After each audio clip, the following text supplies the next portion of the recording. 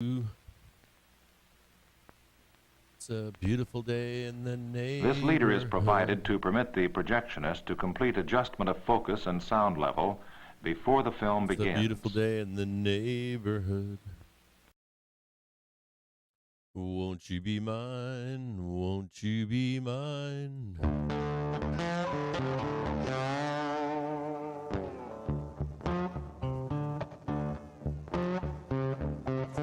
Won't you be my neighbor? Michigan sentiment. Preliminary actual 63, forecast 67, previously 68.1. Good morning out there. Just a heads up, if you want to know right now. Good morning, everybody. How's everybody doing? How y'all doing out there? Let's get right into it.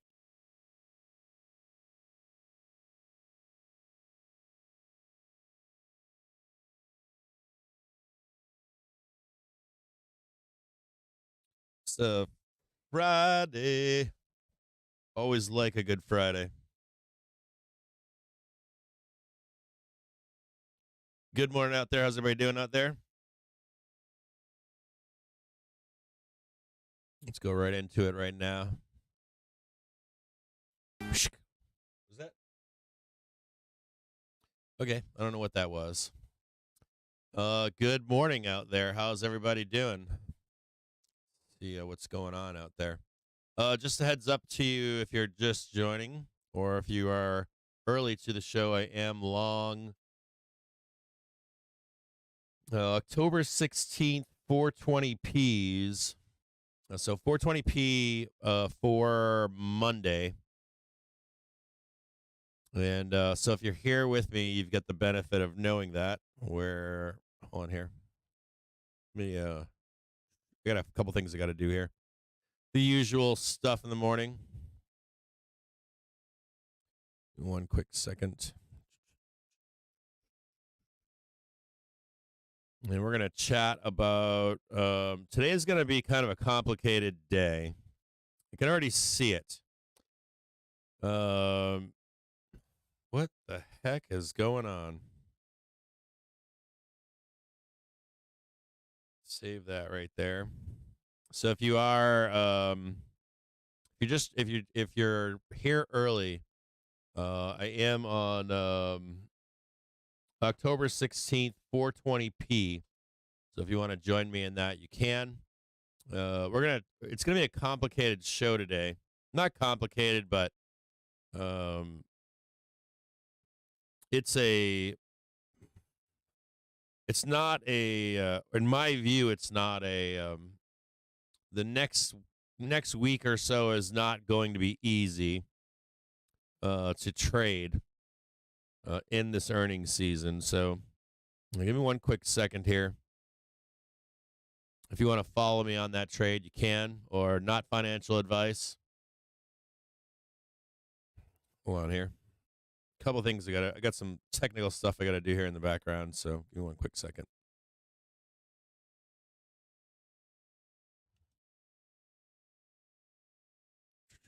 SPX buy, and there's different ways to do this or express this. Down around 0.13% on the session at around SPX buy. ESF. That's my own personal live stream.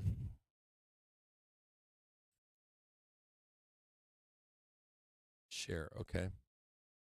And then edit this.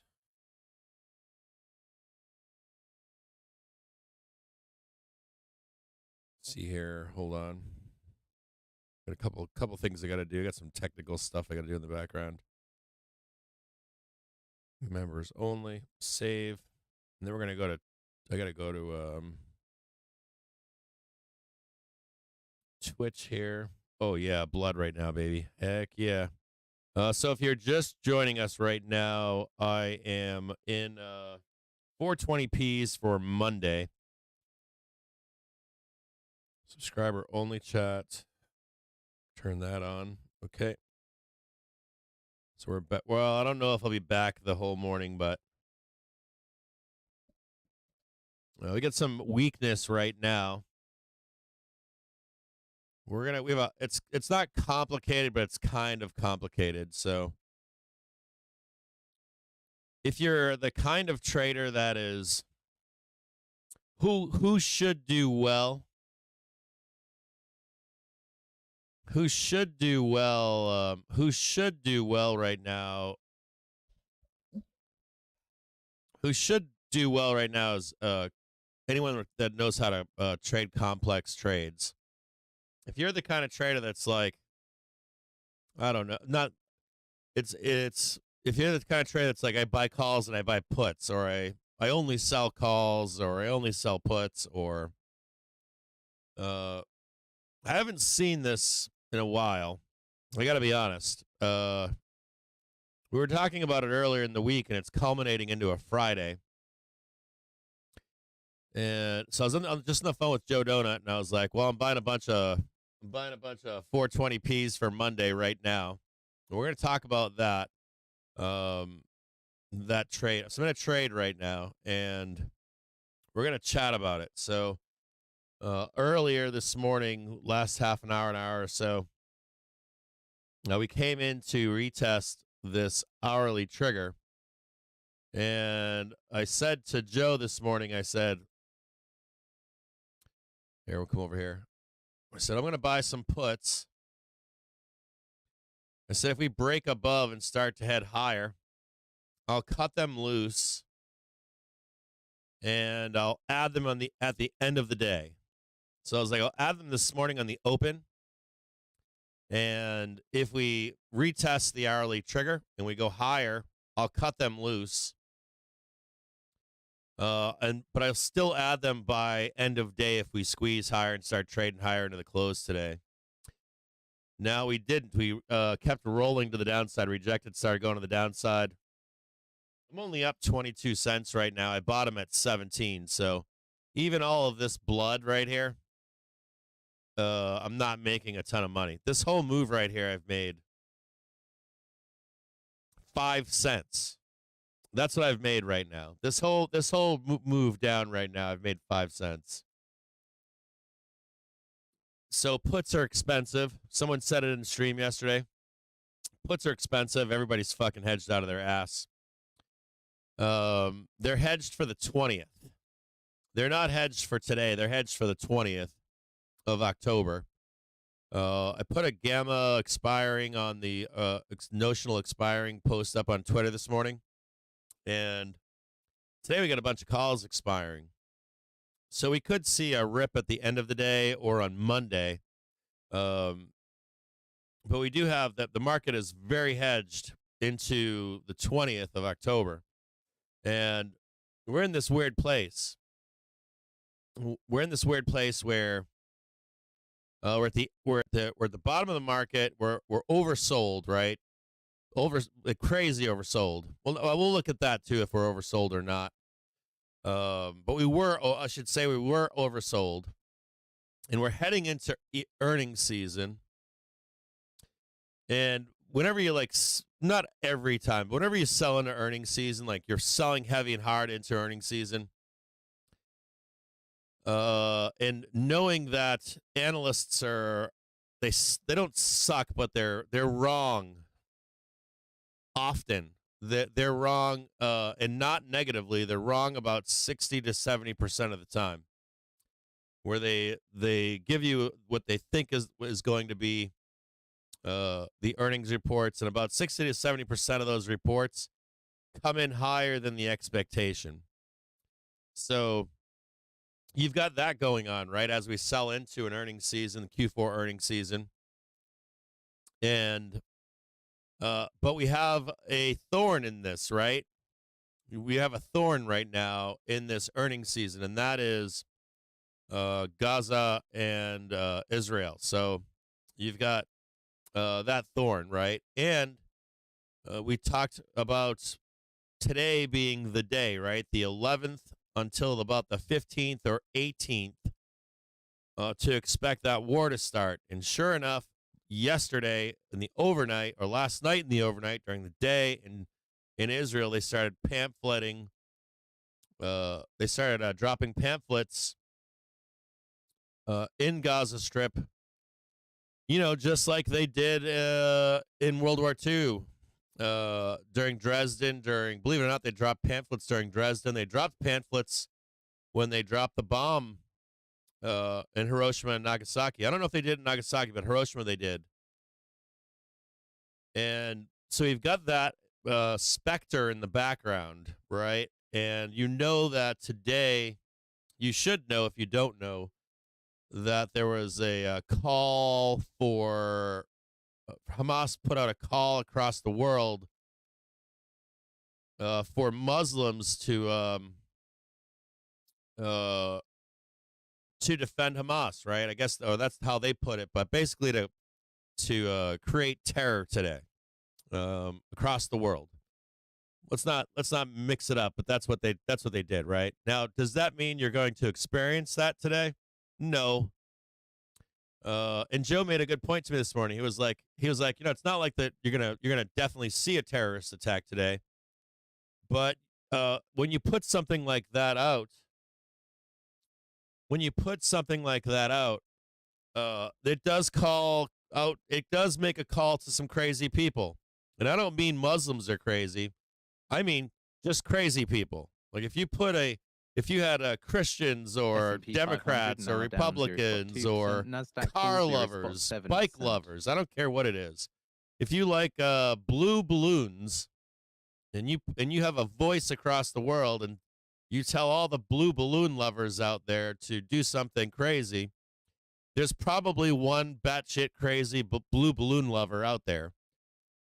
So I don't think you're going to see like widespread terrorism around the United States, but every group of people have whack jobs in it. So there is real risk to that today and over the weekend that you could have one dipshit, for lack of a better word, one dipshit out there that, should probably be in in a psychiatric institution of some kind or on some Prozac, and this is their moment to shine. As a matter of fact, earlier this week, you saw a man in New York City jump into the World Trade Center memorial, right? He jumped down 20 feet and then jumped down another 30 feet. Now, that guy didn't cause any problems, but, that guy was probably mentally unstable. And is there a possibility of that happening over the weekend? Yes. And is there a possibility that the news organizations will run with that? I mean, news organizations, I want you to know something. The news organizations love to run with that kind of shit. And when news organizations run with that kind of shit, guess who else runs with it? Algorithms. They'll pick up on that shit. Those algorithms are just begging and looking for some kind of bad news to impact our stock market. So yesterday, day before, we talked about hedging.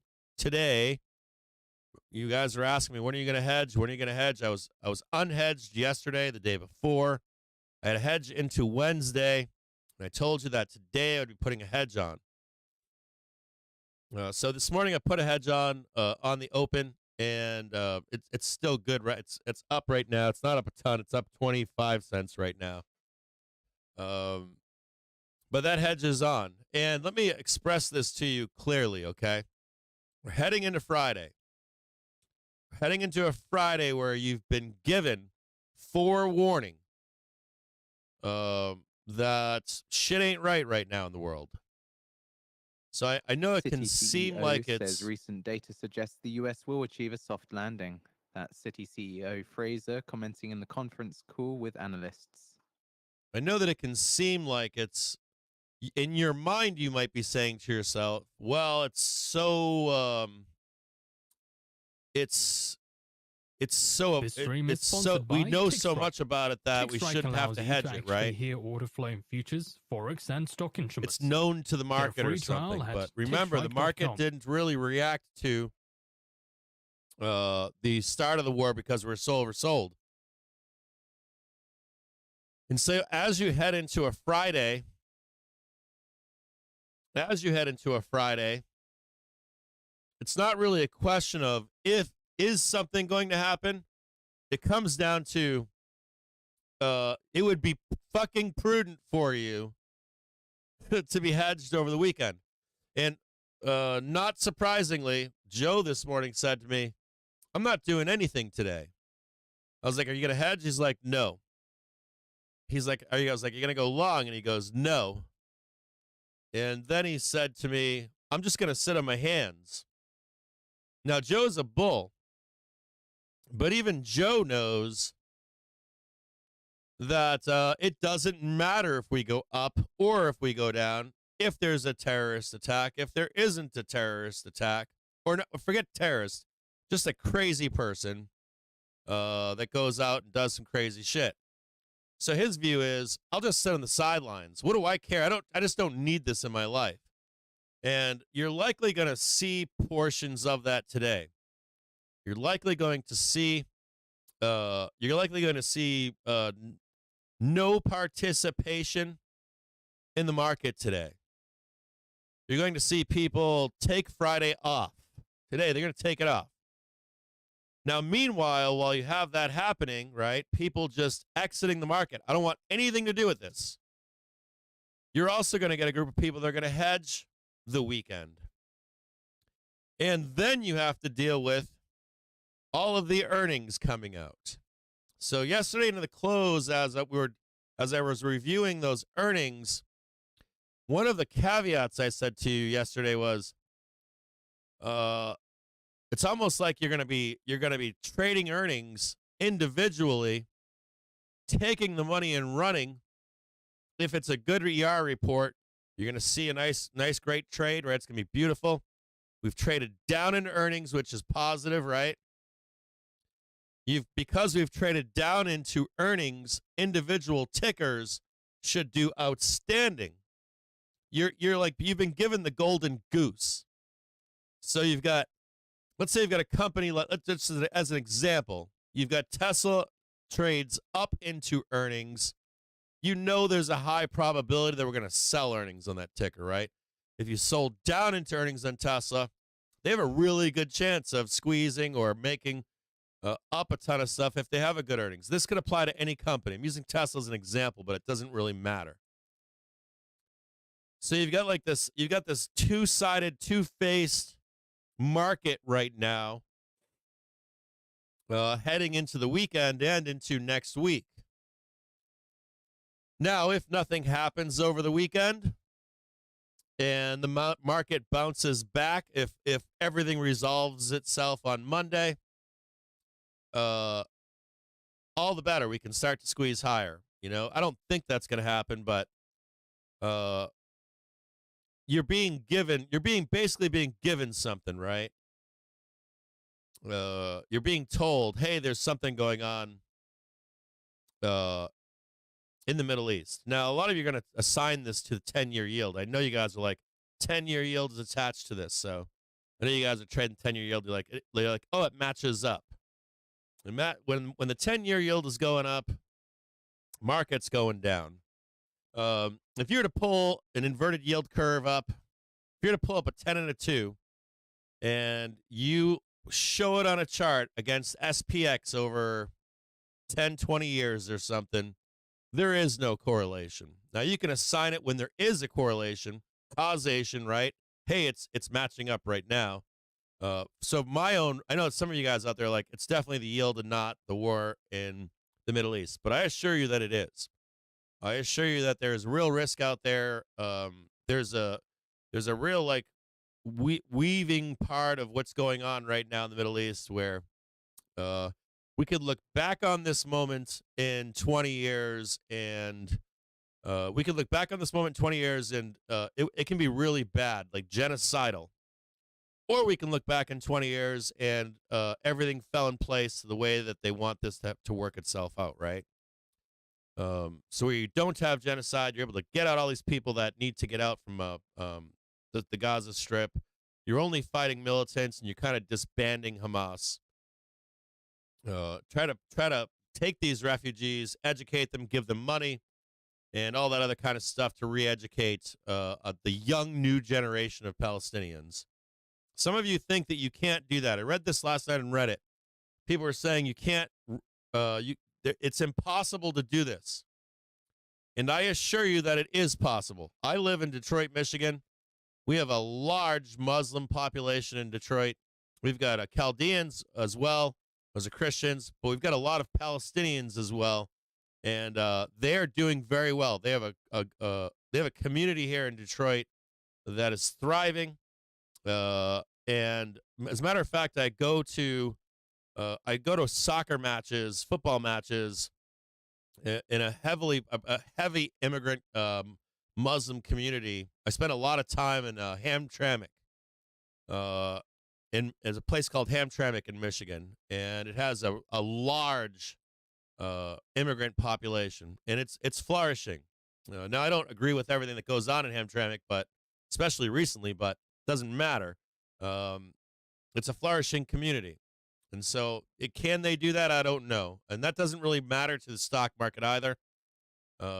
But there is some risk over this weekend is the point that I'm trying to make. And if it goes wrong and you drag in the United States into any kind of extension or expansion of this conflict, it will matter. It will matter to our stock market.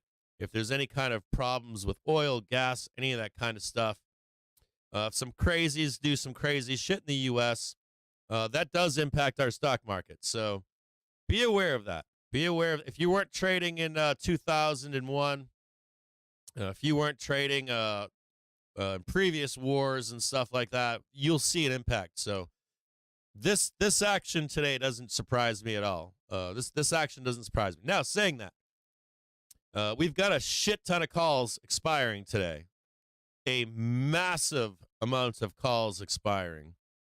And sometimes you'll see as those calls expire, doesn't matter if there's zero dates, doesn't matter if there were calls that were taken out a month ago, that as the day progresses, you could see some squeezing action off of those expiring calls.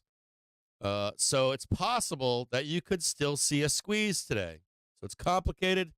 The market structure is complicated. What's going to happen today is complicated. And then you've got no participation. So the only thing that I could recommend to you here would be it's not inadvisable to just sit on your hands today. And maybe even sit on your hands into Monday as all of these different cogs and wheels and external factors play out. You know, there's a part of this broadcast that we do here, this show specifically. I don't stream, like I don't come on stream and make a trade and then get out for the day, right? I'm not known for that, am I? I'm here whether it's a good day, a bad day, or whatever. And I spend a lot of time streaming with you guys. You'd be shocked at how many hours of streaming I do versus other people. Now, you'll see other streamers, they'll come on for like an hour. They'll come on later in the day if it's important for an hour. You'll see other streamers that come on for 2 hours.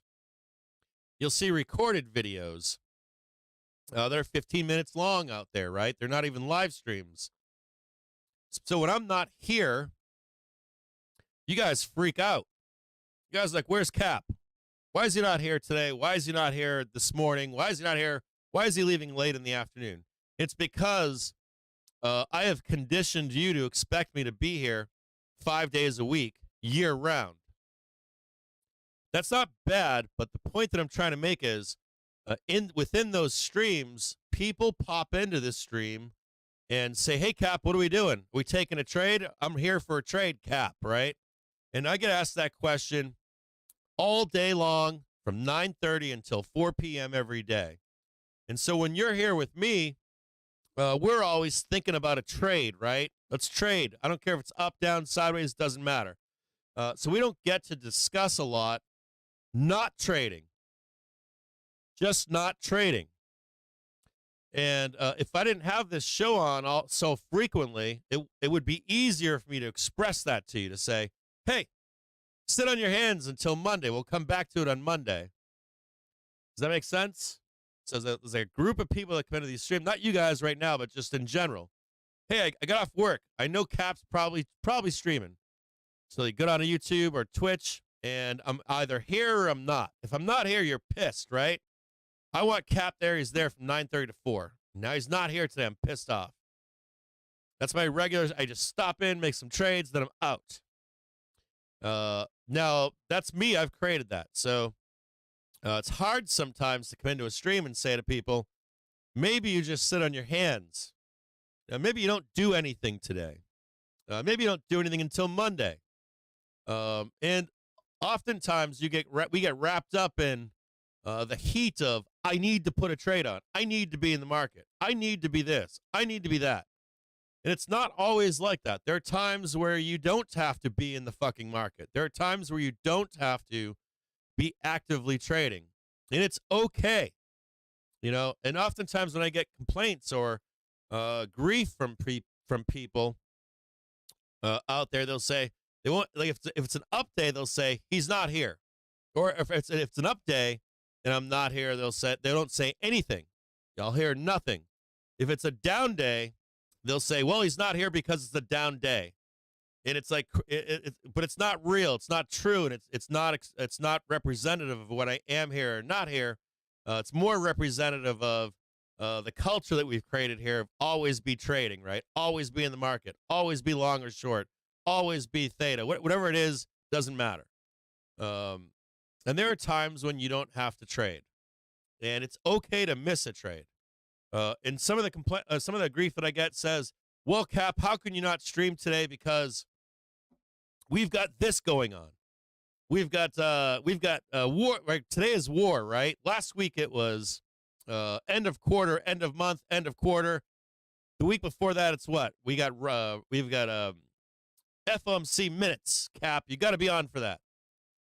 You've got FOMC meeting, Cap. You got to be on for that. Hey, Cap, the VIX is trading 30. You got to be on for that. Hey, Cap, the VIX is trading 12. You got to be on for that. So there's always a story. I love that story, too. Don't get me wrong. But just realize that there's always a story. The stock market's famous, and I love it for this. For a story, it's always famous for as a soap opera. It's one of the greatest things in the world. You got all these, like, you got Bill Ackman, you've got Mike Burry, you've got the president, no matter who that is, weighing in. You've got the Fed chair, right? You've got kings and queens of industry and tech, and they step in and stir the shit pot, right? So there's always a burning fire. There's always, even when things are positive, there's always a story. There's always a reason to be in the market. And sometimes it's okay for you to not participate. To say, you know what, I'm just going to sit on my hands. Or I'm going to hedge. Or I'm going to trade individual tickers for earnings season. Not focus on the indexes and just focus on individual tickers. Does that make sense? I don't know if that makes sense or not, that rant this morning, but I get that feeling today on Friday. I get that feeling on Friday where today specifically, last night watching Israel saying we're going to start papering the town and we're going to push all these people and then bomb all this shit, and then we're going to try to put them in refugee camps and relocate them, and then you got Hamas pulling their shit. You get the babies stuff and all. You got fake fucking news out there on both sides. You got all kinds of nonsense.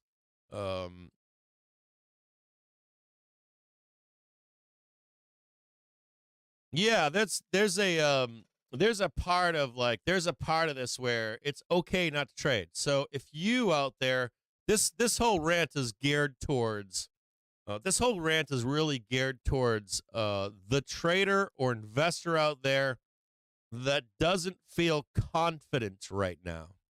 So if you're a trader out there and investor, I don't care if you're a seller, a buyer, I don't care. If these are one of those times right now where you're not feeling confidence up or down, or it could go against you in a big way, up or down. Let's say so I got puts on right now. Let's say you're short over the weekend and everything clears up by Monday and we start ripping to new highs, right?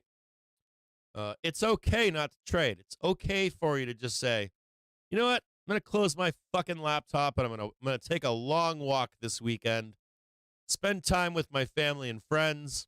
I'll come back to it on Monday. So if what I'm saying might not, or what if what I'm saying right now might not speak to you, but if there are people watching this stream right now that this is speaking to, it's okay for you not to trade. It's okay for you to step away this weekend and just maybe take a sabbatical for a few days. Give yourself 3 days, 4 days, come back on Monday.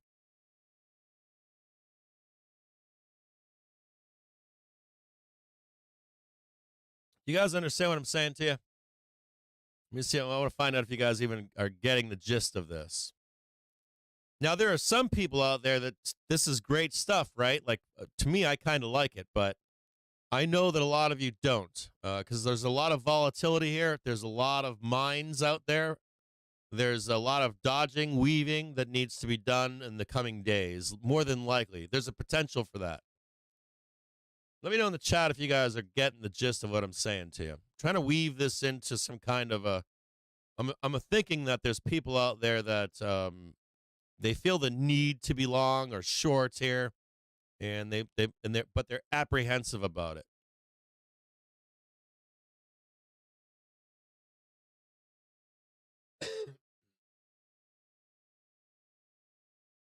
Yeah, right on, right on. Okay, so you guys at least get the gist of what I'm saying.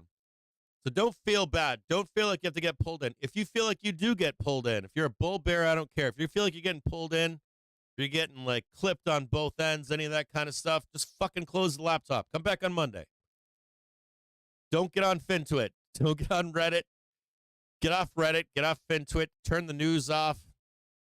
Turn on a movie like the Sound of Music or some shit, and just relax over the weekend. Take a fucking break. Some of the people on Reddit last night, it was wild. The emotions are running like the emotions are all over the place. And I heard people talking about the fog of war. There's not only a fog of war, there's a fog of civilians right now too. I went back yesterday and I was reading news stories about the Gaza Strip and Israel from a year and 2 years ago. Not recent stuff. Some of it was from the last articles I was reading was from August of this year. So what I did was I went back and I started reading some of the biggest news stories about the Middle East, and specifically Israel and the Gaza Strip over the past 2 years, to just get a different perspective pre what's happened. And you can read those articles and then read all the stuff right now, and there is a disparity. A massive disparity behind what was being reported then and right now. So it's okay for you to just turn it all off. Just turn it all off. All right, you guys are getting this? Okay. All right, so I'll stop with the rants at this point. So let's take a look. So we're going to do today is this. We're going to take a look at the market in general. We're going to look at what to expect next week. We're going to review some of the earnings that are coming up next week. So we're going to spend most of today reviewing the earnings week ahead and kind of what to expect right now next week. And if things change by the end of the day into the close, we'll do another review for next week for the market at large, okay? So I think that's what today's focus is going to be. Now, if you're just joining us, I want you to know that I'm in puts. I'm in the Monday puts.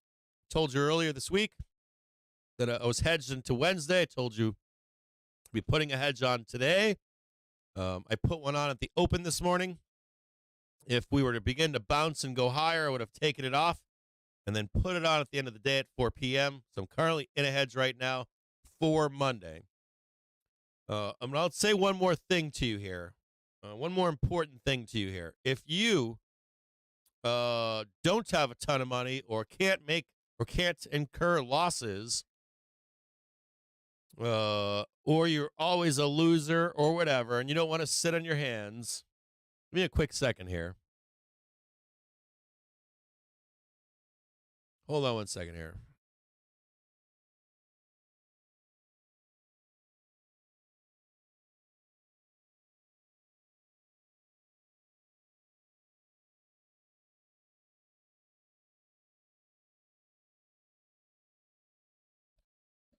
Do.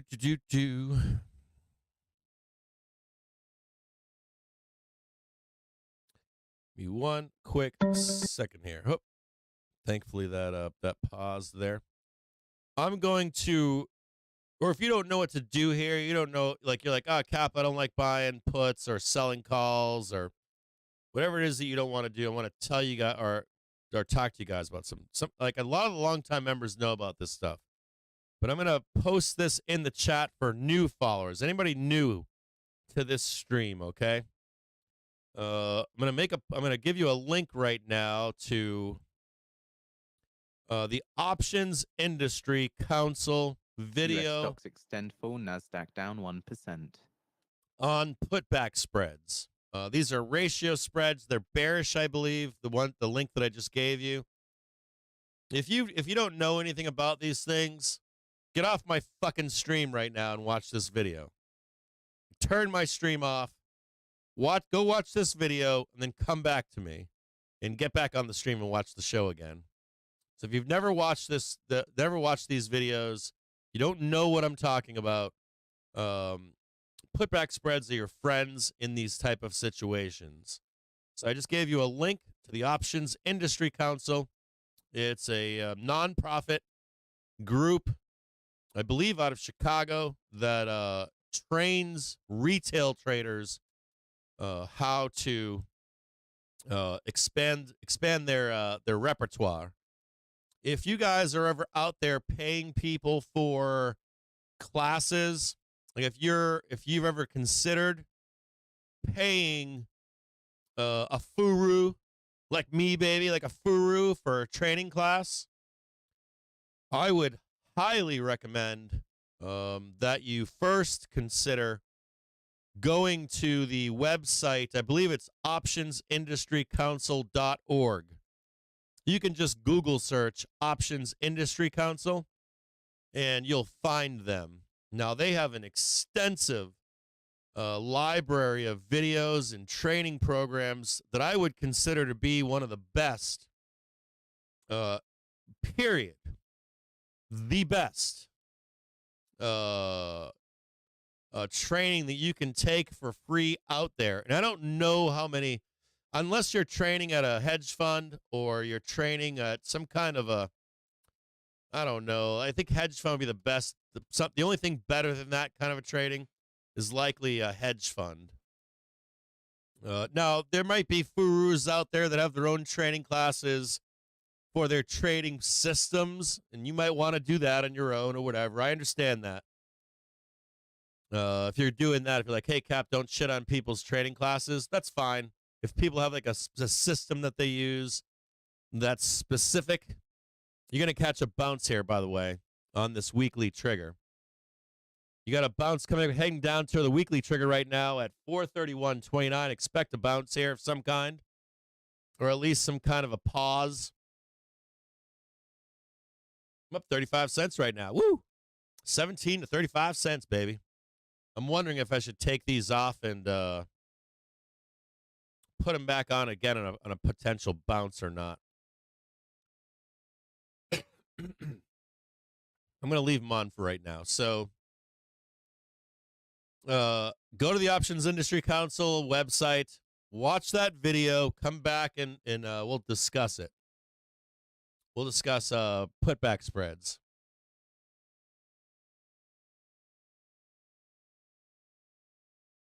So then come back, watch the show. But now that Options Industry Council, it's heady stuff. Like it's not simplified. I think that video I gave you is simplified. some of their, I'll remember rephrase this. Some of their videos are very simple and straightforward and direct, but their lectures are dense. So those lectures, when I took the classes that they offered, I would just turn them on, the audio, and listen to them repetitively. And I'd play them while I was driving. I'd play them at home. I'd turn them on in the background. If I was fucking around, I got a big house, so like I'll turn them on. Like I've got like Alexa and all that shit, and I got like Google fucking Home, and I got speakers everywhere. But I'll turn that shit on in my house and just listen to it while I'm doing other shit.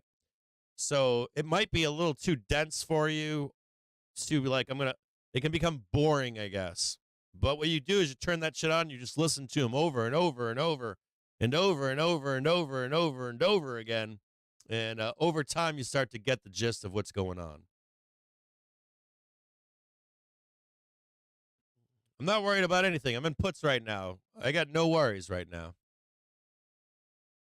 I got no worries. And whenever we're around the daily trigger, around the weekly trigger, this still looks like consolidation to me. It doesn't look like, I'm not panicking here, so I've got no panic going on. And I like a daily trigger to a weekly trigger cross at this point. If it happens, I'm hedged. You should be too. If you're long this market, I've told you this nonstop this whole entire week. You must be hedged. If you're long this market, you have to be able to hedge yourself right now. If you are not hedged, my recommendation to you was do not be involved in this market right now. If you're a bull and you're buying this market, you own this underlying market, you are required right now to have some insurance on this market. You have to have insurance to protect your positions. So if you can't or don't know how to do that, you likely have no business being in this market. As a matter of fact, just saying that question that you had right there, there's probably people out there that don't know how to hedge themselves while being long, don't want to spend the money to hedge themselves, the cost of doing business, the insurance. If you don't understand those concepts, I'm going to also give you a link to our Discord, and that is free. And if you don't know how to hedge yourself, if you don't know what I'm talking about, if you're scared, you don't belong in the market. You should probably get in our Discord and start to learn how to hedge yourself. Now, this isn't to the person that commented. I'm not saying this directly to you like you're not hedged. I'm saying it to the general audience in general here. So I'm going to put the Discord link for you on Twitch and YouTube right now. And you shouldn't be sweating. If you're an investor or trader and you're watching a potential cross right now of the daily trigger through the weekly trigger here, you should be comfortable. And if you're not comfortable here with this potential cross, I don't think it's going to cross. This is more like it looks like consolidation to me right now. But if there is a cross, you shouldn't be coming back here on Monday and saying, this is not directed to the person that asked that question, but if you're out there watching, someone else is out there watching right now, and you come back on Monday, and we do get that cross of the daily over the weekly trigger, and you're like, my shit's on fire, I blew up $100,000, you shouldn't be in the market. That's not, especially not right now. So you have no business being in the market. So that's a good question, by the way, who asked that question. I don't know who asked that question, but whoever asked that question, good question.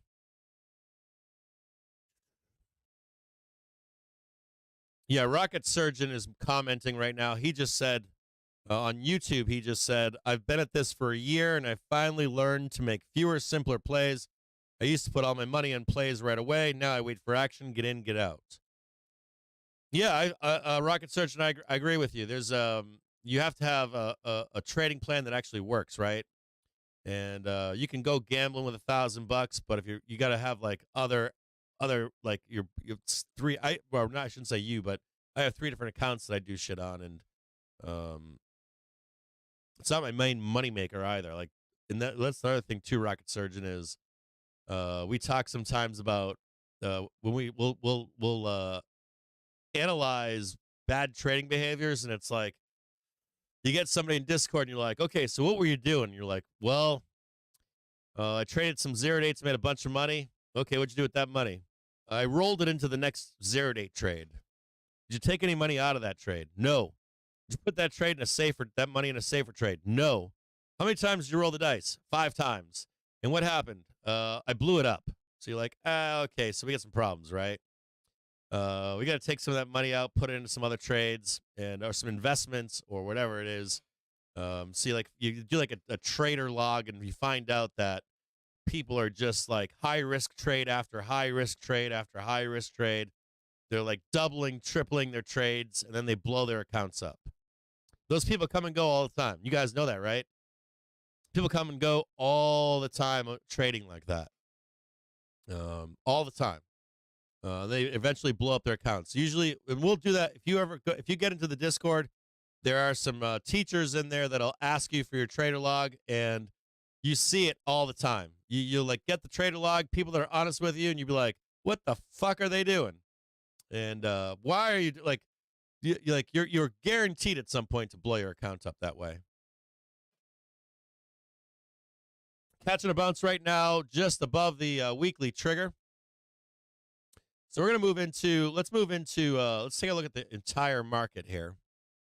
We're gonna take a stroll around the marketplace here. We don't do that too often, so let's take a stroll around the marketplace and just see what the market is telling us heading into this weekend. We don't normally do this, so I think it's gonna be kind of fun to do.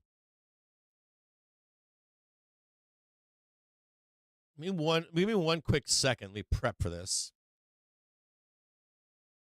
Let's take a look around the market and see what's going on. Let's see if we can go through what Captain does every day outside of the stream.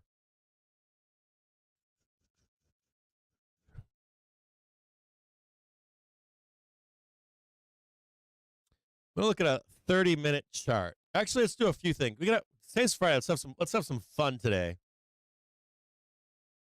So if you have this tool right at home, or if you just have TradingView at home, how about this? If you have TradingView at home, let's start right there. So we're bouncing right now. Look at my fucking calls. My fucking puts are at 30 cents right now on that fucking bounce. That whole move down, I fucking hate puts. I do. I fucking hate puts. Let's talk about TradingView really quick. So there's some cool shit we're going to talk about. So let's talk about in the top right hand corner. If you don't have TradingView, sign up for TradingView. If you have the tool, let's quickly talk about how I set my TradingView up. If you want to have the same TradingView, or if you want to find out if your TradingView is different than mine, why, all that kind of stuff, let's talk about that briefly. We'll spend a few minutes on this. So this is chart settings. On the top right-hand side of your TradingView, you should see a cog wheel. And in that cog wheel, click that cog wheel. It's the chart settings button. It should bring up chart settings. So under symbol here, I have the tags that I use here. I use a check mark on body, borders, and wick. No check mark on color bars based on previous close. I also check last here. Session, extended trading hours, not regular trading hours. Pre-post market hour background, I use black. Make sure you highlight that one. This one, I use black right here. Precision is default. For me, time zone is New York. Status line, check logo, title. So the next box down, check logo, title. No checkbox on open market status, checkbox on OHLC values, checkbox on bar change values, no checkbox on volume, checkbox on titles, arguments, values, background, I've got it set to halfway, but I don't think it matters. I think if I slide it, there's a couple weird like background things that can make your screen black if you want it all black. I think this one might be this scale thing might be one of those things, but it doesn't matter because I pick all black. On scales, so I can show you all this. On scales, I have a checkbox on symbol last price, value according to scale. No more checkboxes all the way down, and then I have a checkbox on Nova overlapping. I have checked here countdown to bar close, plus button, currency and unit always visible, scale models visible on mouse over, scale placement auto. Then I've checked day of week on labels. Date format is today, Monday, 29 September 97. Time hours format is 24 hours. On canvas, this is for the look of it. Background, I've got solid. I also make sure that I go in and highlight the far right black there. A little bit of a bounce here on the weekly trigger, by the way. Pane separators is gray. The third one over from the right. Crosshairs, I use gray, but I used to use white. I don't know why it's gray right now. And then on text, I've got white 12 as the preset. Navigation visible over mouse over, excuse me. Top is 10, bottom 8, right 10.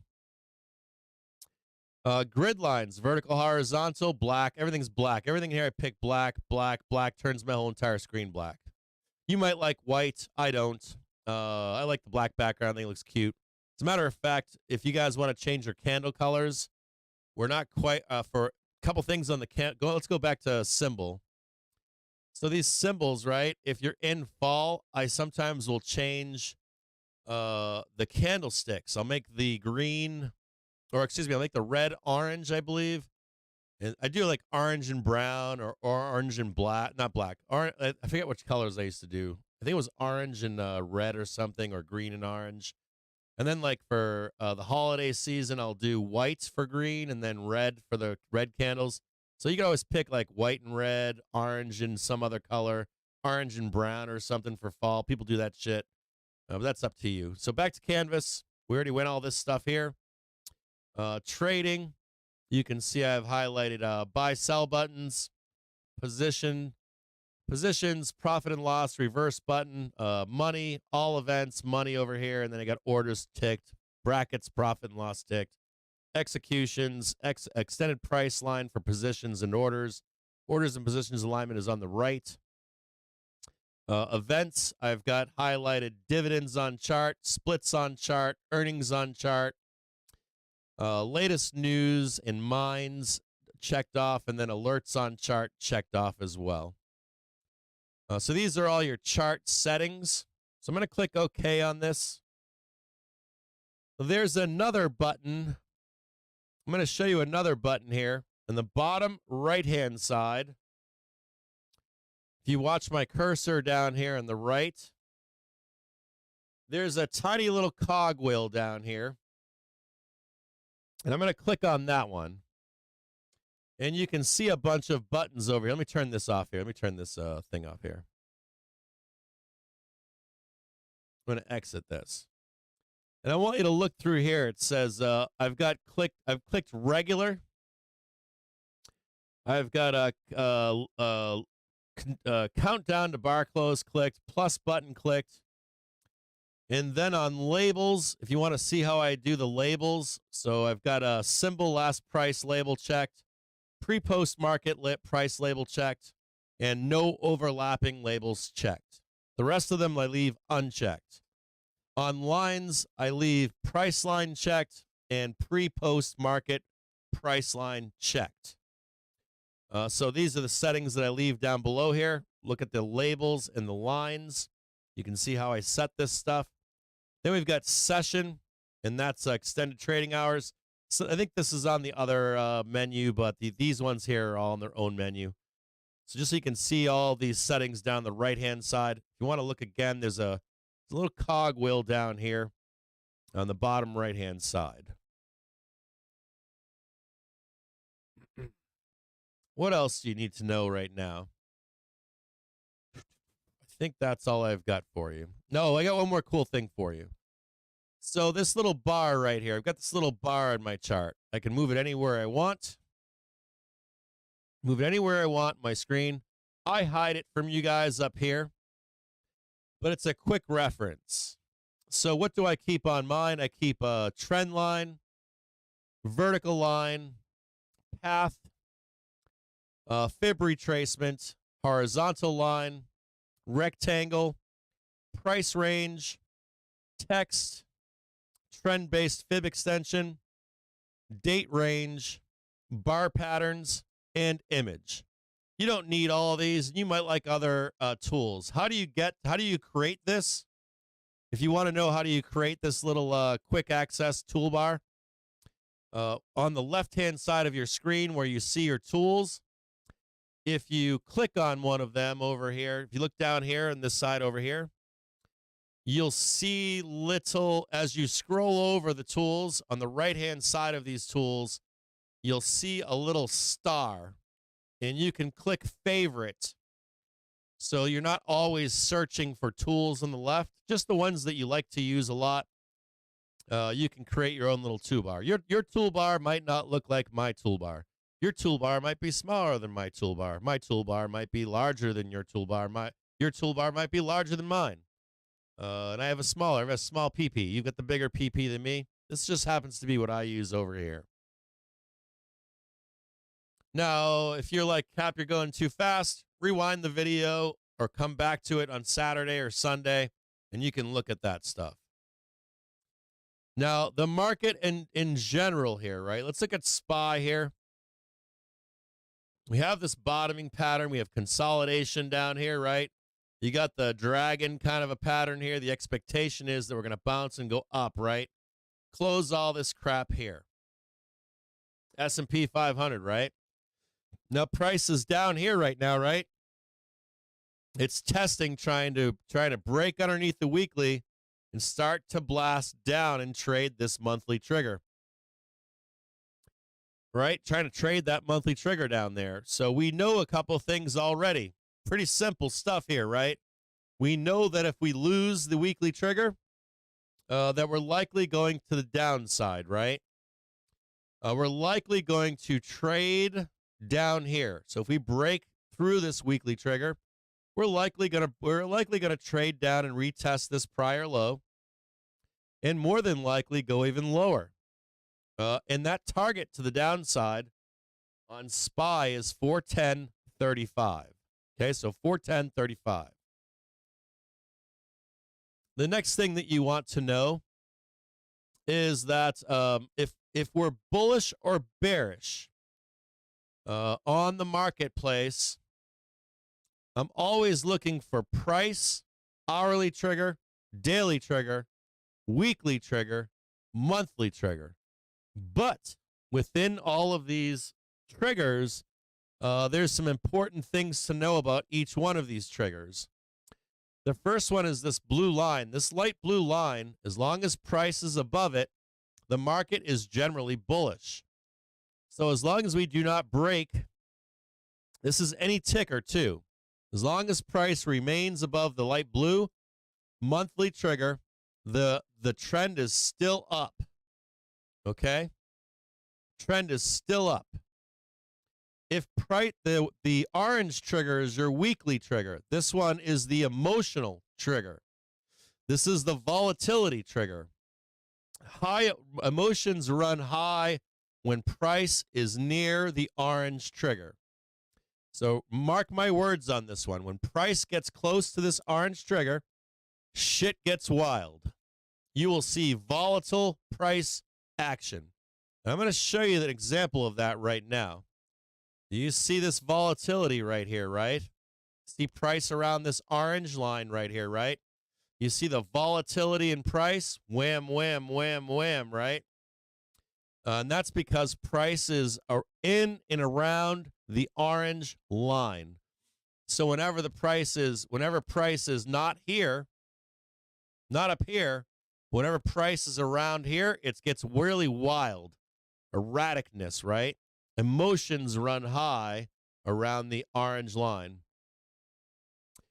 The next thing that you want to consider is the yellow line. This is the daily trigger, right?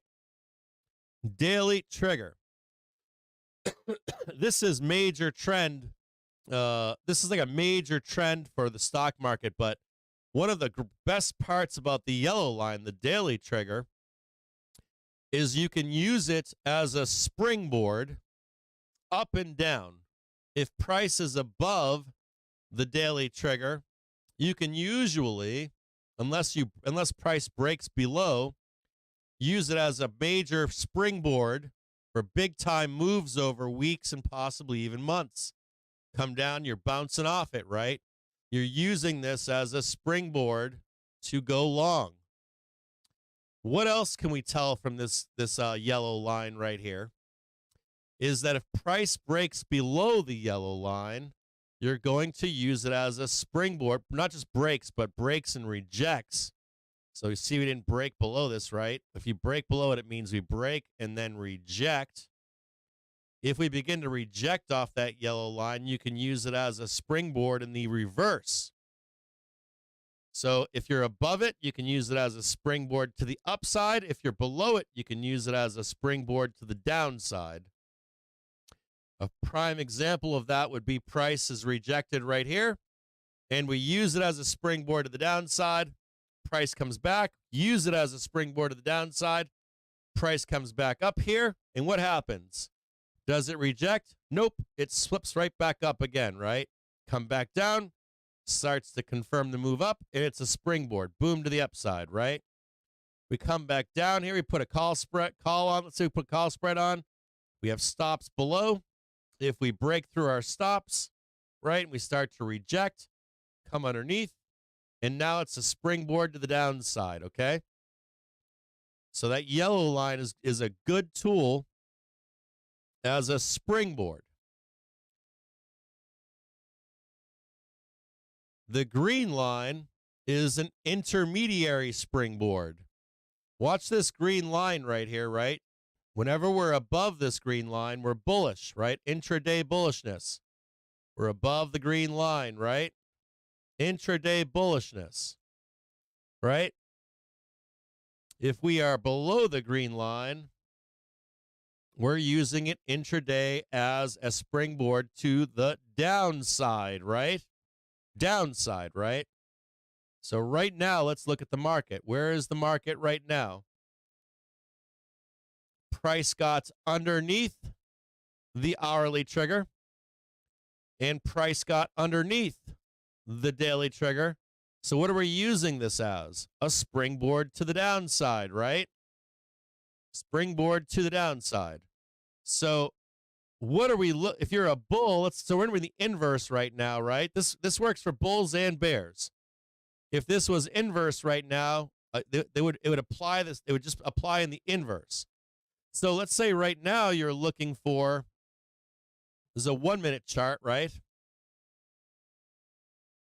You've got price below the green and the yellow. That means we're going down, right? Now, if you want to reverse and get bullish again, what are you looking for? The first thing that you're looking for is price on a smaller time frame. Your first hint at a reversal, up or down, doesn't matter, is going to be price above or below a cross of the red and white, the 1 and 5 minute, on a smaller time frame. So if you see the red turnaround and the white turnaround, and price begins, oh yeah, baby, we're going right down right now, squeezing, baby. I'm still long puts, by the way.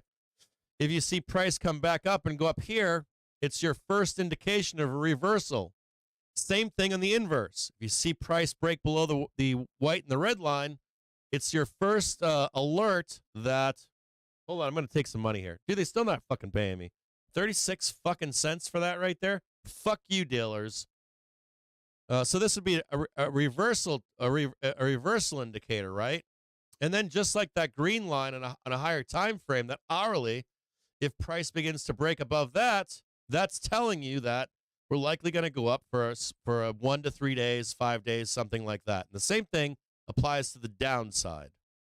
So today, what are we right now? Today we're bearish, right? We broke below the green and the yellow, and we got a hint of that earlier, didn't we? Look at it.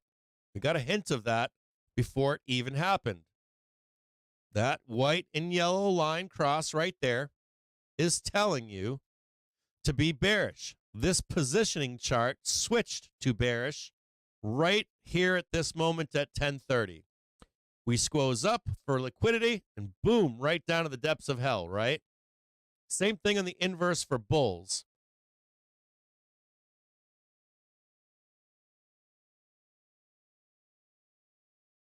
Should I take the money here now? We're only at 37 fucking cents. I want more goddamn money. It's not enough. Fuck your puts, man. Sorry. I need maybe I should have just done fucking puts from zero. This is why I go back to 0 dates. Because I'm like, man, fucking weeklies suck. They don't pay shit.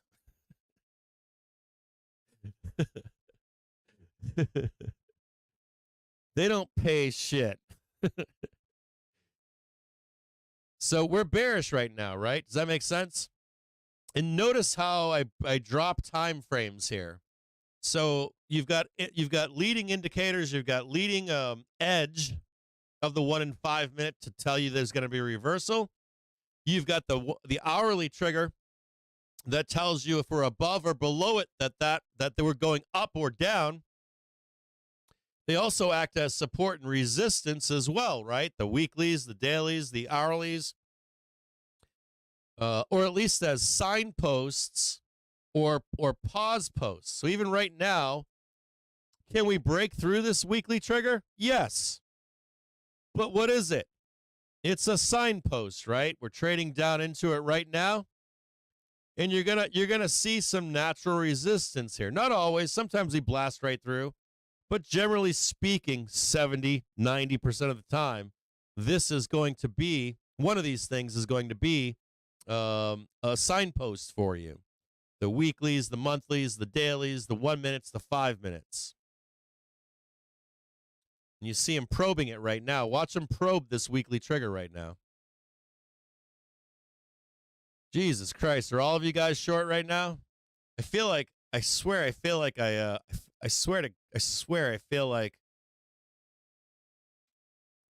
whenever I'm not streaming or I'm in puts, the whole fucking market just sells. Coming down to S1 right now. Let's look at the Webull chart really quick. Coming down into S1. Here's your S1 at 430.83. Let me show you something else cool today. That's your S1, right? Remember that buy the dip thing I told you about? It's over here today, and today's pivot is at S2. This is what I said to you. I either want to be buying a dip above or I want to be buying a dip down here, and this is the first place. Can be no more business as usual with the Hamas. And then you've got the buy the fucking dip down here. I'm going to bet that if this is S3, I'm going to bet that this is STX buy down here. Or RTX buy. I keep saying STX, but I think it's RTX buy. I'm going to bet that's an RTX buy right down there. And that's 422, 420, 59 and stuff like that. Did I say that was 410 earlier? It's 431. That weekly trigger. I think I might have said 410, but. So watch this action right now on this weekly trigger. Watch this action. Trading 38. I'm going to take the money on this one. Thank you very fucking much for the free fucking $1,000. Just made $1,000. Okay, so I'm flat right now. So we're going to look at this 1 minute chart right now. And what do I want to see for further downside blood? You guys want to know what I want to see here? You're going to show you what I want to see? I want to see blood right here. And there's more Bookmap says there's more down to go, right? You see that little bit of supply down there? I want to see like break that red line on Bookmap, and then I want to reject it. I want to see like boom, boom, boom, boom, and start seeing blood. And I'm going to set up another put program right here, right? So I'm going to lean into some more puts here. I'm not going to buy them right now, but I'm going to set them up. So if we begin to reject, and only if we begin to go down will I pick those puts up. And let's talk about that for a minute. What would really help me to have conviction of more downside to come would be a little bit of help, right? Like this white line crossing would help me to go down more. This red line would help me to go down more. But not as good as that green line, right? You guys hear me talk about this for bulls, right? I'm like, yeah, the white line, that red line's a 1 minute trigger, 5 minute trigger. Can't really break the weekly trigger. The WT, probably not. We're not having a market crash on a 1 minute trigger and a 5 minute trigger. How do you get a 1 minute? How do you get a crash below the weekly trigger? You need the fucking daily trigger. You need the hourly trigger. You need all these bad boys up here. These bad girls right here. These bad bitches right up here to help with the cross down below. You need that daily trigger to smash through that weekly trigger. You need that hourly trigger to give you momentum to the downside. This weekly trigger is not to be fucked with. I warn you, don't fuck with this stuff. Like these are like a weekly trigger, a monthly trigger. These are some strong ass momentum in the market that builds up over long periods of time. They are major signposts in our marketplace. If you see us break those things, it's bad. It's bad. It's usually like real money selling by major institutions, and they're pulling the fucking plug. Or it's major momentum coming down on top of raining down on top, forcing the market lower. So right now, initially, I'm going to expect this to hold unless I start seeing half-hour bar red, half-hour bar failure, like a failure, right? No will from bulls with no will, weak-ass bulls. Like if this green bar goes up here, that's not a weak bull, is it? But if the bulls fail to buy this, right? And then when we get another half-hour bar down here, right? Break below this one, right? Blast through here. Whoop. You get one last death throw from a bull. He comes back up here, and they give him one last out right here, and then all of a sudden we're raining men, right? Woohoo! It's raining men. Hallelujah. And you're slamming the sell button right there. So watch this bounce right now, right? Now this could reject the downside. If you're a bear, you're probably looking for a rejection right here. Me personally, I'm going to be looking for some kind of consolidation in here. You know, you're going to need some time to get that hourly trigger down here to roll us down a little bit. There's a bounce for you right there on the weekly trigger. We'll see if this holds. I'm also paying attention to no bounce. If there's no bounce here, if we don't get a squeeze higher, we just start trading this weekly trigger. That's a warning to me. It's telling me, hold up there, bull. We're gonna bring down the hourly trigger and the daily trigger and fuck your face up. So just hold on, bull. So I want to see if we're squeezing. I want to see if we're just parked on the weekly trigger. All those kind of things matter.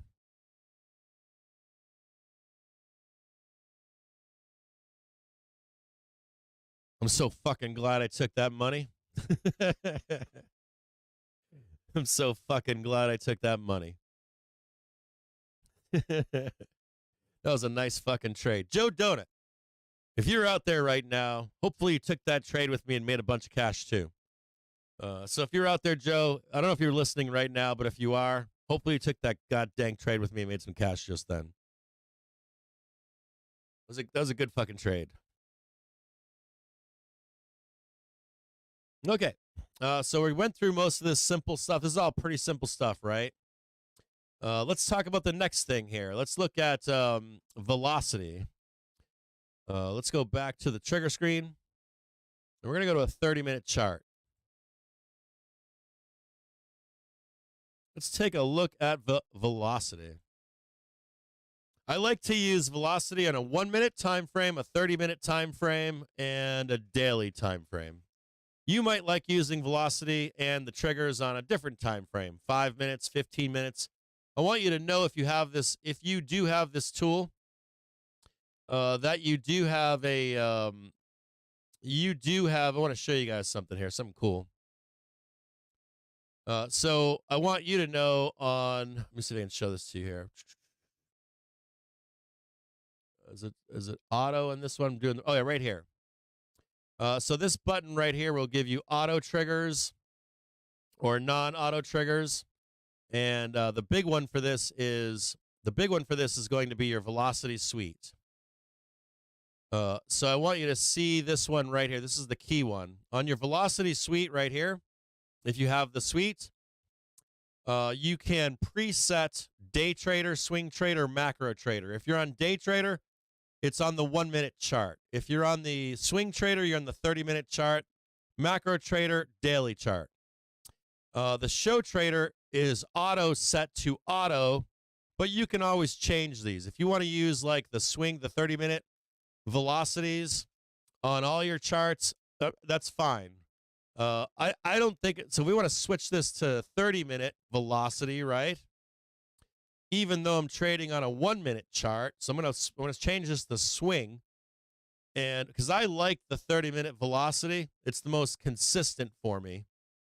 So I'm gonna switch to a 1-minute chart with 30-minute velocity, okay, for SPY. And I'm looking at velocity now, and what am I looking for here? Let's look at, this is 30-minute velocity here, and what am I looking for here? I'm looking for a bottoming, right? So this is a 1-minute chart right here. I want you to see these lows down here in this green bar. I want you to pay attention to this right here. And how we have higher lows on half-hour velocity. We're becoming bullish in here, okay?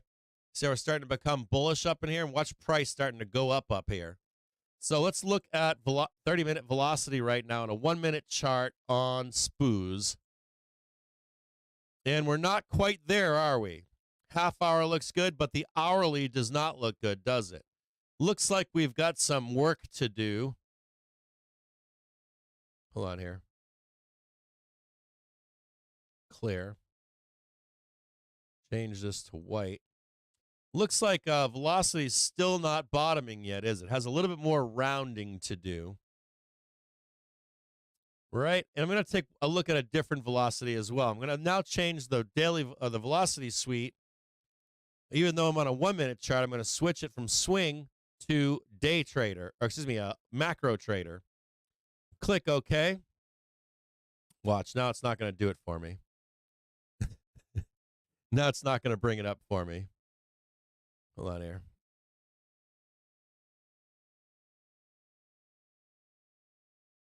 And sure enough, now it's not working. Let me reload my page here. I don't know why that's not working. Okay, I don't know why it's not working. I'm going to have to work on that then. I guess I got to do an update. It's back on auto again. But I'm going to check, even though I'm looking for that rounding on the 30 minutes, even though I'm looking for this rounding on the 30-minute, there's my daily velocity. Let's look at daily velocity. So daily velocity on the 30-minute chart is showing me this right here, right? This is kind of bullish here. We had our major low down here. This is telling me that we're likely going to go up here. So are we going to crash? Probably not. The daily velocity is telling me, no, you're probably not going to crash here. So I checked my daily velocity. I checked my hourly velocity. Oh, it's PNC. Fucking am on the wrong goddamn chart. Goddamn PNC. Hold on a second here. My daily velocity is coming up. Do you see this daily velocity? I already know this. I'm like telling you guys like I'm looking at it for the first time. But watch this daily velo. We're having higher lows on velocity on daily. So that's kind of telling me to expect us to bottom down here. to not crash. We probably have more down to go, but not crash down to go. So everything looks good here. Everything actually looks kind of good. If I'm on a 1 minute, go back to a 1 minute chart. I'm likely going to expect possibly. Hold on, let me go. Give me 1 quick second here. Oh, some real wonkiness here.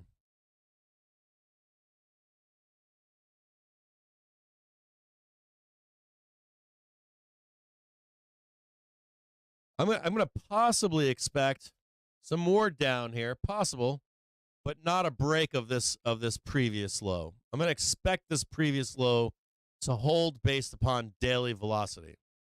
Am I expecting like bloodbath down here and then bloodbath down there? No. As of right now, I'm not expecting that. So whoa. So the worst case scenario for a bull here, probably a retest of the prior lows down here. So that's 420. And that's right where you know that I have my lower dip buy, right? So we got this 420 down here, right? Worst case scenario. That's my expectation. So if we go over to the Weeble chart, where's my buy the fucking dip? It's right down here. It's right where my expectation, what daily velocity is telling me, that should be the worst that I expect. And we likely can even buy this one down here, this buy the dip. So BTD over here, likely a good chance, and this BTFD, likely a good chance of being able to buy it. And what's happening right now? Let's look at SPY really quick. We're getting a bounce. Shocker. We're getting a fucking bounce. Shocker, shocker, shocker. What else do we have happen yesterday? On the trigger screen on SPY, what happened yesterday? We got a near perfect bounce right off. Bam, bam, bam, bam, squeeze it up, right? Near perfect bounce. What are you seeing right now? Another bounce. Will this bounce hold? I don't know. But we are bouncing. What is this telling you? This is an important level, right? It's an important level for the market here. So watch that bounce right now. And what does this look like so far? Consolidation. It's not distribution yet. How do you get distribution? If you break this right here, you get distribution, don't you? So if you're a bear, you need to break 421.29 for this consolidation to turn into distribution. Okay, so key level here for the market on SPY specifically. This is a key level right here. And we're now above the 1 minute trigger. Let's see if we can squeeze this up right now. Back test this and squeeze this up and trade 432.89. So what am I taking away from the velocity right now is consolidation. That's what I'm taking away from it. Not extreme bearishness of any kind. I'd need to see us break below this weekly trigger, and I'd even need to see us break below the monthly trigger down here at 410.35.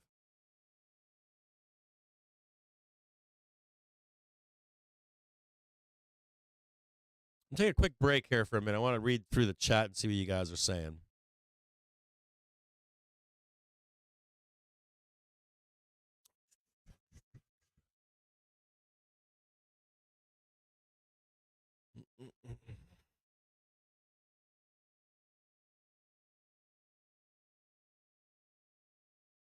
Can I explain my post earlier today of let me read what you guys are saying here. Can you explain one of your Twitter posts today? What effect does positive gamma expiring have on the marketplace? I'm always looking for large expiries of gamma on specific dates, and they usually come in on end of month and end of quarter. But fascinatingly enough, we've got a bunch of calls expiring today, don't we? And so we want to know, like, do dealers want those calls to expire worthless? So if you've got puts, right, they want those to expire worthless or not what you paid for them. Does that make sense? And as they begin to expire, sometimes we can see those calls actually print or puts, doesn't matter, as we come into that expiry. Sometimes you'll see it at the end of the day, too. You won't see it until like 3:45. So sometimes like 4 in the afternoon, 12 in the afternoon. So I found it fascinating that we have a bunch of calls coming off the market today. We're left with a bunch of puts into the end of month, right? So end of month. I think the date was the 17th for all of those puts that we have that'll be left on the market. So that makes me think that we don't crash and print that shit, and that we could possibly squeeze into the end of the day today. There's a potential for it as we head into 4 p.m. Or that they just burn all those calls into 4 p.m. and then we rip into Monday. So that's my my thesis on that expiring gamma.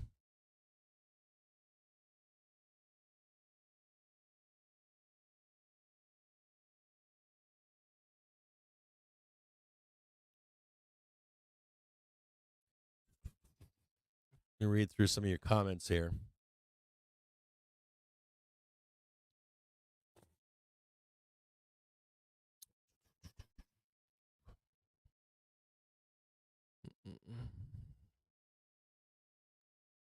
Hi, big balls. Here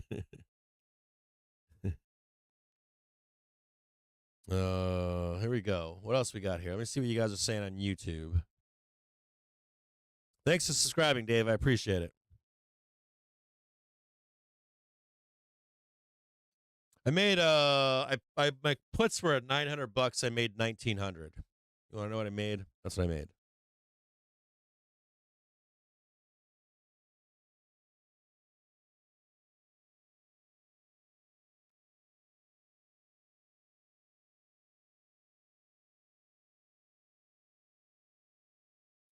Make a note here that NASDAQ is trading 15,000. So NASDAQ matching up almost perfectly with the weekly trigger here. 15,000 on NDX right now. Hey, Perry, how are you? Happy Friday. Good to see you, brother. How have you been, man?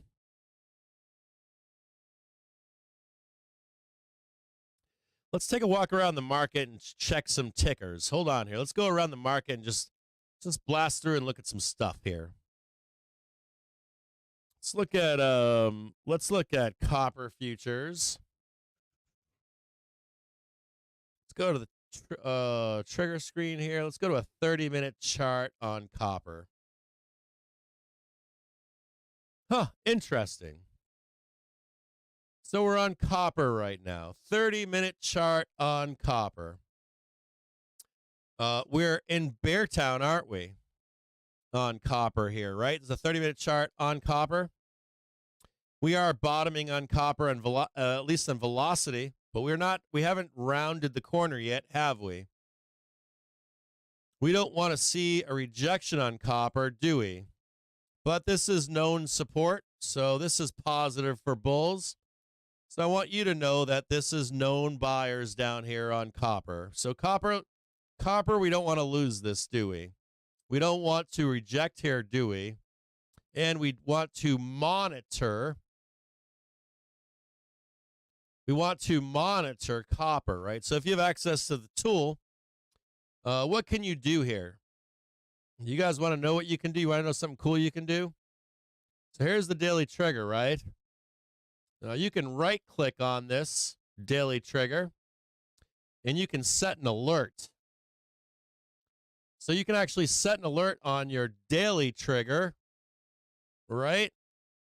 If it crosses the monthly trigger, it's pretty fucking bad. So if at home, if you have access to the tool, you might want to set an alert at home on the trigger that if it crosses the monthly trigger right here, the blue one, to get the fuck out of the way, right? So if you end up seeing Dr. Copper recover, reject, something like that to the downside, and you actually get that cross of the yellow and blue line, you're going to expect a fucking bloodbath in copper. So you might want to set 2 alerts. You could set an alert on three alerts. You could set an alert on Dr. Copper, yellow daily trigger crossing monthly trigger. You could set a second alert on Dr. Copper of price higher than hourly trigger. And you could set a third alert of hourly trigger crossing above the daily trigger. And that would give you an if you see the hourly trigger crossing above the daily trigger, that's an all clear sign for you, right? If you're a bull, it's also a sign that if you're short, to get the fuck out of being short of tech, right? So right now, Dr. Copper, not so bad. It's sitting on its prior support. All these fucking bears want to sell this shit, don't they? Known buyers here, known buyers here, known buyers here, known buyers here. But we don't want to see that break, do we? We don't want to see that daily trigger on copper break below. So if you're at home and you have access to the tool, make yourself a little alert for copper crossing the daily trigger, crossing the monthly trigger. If that does happen, you're going to see tech go just like this. To the depths of hell. I don't think that happens. You're going to need an event over the weekend, by the way, for that to happen, if you want to know.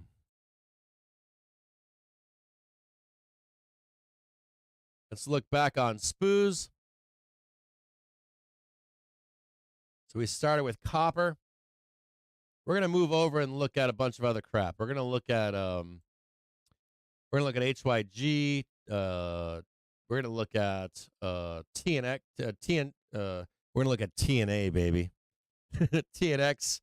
We're going to look at TNA. I guess if I was a woman, what would I say? I wouldn't say TNA, would I? I would say T and D. No, I guess men have tits too, don't they? I would be the world's worst woman. I'd be a filthy pig if I was a woman. I'd be treating men like they deserve it. They've been chauvinists for so long. They deserve it. Coming into some resistance right here on the 5-minute trigger on SPUs. Keep your eyes right now on that 5-minute trigger.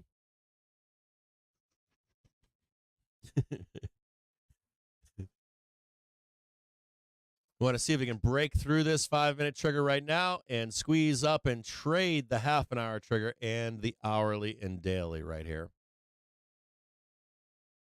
You're looking for, if you're a bull, you're looking for this right here.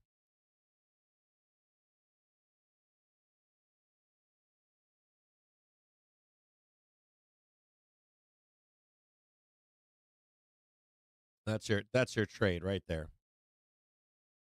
If we break above this red line, you could re-enter for a second trade. Personally, I'd be taking the money and running. But if you break in here, you could take that if it breaks higher. But personally, take the money and run right there. And look for the bounce rate. I'm being kind of sloppy here. Shouldn't be that sloppy with my stuff.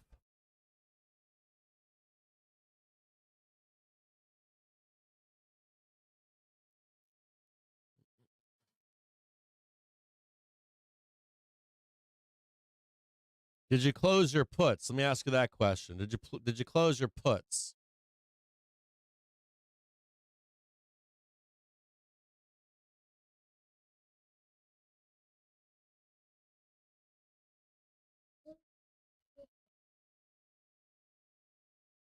Yeah, Dr. Copper is sitting right on its support. NASDAQ sitting right on 15,000.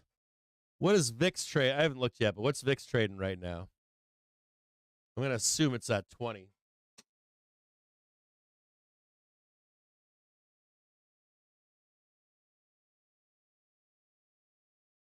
So the VIX high was 1978 on a 15-minute chart.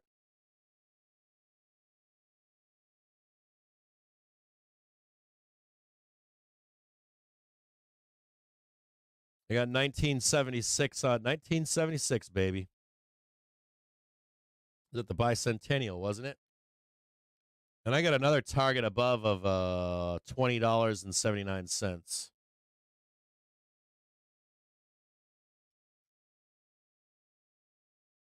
Let me get rid of this. You guys already know what it looks like. That shit gets sloppy. Looks sloppy on a chart, so. NorCal Joe, thank you for mentioning that in the chat. I appreciate you, brother. NorCal Joe just said a giant SPX put position was just closed. You kind of want to be underneath, right? You don't want to be opening any SPY puts here unless we break below this level.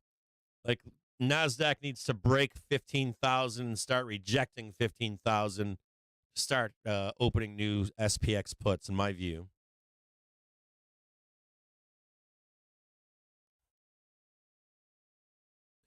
To the point joined us on YouTube. Thank you for joining us, brother. I appreciate it. How are you doing, man?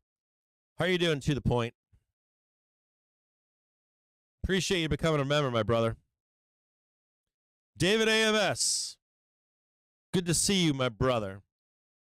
If you guys don't know who David AMS is, he's one of a very tight cadre in our Discord. He is one of the best traders that I know out there.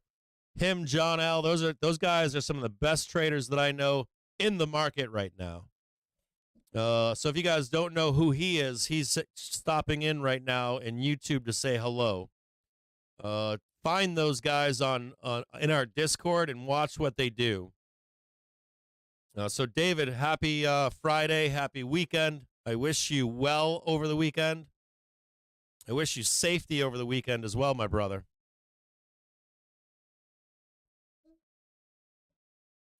TGT. To the Point's asking my thoughts on TGT. Roger, let's take a look at it, brother. We'll take a look at TGT right now.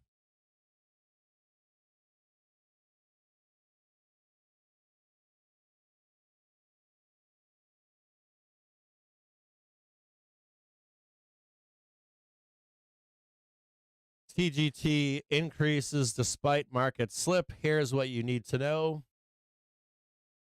What's their earnings date on TGT? It's not showing over here.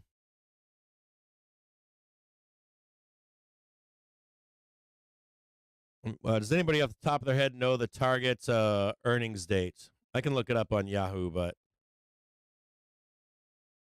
dude, I got some cool shit for you too. You guys want to see some cool shit? I got a bunch of cool shit right now for you. When's Target's earnings date?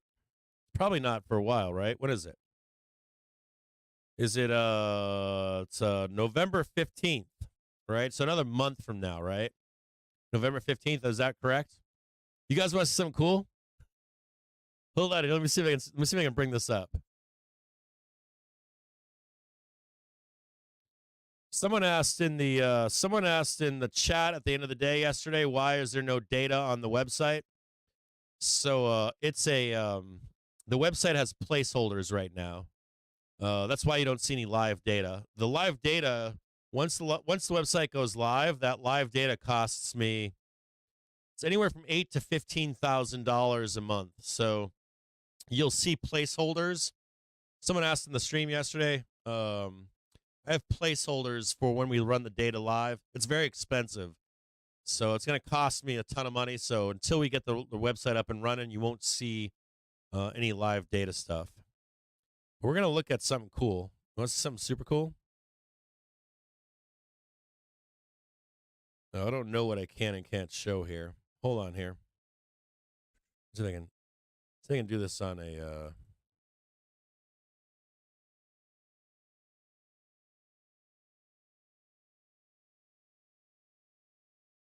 You guys want to see something cool?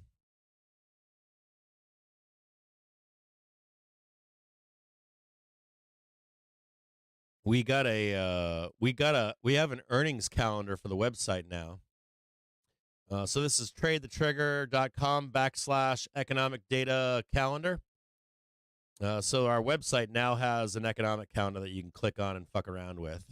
So we actually have a whole page dedicated to earnings calendar stuff. So that's kind of cool, kind of neat. So we've got earnings calendar stuff here. This isn't the earnings calendar. We don't have that yet. Shit. That's not the earnings calendar. Scratch what I just said to you. That's the economic news calendar. Scratch all that. It's not up yet. I thought it was up, but it's not. So we do have an we have an earnings calendar coming. It's the only reason why I'm bringing that up, because someone was asking about TGT. So TGT. Let's take a look at TGT in a 30-minute chart. Damn it! I thought I had an earnings calendar, but I haven't. That's an economic news calendar. Scratch that I even said that to you. TGT. What do you need to know about TGT? Two important things. I'm going to show you two things on TGT. Whenever we're rounding, that's positive, right? Positive, positive. But there is a risk of rejection to the downside. So you'd see something like this and then back down again, right? Like we did back over here, right? Do that again, come back down. Failure to launch. What does this mean right here? Right? What does this mean, this failure right here? What is that? Do you want to know what that is? It's where the trigger is. The daily trigger. So let's look at this one right here. Bring this down. Right? So you get that nice roll up here. Failure to launch. Back down to the dull bottom, right? On velocity. So what is that telling us? Tells us that bears are selling off on that daily trigger, right?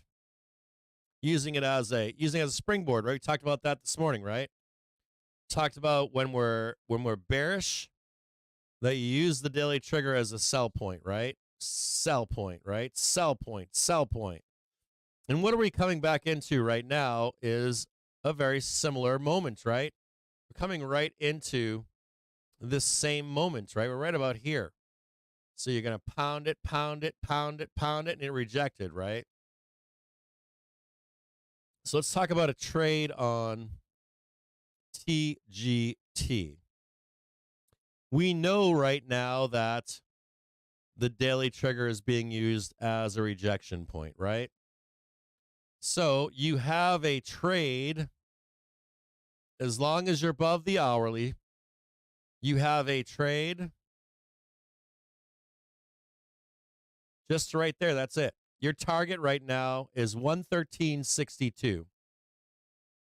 You exit your longs. You have a lot of work as a bull, don't you? You exit your longs at 113.62 or just below it. Personally, right now, I would not be in this trade personally. I would not be long here if it was me. What I would be looking for is the squeeze above, the pullback, consolidation, and for this green to cross. That's your hourly trigger. And for this yellow to cross.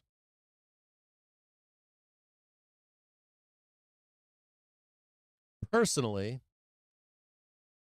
I would love to enter TGT with a break above.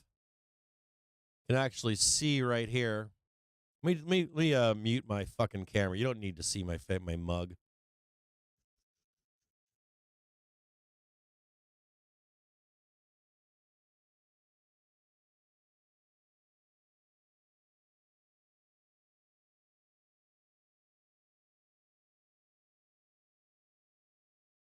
I want to see that squeeze. I don't want to see the squeeze only get to here. I want to see the squeeze push up to right here. I want to see consolidation. And then we can trade this one right here.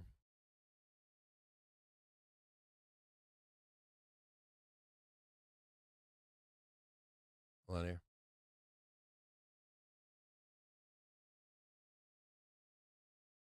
Yeah, there's one right there too.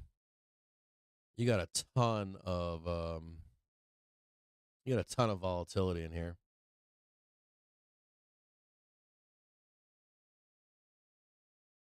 And that's why right there. That's why you have volatility here. This weekly trigger is coming down. In the next 2-3 weeks, this weekly trigger. It's next like 1 week, 2 weeks, 3 weeks right there. 1, 2, 3. About 3 weeks right there. That weekly trigger is going to come down to 125. So this 125, 130, I would say, stay the fuck away. So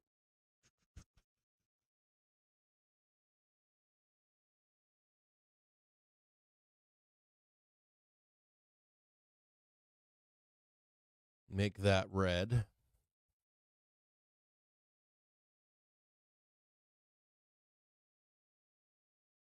I'm going to get rid of this green line because it's sloppy, but you know what I mean. I'm looking for a daily and hourly cross with consolidation.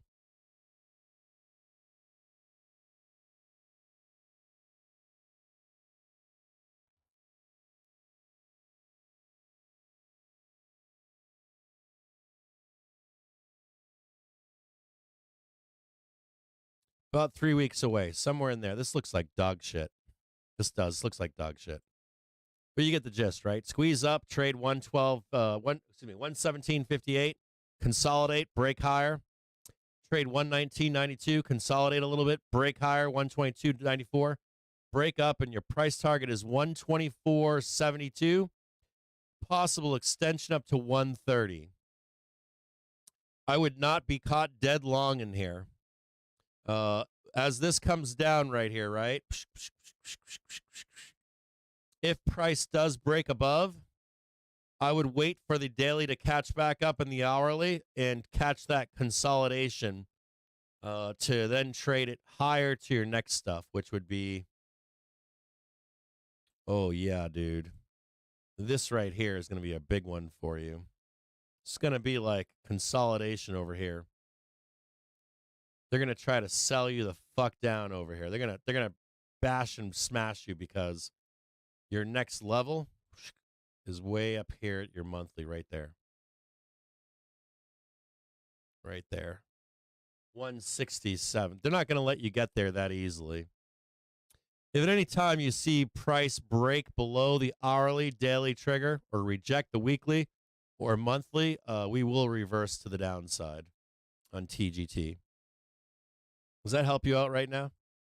Bullish here, though. The one thing I will also say to you on TGT, the one other thing I would say to you on TGT is if you reject 113.62, you're going to the depths of fucking hell, man.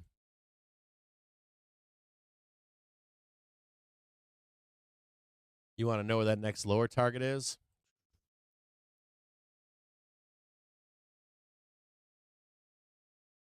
Oh, baby.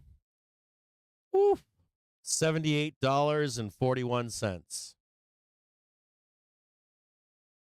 If you reject this daily, if you reject this weekly, any rejection on weekly here at 125, 130, you'll be retesting the low at 107.01, and you will see 78. 78.41. TGT.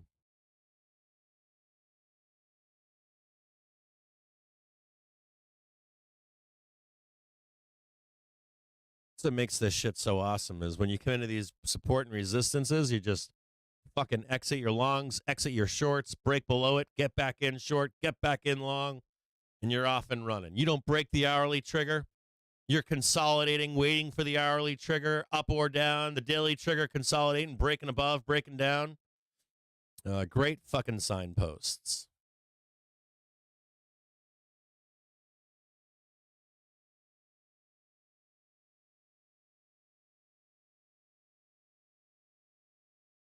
Remember that I showed you, get the squeeze up here, break down, squeeze up, break down. Now you're looking for this to hold on SPY. You're about to get a bull cross right now. If you can hold 422.67, if 422, hold on a second here. Back down here. Bam.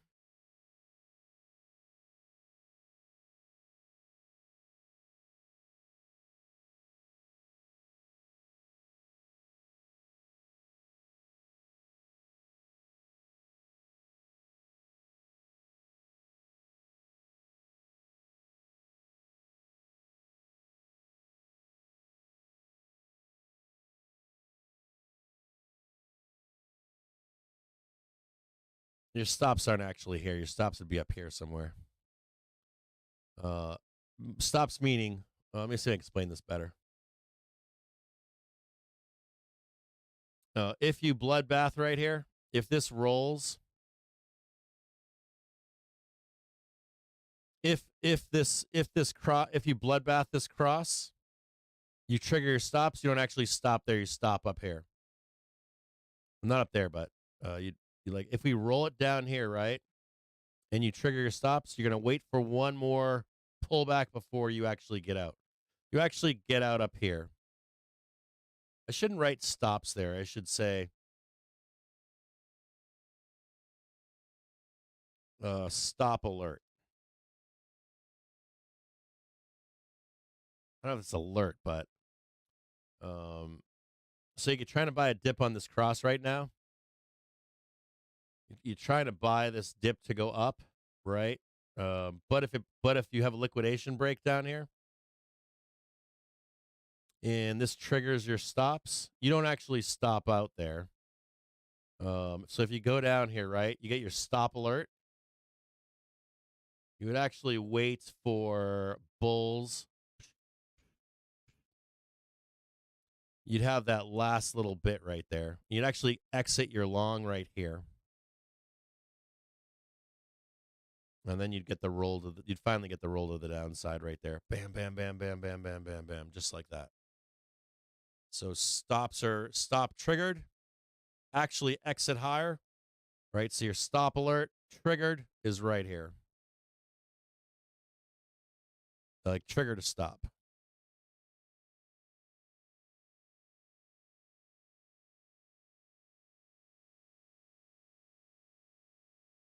I'll show you what that looks like.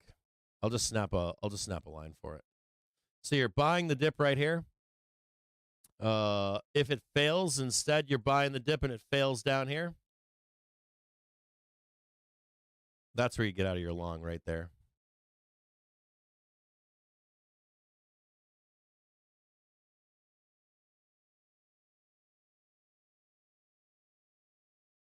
So you're like trying to buy a dip here, right? Like I'm buying some calls, I'm buying some calls. I'm long ES, I'm long ES. Goes against you, gives you a moment to actually get out, and then you get out and the market blasts down. Does that make sense to you guys? You guys understand all this stuff? You guys don't understand this stuff, then I gotta do some fucking videos for you.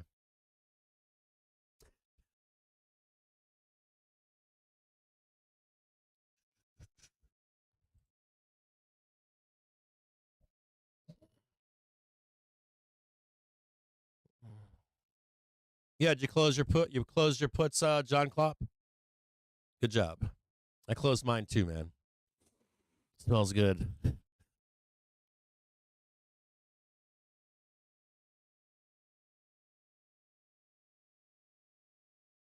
See what you guys are saying in YouTube right now.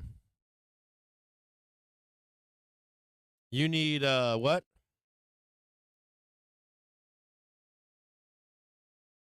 Hold on, Cap. I need 434 squeeze, and I'm done for the day. Yeah, you do, don't you? You need that 434 in the money, don't you? And then you're getting the fuck out for the day.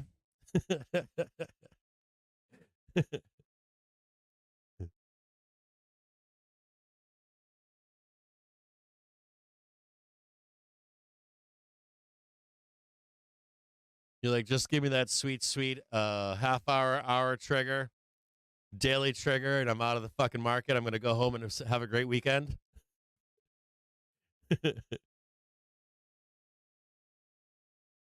Right now I use Tasty Trade. I've been trying to get off Tasty Trade, and I'm still using it for some things. I'm using Tasty right now still for futures. I buy and sell futures on Tasty still. And I still am trading some fucking zero dates on Tasty. I left some money on I moved a bunch of money out of Tasty, and then I left some money in Tasty, and I'm making money on that money, so it's staying in there right now. So I'm still fucking trading Tasty. Still. I don't want to anymore, and I've got money elsewhere, and it's like a relic, and I'm still using it right now. I got money everywhere, dude. I got money in, like, I'll open up like one day I opened up Robinhood, and I was like, I got money in Robinhood. I haven't traded in Robinhood in fucking forever. Like, I've got like 3 or 4. I think I got 2 Robinhood accounts. This is another fucked up thing. I've got accounts opened in my name, my wife's name. Like, I got 2 social security numbers going. Like, I got a Tasty. Dude, Tasty, I've got like 8 accounts on Tasty. I got accounts on Tasty, Thinkorswim. I've got accounts on what else? Robinhood. I think I still have accounts on Webull, but I took the money out of there, I think, a long time ago. I got accounts littered all over the fucking place. And I'll like open one up and be like, oh, there's money in there. Awesome. Let's fucking trade it. I'll get pissed off.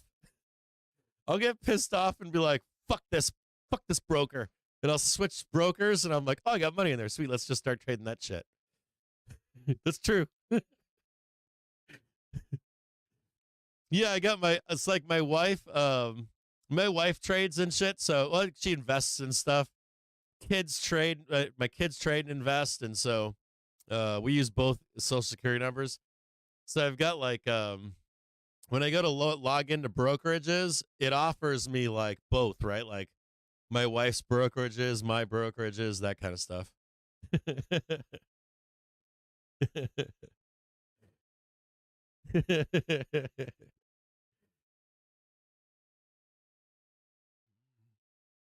I love IBKR. Do you like it better than Lightspeed, David? Do you like it better than Lightspeed, brother? I like IBKR, by the way.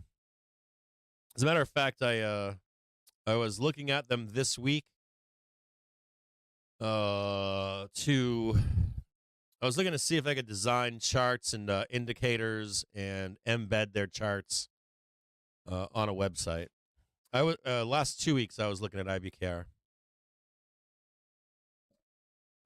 Yeah, I like the 5.3%, and I've got money in Webull. No, as a matter of fact, I do have money in Webull. My wife's got, well, not me. My wife's got money in Webull right now because we got that introductory rate on Webull. We've got a savings account there. We have a savings account with Robinhood too. I got money in Robinhood, like any of these brokerages that pay you 5%. I've got money in those accounts right now. And I like prime brokers for buying stock. Like I like going direct to a bank. David's posting a link right now. Can I copy that link address and put it in Twitch? Dave, I'm going to post this in Twitch, brother.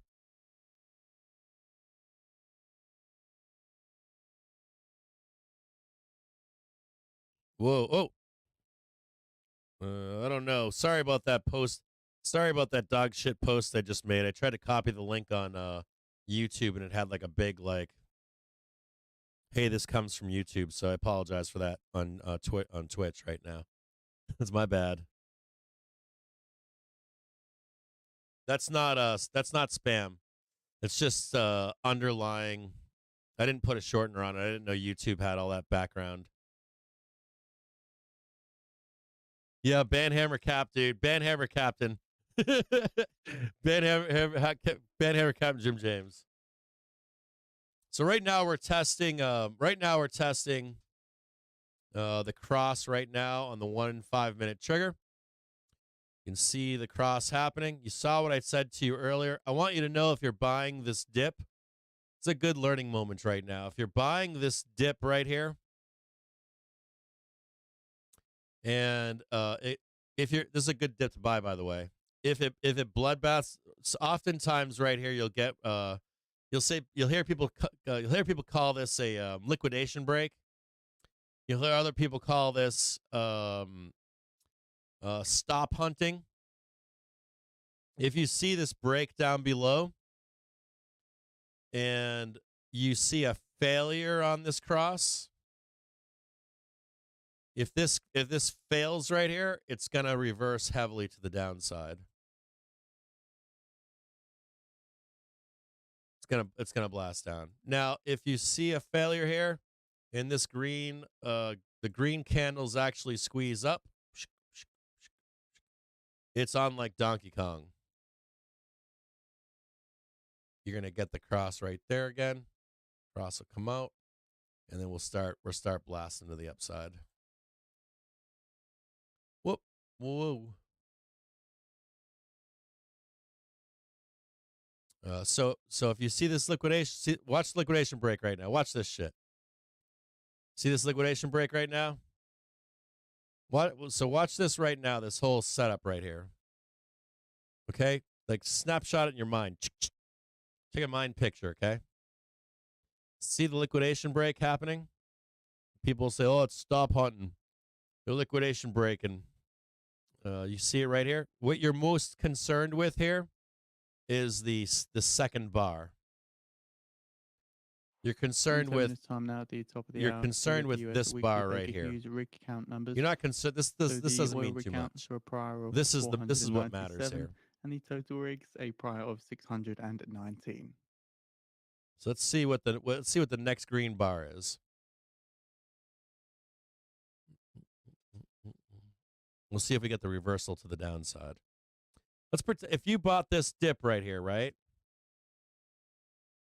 And it's now you're getting a liquidation break, right? Do you like panic sell your calls here?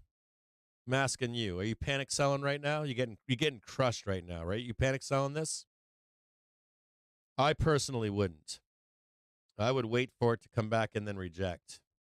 Now, sometimes you'll lose, but most of the time there'll be a pullback up here.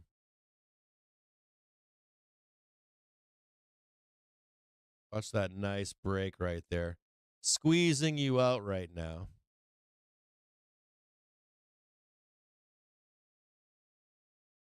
Squeezing you. You probably bought like a 10-cent call right here. Worth like 2 pennies. You slam the sell button. And then you watch your 10-cent calls that went to 2 cents go back to 8 cents or 10 cents where you would have had an exit.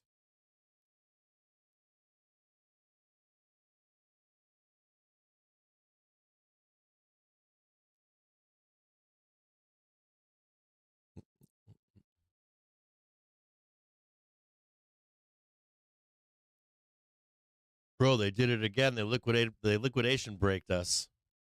They trapped us, bro.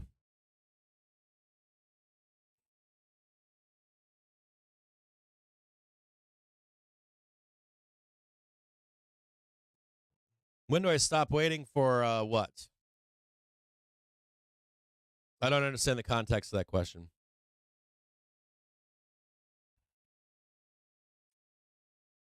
Explain yourself better. I just don't understand what you're asking. Maybe I missed something that you posted above.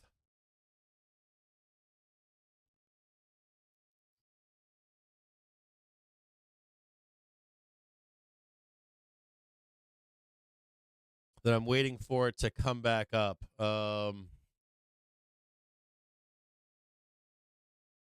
I'm talking about waiting for it to come back up, you're going to see it happen right now.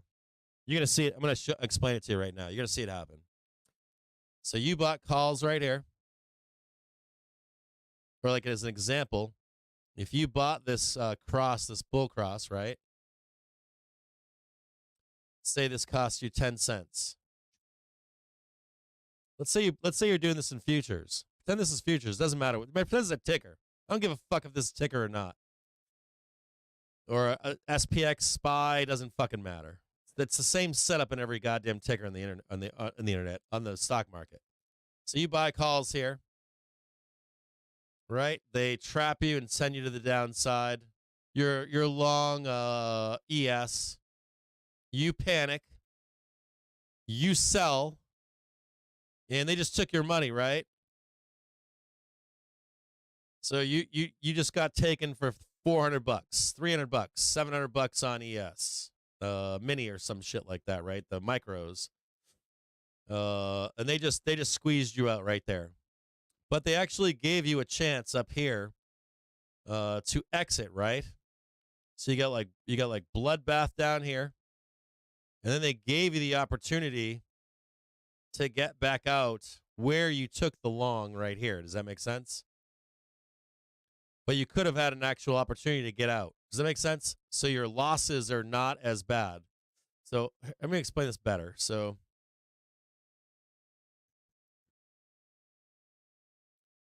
price comes up, right? You don't have any of this information yet. Hold on.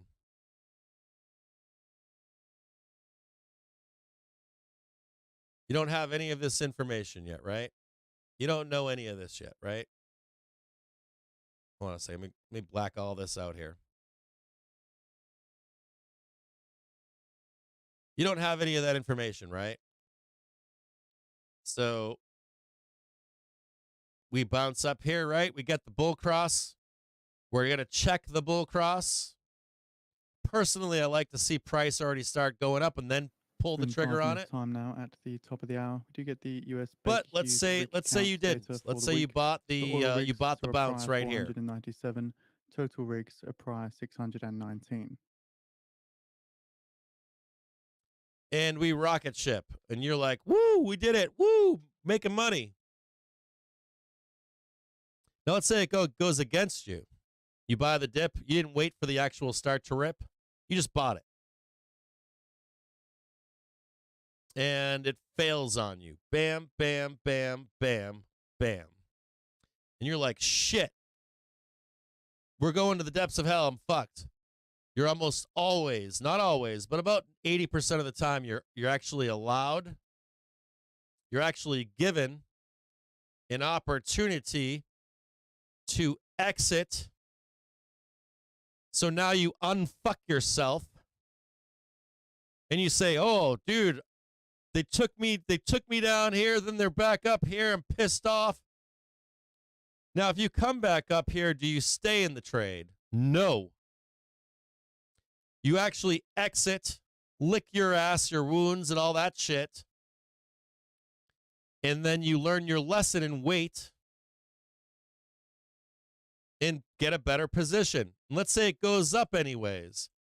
Doesn't matter. You're going to have another chance to get back in. Pulls back again right here.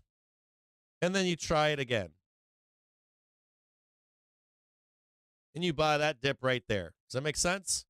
So you're managing your entire trade history. How many of you out there, let me ask you a question. How many of you out there, let me ask you a question. How many of you out there right now, let me ask you a serious, this doesn't, you're not going to always win these, but most of the time, So the White House says how that many the US times do you has not guys seen get into any a other position, external long or short, actor indicates willingness to widen the and Israel-Hamas conflict. you're like down significantly on a squeeze or a liquidation break, and then it reverses back down to your original position, and you would have lost minimal money or been flat. You guys see what I'm saying? So you take a short, we squeeze, and then it all retraces, right? So you're getting squeezed out, and you're like, oh shit, I'm upside down $5,000 in 5 minutes. So you cut your short loose, rolls back down. You look at what you would have lost, and you said, fuck, I just lost $5K. I probably would have lost $300. Same thing on the other side of that, This too. stream is sponsored by To The Tick. Get free daily pivot points, Fibonacci, and market profile levels by signing up at tothetick.com.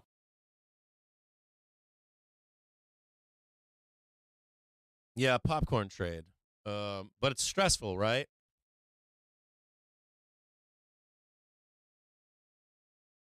So Shaq's saying it happens so many times. I know it happens to you guys. So put this in your toolbox. Put this in your toolbox. That if you take a trade and it goes against you, you have a high probability. You have a high probability of being able to exit at a better price, even if you're going to take a hit at a better price. How would you know right now here if you're not going to get that better price? So let's say you buy calls right here, right? They roll it down on you, and it just bloodbaths. How do you know that you're never gonna make any money back? It's only gonna get worse. You know that it's never coming back if you were to break right here Shortly expecting and to right break. here. So what it'll do is it'll come down here and you'll start rejecting right about there and right there. So if you never get the opportunity, as a matter of fact, yesterday was a great example of that, right?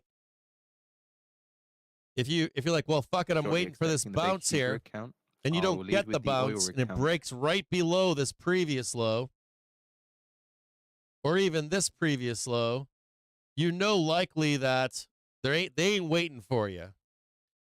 So you do take the L. You're like, fuck it, I just got torched. But that torch is likely 1 out of 2 out of 10 trades. Does that make sense? Like real like instead of taking 8 or 10 devastating losses, you're only taking 1, 2 devastating losses. You're managing the losses in the wrong positioning. Does that make sense? So this is we're talking about just losses here, not wins, just losses.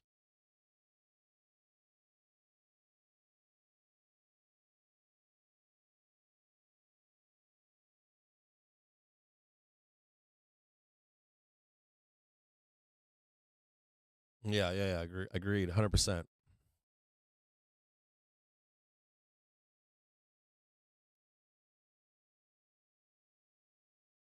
Yeah, Jimmy making a good point too. I agree with you too, Jimmy. Jimmy, you see me on the stream all the time. People are like, I mean, I lose those trades sometimes. People are like, why the fuck is he buying all those red candles? They're like, you're crazy. I'm like, fuck no, I love buying red. Like, more red, the better. Buy red, never green. Jimmy Barry on YouTube just said, that's why I teach people to buy put options on green candles into supply and red candles into demand for calls. Not an easy thing to do, is it, Jimmy? Not an easy thing to do. It goes against everything your brain is telling you to do. And the other thing is the don't diddle in the middle. We haven't talked about that today to people. Don't ever get caught in the middle. Ever. The simplest way to describe don't diddle in the middle. The easiest way to describe not diddle in the middle is like this, right? I'll show you 2 examples. Bam, bam, bam, bam, bam, right? Usually between a 1 and 5 minute trigger or an hour and daily trigger or a daily and a weekly trigger, depending on the time frame that you use. And time frame doesn't really matter, but if you're going up and you come into known resistance,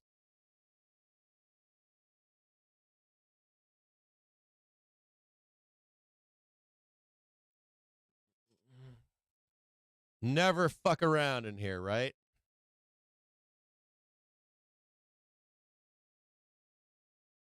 This nonsense in here.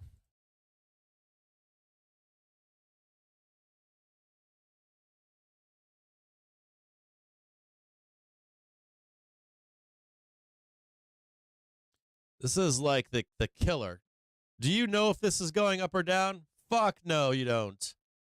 Fuck no. There's no guarantee that you're going up here. You could just as easily reverse. Downside. What you're doing is you're like a shark. You're like a this is going to be a stupid looking shark, but feel like a shark up there, right? It's a fish, I guess, not a shark. And you're a shark over here. That's a fucked up looking shark too. But you're looking for the break below you're like set up puts here. And when you're up here, when price is coming up here, you're setting up calls in case you break above that middle, right? You never mess with that. You never mess around in here. You're always like waiting down here or waiting up here for the break up or the breakdown.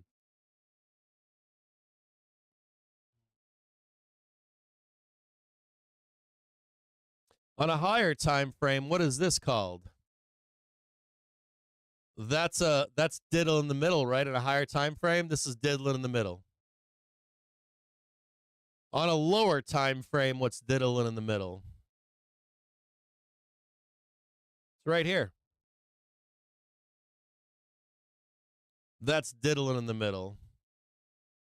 Right? 1 and 5 minute diddling in the middle.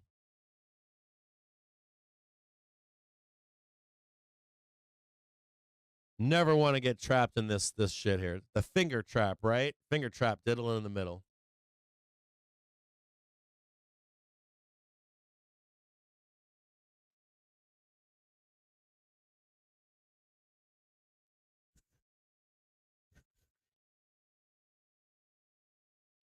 Yeah, we got a short right here. So here you're given an opportunity to get out right there. There's your rejection on the 5 minute candle. We're likely going to bloodbath this. You want to see a bloodbath? We have a likely bloodbath coming in the next few minutes. Watch this right here. See that reversal candle right here? Tweezers. Likely going to see a bloodbath right now. Let me turn some music on for the bears. Let's get some bear music on. It's Friday, baby. Show me that blood.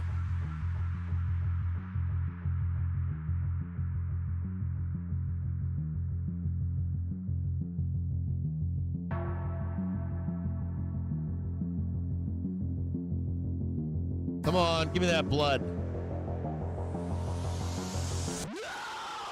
Oh, hold on one second here. If you're selling this, where are your stops? Do you know where your stops are if you're selling this right now? They're up here. They're right on this, right above this 5 minute trigger. Iran oil minister If says this it has trade been turns predicted on that you, the price of oil will reach $100 per barrel due you to get a Mideast squeeze to right situation. there. Where do you get out of your short? Fuck no, you don't get out of your short right there.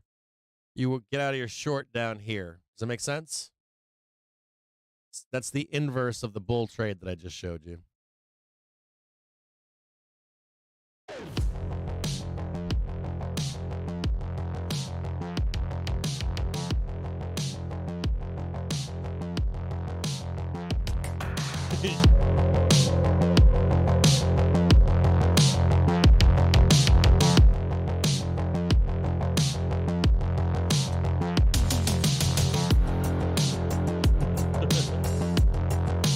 Blood, baby. Look at Bookmap over here. Watch that. We got new lows down below for Bookmap.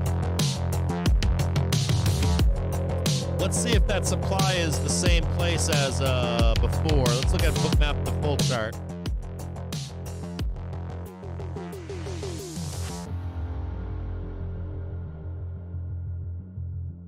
I want you to be aware of this. Take a look right here. This is the previous low on Bookmap. We have new supplies showing up even lower than the weekly trigger. This is the weekly trigger. Looks like we're going to get a break of it right now. Woo!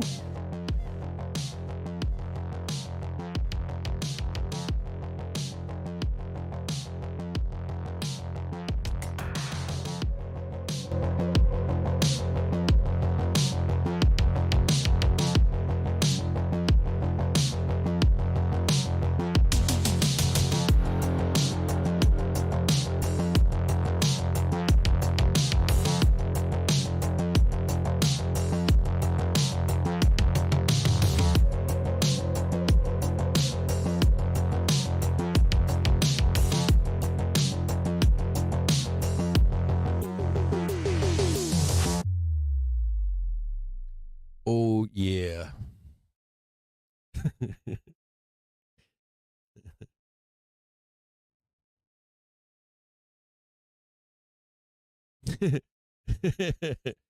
Jimmy Berry, man, dropping bangers in the Jimmy Berry today is Jimmy Berry's dropping knowledge on a Friday right now. He's like, just trade the extremes. The best way to think about trading the market has three moves. Yep, absolutely. The impulse leg, the corrective leg, for another impulse leg. You either According want to to grab the Politico, impulse at the Israeli base and ground run the invasion of impulses, or Gaza wait is imminent. for the corrective move. Absolutely, Jimmy. What else we got here? Let's hold over the weekend. We got bear music going. Yep. Bear music is where it's at. You guys keep seeing. You guys watching the? Are you guys watching the? I keep watching the Fed step in and injecting money into the market. You guys keep seeing the Fed injecting. This The stream Fed is keeps sponsored injecting by money into the TickStrike. marketplace. TickStrike allows you to actually hear order flow in Like I bet futures, Yellen forex, and is stock sitting at the instruments. fucking button Get a right free now, trial just at going tap tickstrike.com. tap tap tap tap tap tap tap tap tap tap. Bye bye bye bye bye bye bye bye bye bye. She's like sitting at the fucking treasury in the basement, just slamming the buy button right now. She's on the phone. She's calling Jerome. She's like, "You got to buy bonds, dude, and warehouse them. Just pretend, just like show up with a set of glasses, a nose, and a little mustache, Reading and into this start piece buying from Politico bonds." that's about to be on the board for all those interested. Israel's ground invasion of Gaza is imminent, two Israeli officials said today, confirming that much anticipated operation will happen in the coming hours or days. Such a maneuver has been expected. I'm gonna turn that off. You got like, you know who says this best? If I had someone that says this shit best, it's Bob Kendall. He used to fucking make me laugh my ass off because he would say shit like, the day, I used to always love this, the day that the Fed doesn't show up to the bond auction, we're all fucked. We're all straight fucked.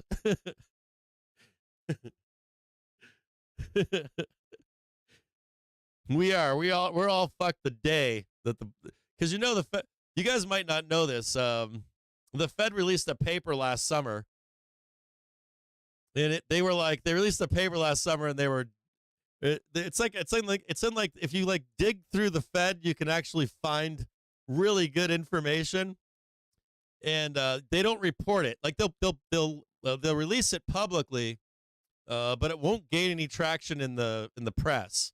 Like the actual mechanics of the bond market right now specifically. And if you actually take the time to go read the mechanics of how they're running these auctions, they're warehousing shit. They're warehousing shit. They are the buyer of last resort. They are buying. And they write it off. It's really fucked up. So the day they don't show up, we're fucked. Guaranteed. Yeah, they detailed what they were doing. They're warehousing that shit. Any excess they're warehousing, but the crazy part is they're removing it from the books. It's kind of like how do I explain it? It would be like forget the accounting practice. You know what the accounting practice is similar to? The accounting practices are similar to Baker Hughes oil rigs 501, Holy shit, 501, that's and loud. total rig counts 622. 22. They cranked that shit up. One of the accounting practices of the Fed is very similar to fucking crypto companies and like PayPal, payment service companies like PayPal and Stripe. It's very similar accounting practices. It's kind of like, you know what it's kind of like? Let me simplify. I'm going to try to simplify this in my brain. Like, it's kind of like I can't pay my car loan, right? And my wife and I are sitting down at the kitchen table, and I'm looking at the bills, and I got to look at the money coming in, and I'm like, shit. I'm like, I can't afford that right now, that car loan. So what am I gonna do? And so what I do is, so my monthly bills, let's say, are $1,000, and my car payment's $100, and I have 900 coming in. I got $900 coming in, so I'm not gonna pay that car bill. So now on the books, it's on there, right? I got to pay it, and I'm gonna be upside down $100, right? So and I'm gonna be fucked, and I can't pay it. So what do? I take out a loan and don't tell my wife. And this credit card company tells me, you don't have to make any payments for 3 months. Or this credit card company is extra special. They're my friend. They're like, you know what? I'll pay off your car bill, Jim. I'll pay your car bill off. And you can just pay it off when you have the excess money. So my wife doesn't know, right? My wife is you. And so what I do is I tell my wife that I'm paying it off every month. Right? And meanwhile, I've actually paid that bill off with somebody else's money. I still have a bill, but it's like been warehoused. It's not in my budget anymore every month. It's not against me anymore. My wife doesn't know about it. And in the next 5 years, I'm going to get a raise. I'm not going to tell my wife, and I'm going to pay that bill off 5 years from now. Now, I'm not actually going to pay that bill. You are if you're young. You're going to absorb that shit in 5 or 10 years or 20 or 30 years. Now, meanwhile, my wife has no fucking idea. As far as she's concerned, the bill's been paid off. We're making our bills every month. Everything looks fucking honky-dory. Now, if I don't pay that fucking bill one day, that guy that loaned me that shit, that warehouse, they're going to come back to my wife and be like, what the fuck? I don't know, does that work? Is that a good explanation? I don't know.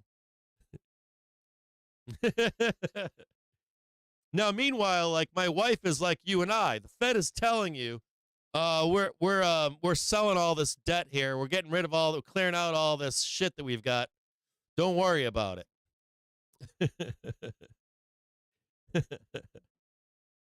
But in reality, it's still there. You just don't see it.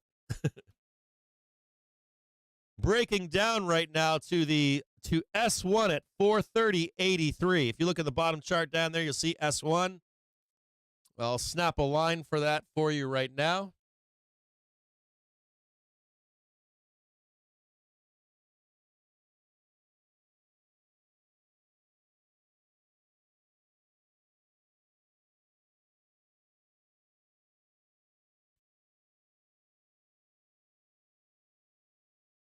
We have range expansion today, too. We got big range expansion today. We got a bunch of fucking calls coming off the market. We'll be left with, going into the 17th, right? We only have puts in the market. We're like just puts, just like fucking puts.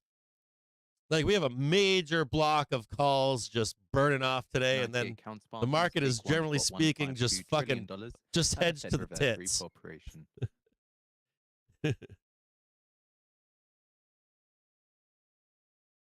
All right, it's 1:16. I'm going to take a 15-minute break.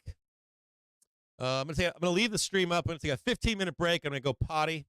I'm going to grab a cup of coffee. I'm going to drink a pound of glass of water. I'm going to pump some weights in the background. It's going to be 15 minutes. When I come back, the stream will be up. You guys can hang out here and do all your shit, but when I come back, we're going to start to look at the heavy hitters for next week. All the reports that we have coming out next week. We're going to try to chart 4 to 8 of those tickers. If whatever time we have, we're going to chart out some reports for next week. We're going to, at the end of the day today, give expectations for what to expect over the weekend.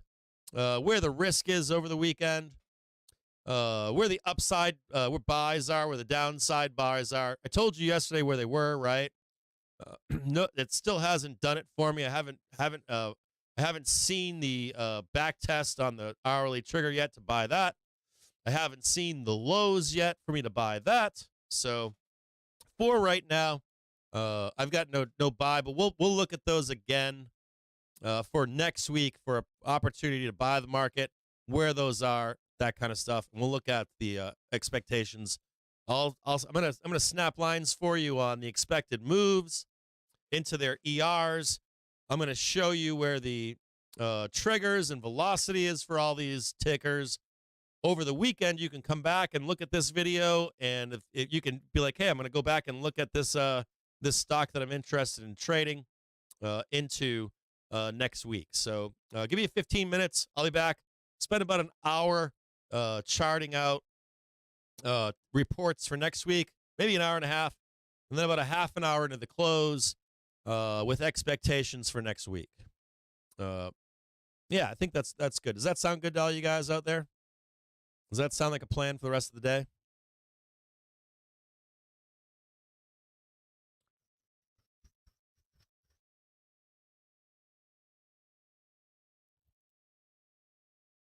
Yeah, Fed needs to fuck off. I swear to God, I bet you Janet Yellen is right there right now just slamming that fucking button. You screaming at Jerome on the phone, we got to save America. Oh, shit. Oh, I forgot to tell you guys. Thanks for asking.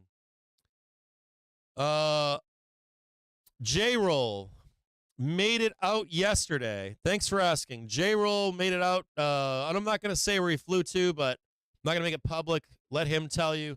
He flew to a European nation yesterday. He's on his way back or may have already arrived. I'll check. I'll send him a text message on Signal. But he's probably arrived in the U.S. at this point. Now, he probably needs to sleep and shit because I know he had a layover in Europe, and then he's come back into the States. I was on the phone with him yesterday. I should have said something publicly, and I didn't. He is out of harm's way that we know right now. What we know right now is that he's out of harm's way. Good question. I love that guy, dude. If that guy could be my son, he could be my son. I like that guy. If I had a son, I would be proud to have a guy like James Rowland as my son. If he's here and awake, and that's the other thing, there's a time difference. You guys might not know this, but when you go to like, well, actually, he might not have any, he may not have any jet lag right now. If you go west to like Asia, you get jet lag on the way back. So he might not have any jet lag, but it is like opposite time zones and stuff, but I think he might have experienced more jet lag there than coming back. So maybe I'll try to reach out to him, see if we can get him on the show. Say hi to him. And welcome back to the States. Oh, he did tell it on Twitter? Right on. Good job. Good job. Yeah, so he's safe now. You know, I was thinking about him last night, and I was like, I wonder if he has any regret for like leaving. Like there must be like some kind of like internal like I got to stay in Israel and help my family and friends. But I'll tell you what, man. If you're a civilian, you just get the fuck out of the way. Even if you have that urge to do that shit, you leave that shit to. The only time you should ever be like picking up arms and stuff as a civilian is if the military is gone or you're fighting your own military and stuff like that. If you're like the last thing, you should be the last. If you're a civilian, you should be like the last person picking up a gun or a weapon or something like that. You don't do it as a civilian. You don't ever want that experience, man. You don't want to be a veteran. You don't want to be a combat veteran. You don't want to. You don't ever want to experience that pain, that kind of stuff. So I'm very grateful that he left. I'm very grateful that he's safe right now. You don't ever want those experiences in your life. You don't. They're horrible. Absolutely fucking. Like, dude, I'll tell you a story sometime. Like, I had to go to counseling for that shit. Like, you don't ever, ever, ever want that in your life. You have to bury that shit down, or it consumes and eats you. It'll kill you over time. You know, the number of soldiers that commit suicide, the number of sailors, airmen, doesn't matter. Just anyone that's experienced that depravity, like it's depravity. It's very fucked up, and you don't ever want to experience that shit. I know some of you guys out there, like, you guys have like, and it's okay to have like to fantasize about that shit. I know that some of you guys, I know like America, it's like, you know, I got my M4 at home just in case, you know, I gotta fight the government and all that kind of shit. But I'll tell you what, man, you never fucking ever want to have those experiences. You'll never be the same ever again, ever. And and even if you survive it, if you don't get help for it, if you don't seek mental health help for it, it'll fucking consume you and eat you from the inside out. So I'm grateful that he's back in the States and he's safe. He can be in his wife's bosom and his mom and dad and all that kind of stuff. So I'm very happy to see him back in the States. Yeah, it's not something you want. It'll destroy your entire life. Next target to the downside if we do get a break here. So if this does break, this S1 does break, and this weekly trigger does break, you are going to be looking for the S2, which is, I don't think it's breaking, but we'll tell you where it is. Excuse me. 427.99. I guess we could swoop down there.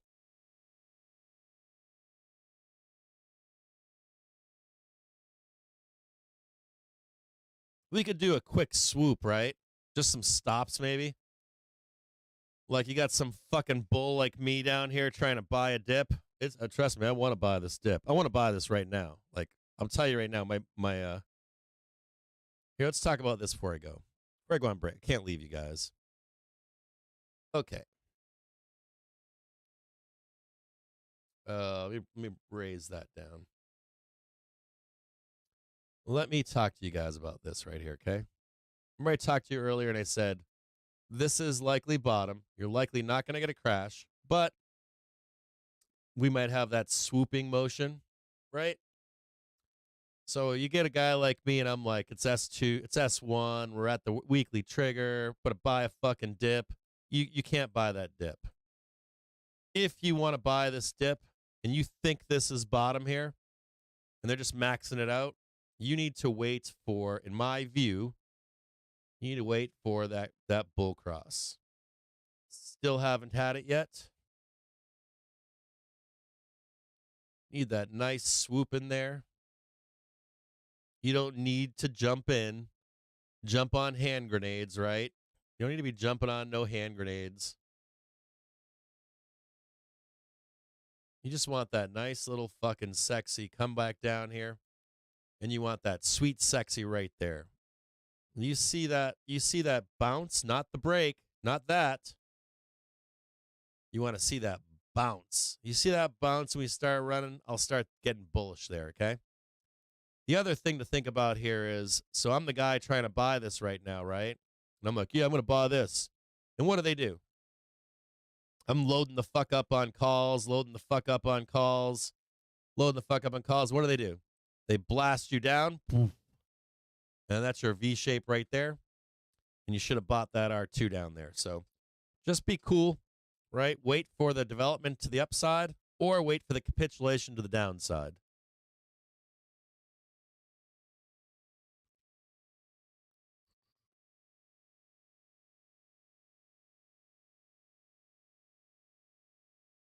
Leave that right there for you right now. Here's your S2 down here. As a matter of fact, this is my first to buy the dip down here, right? Look at that right there. Oh, yeah. Look at that blood, baby. Look at that blood. On the session now. It's raining blood. Hallelujah. It's raining blood.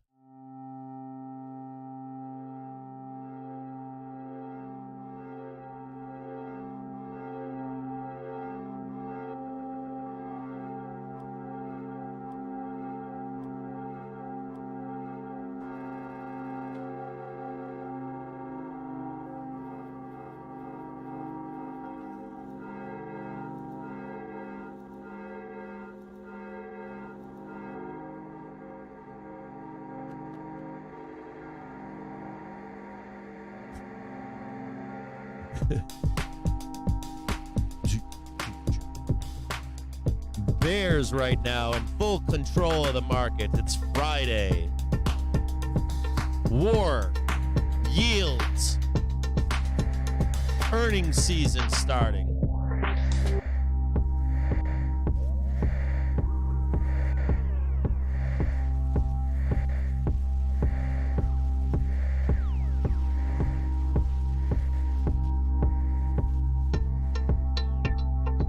Dude, I'm gonna get such a fucking dope buy. All right, I'll be right back.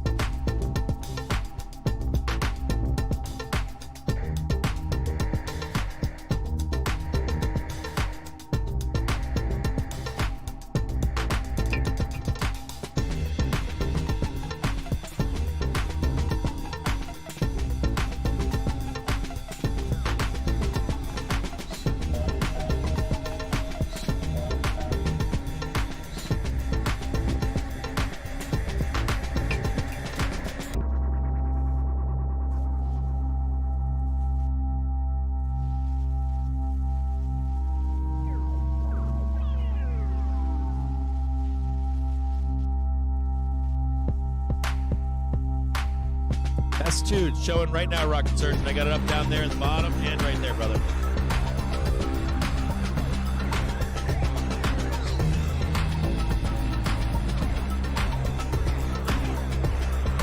You're right, I wrote R2, not S2. It should be S2.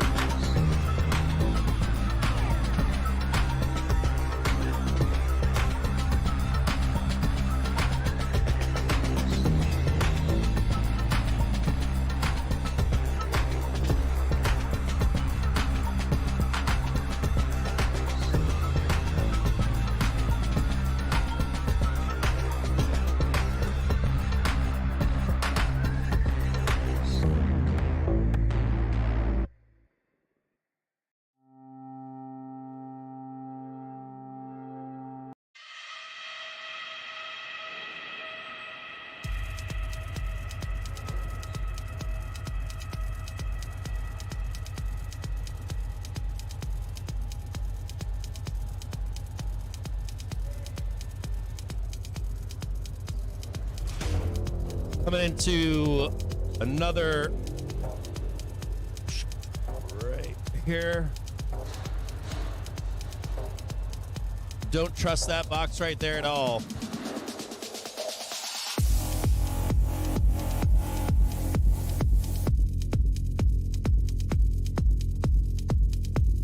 Do not trust that level on Bookmap.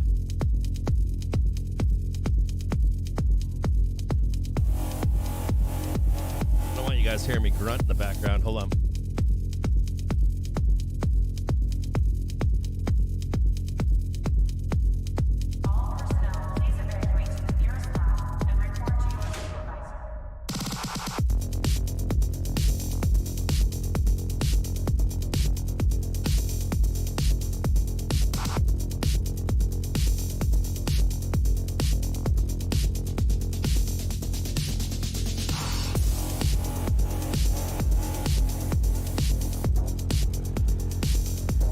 I'm gonna mute my camera here for a minute. I don't want you guys have to watch me do this bullshit.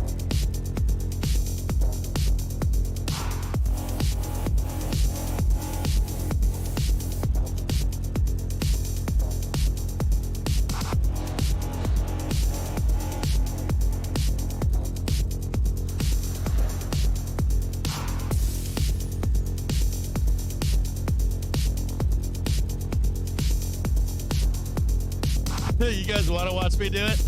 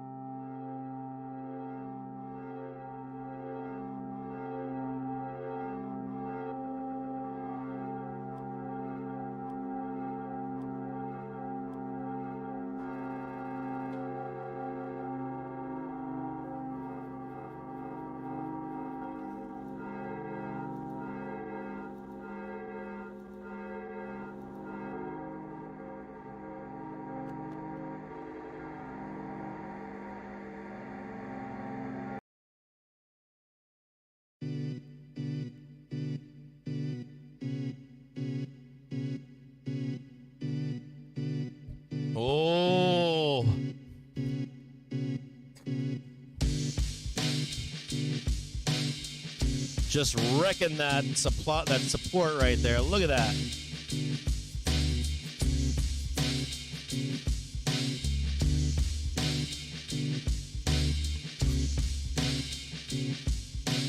Sorry, I'm lifted in the background here. Apologize for the grunting and all that shit.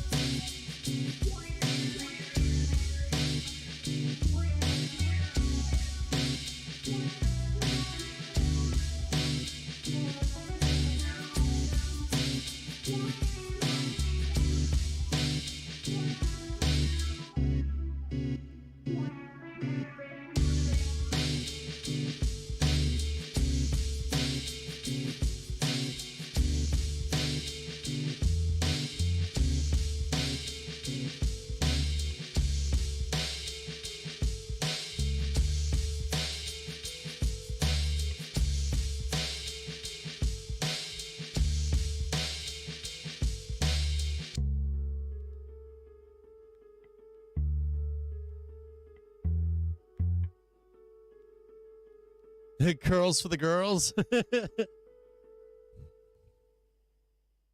The hold on, let me turn that one off. Curls for the girls. The curls are for yeah, I guess for the girls. It's more to, it's like I gotta keep my fucking metabolism up, man, and I live in Detroit, you know? Like they're like Detroit's a very masculine place. It's one of the most masculine places I've ever lived. Yeah, I'm not normally a masculine guy, but people size you up here.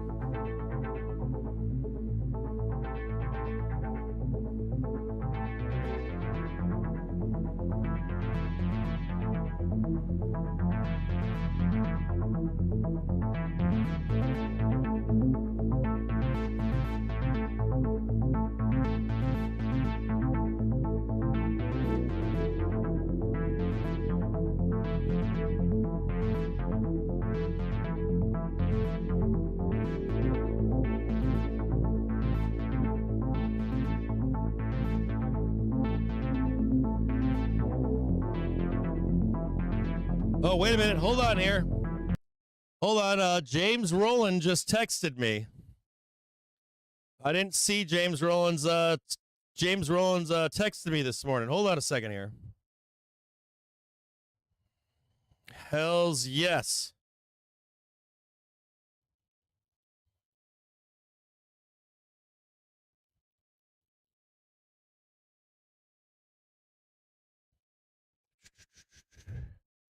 Show and update. I gotta get this. Sorry, I gotta breathe heavy. I was just standing up doing a bunch of like back exercises. Hold on. Everyone was asking about you.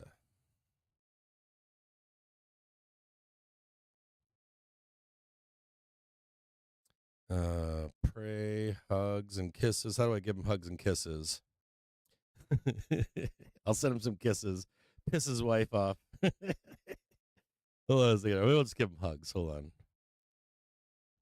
on. No.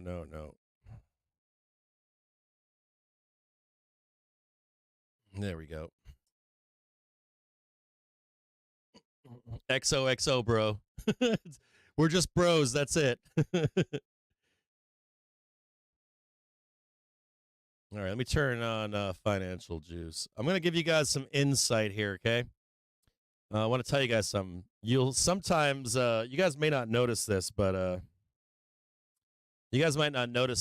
when the news squawker comes on, like Financial Juice, they'll sometimes come on as we're topping and bottoming. So if you hear the news squawker come on, and they come on, sometimes they'll come on, they'll say something like, "Oh, dude, I don't want VIX crush. I want VIX at like fucking 30. How about this? I'll take VIX at 2079.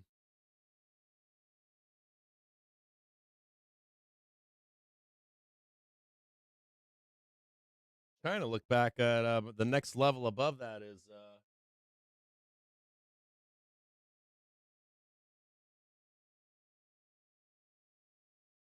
2079 and then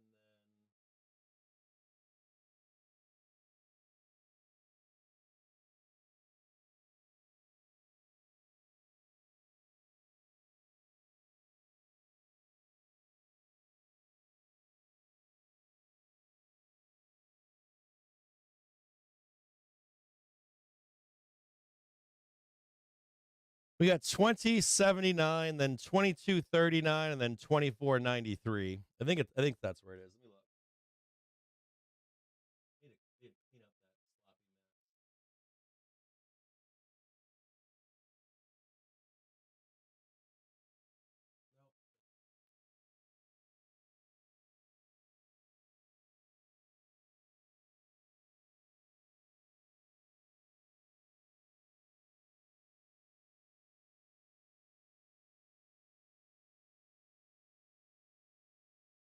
Nope. All right, so VIX targets I have what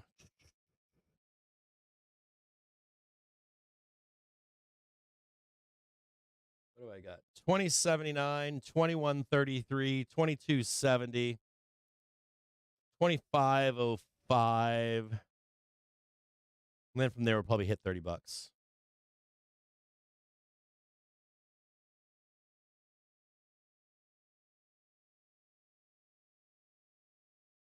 That's nice too. We're leaving behind a bunch. As we come into 2079, we're leaving behind a bunch of gaps below on VIX, by the way.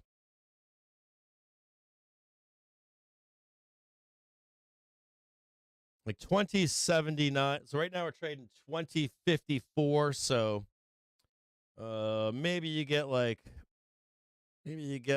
oh nope, hold on. Might get like one more squeeze up and then one more blast down, like right there.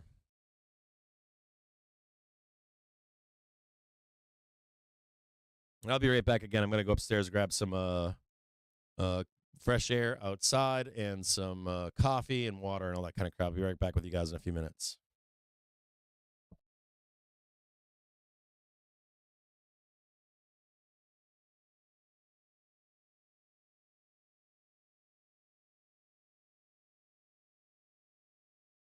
Nothing wrong with some bromance.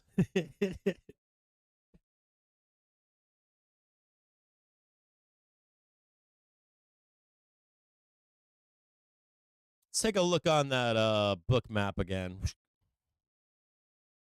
before I go and take that break. I mean, that looks like bottoming to me. Doesn't that look like bottoming to you? I mean, dude, look at that. There's a little bit of supply right there. Oh, right down here. There's a little bit more supply right down here. Dude, that looks like bottoming to me. That looks good. I mean, it's stepping down, but that's a nice time period. Do I buy calls here? Is this where I actually buy calls? Hold on a second here.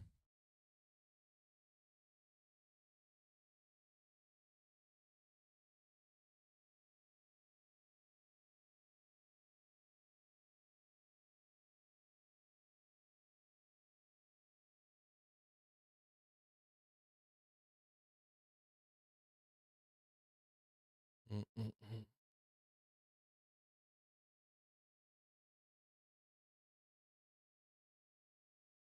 Not yet. Just gonna keep on hanging out here. I'm not gonna buy any calls here. I'll be back. Give me like 10 more minutes.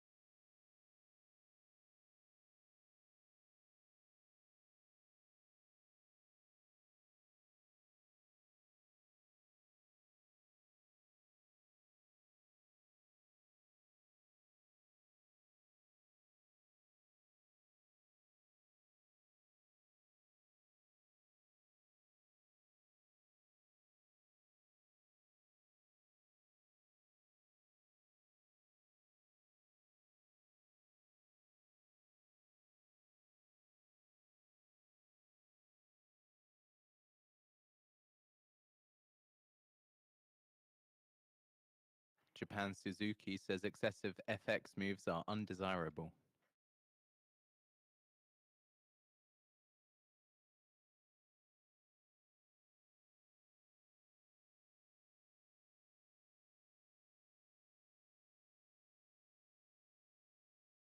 This stream is sponsored by To The Tick.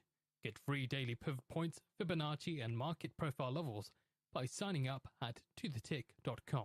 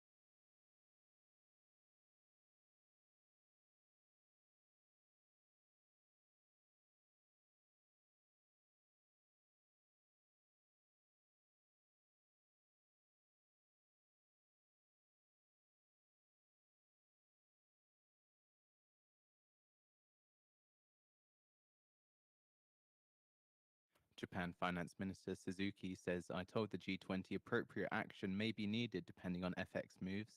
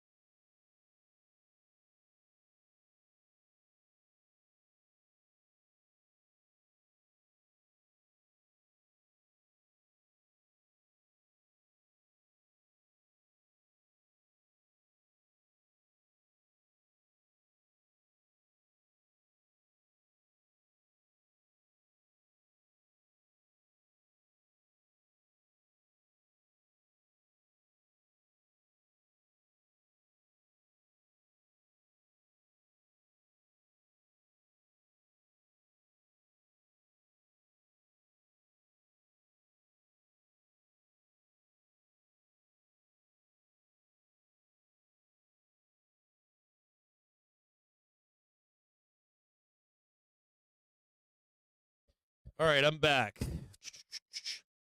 Have a nice bounce here. 429.88. And we are now parked above the weekly trigger. Let's see if I can move this over for you. Went and got some water, and I did not get coffee. I got beer. Bank of Today's Japan's Friday. It says there's no big change in our global economic outlook. Let me see here. But I should have bought that fucking dip. I was like, I got to go do this other stuff, so I'm not going to buy a dip. I'm not ready. I want to see it turn around. I don't need the exact bottom. Let me see here. So I'm still flat right now. I got nothing on. Had some puts on earlier. Made some good money. Made a 100% trade. What do I got going on here? Get rid of that. Okay. Did some working out. Went potty.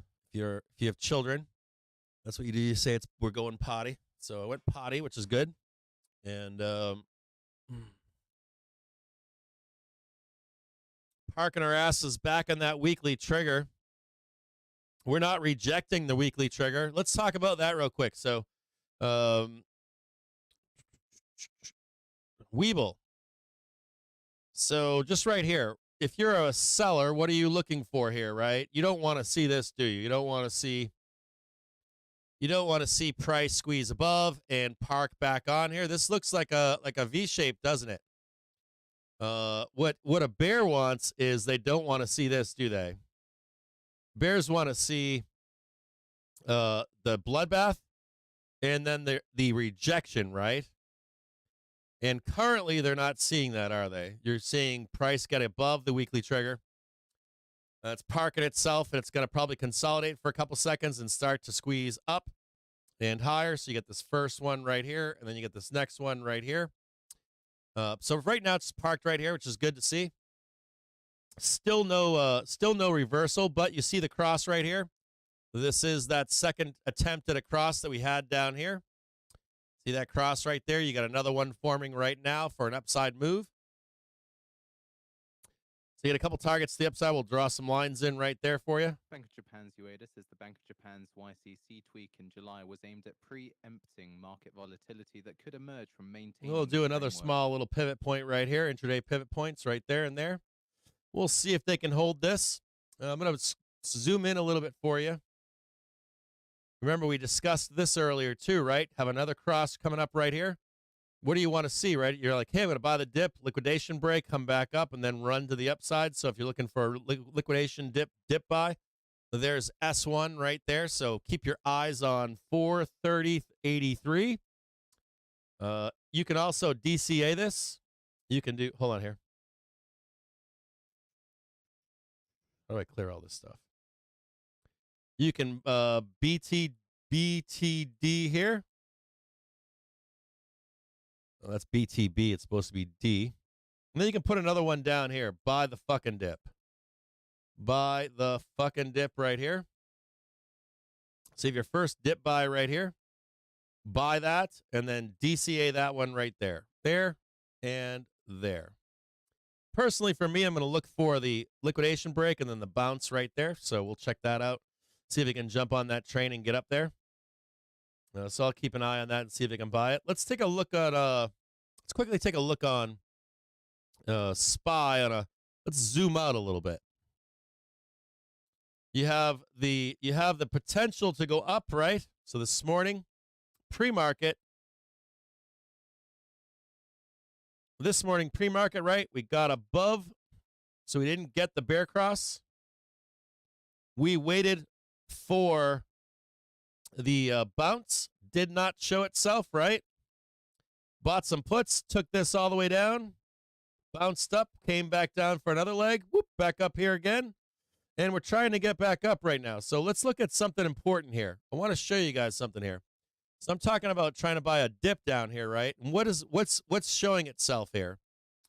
I'm very concerned right now with this cross taking place. Do you see that cross taking place right now? This big white line, this white line crossing this red line right here. as this crosses, it can trigger some very violent reversals to the downside in price over here. So just be careful. So there might be a trap here is my point. Or it might be a trap where we are. Let me switch back to the trigger screen. There might be a trap right here as this cross takes place on the hourly. So just be cautious buying a dip here that can roll this to the downside. One more quick bloodbath to the downside. So if you are looking to buy the dip here, it can be risky. Let me go back to that 1 minute chart on Webull. I mean, this looks all good. This all looks great. This all looks good to buy the dip. You get the V-shaped recovery. You got the holding of the weekly trigger.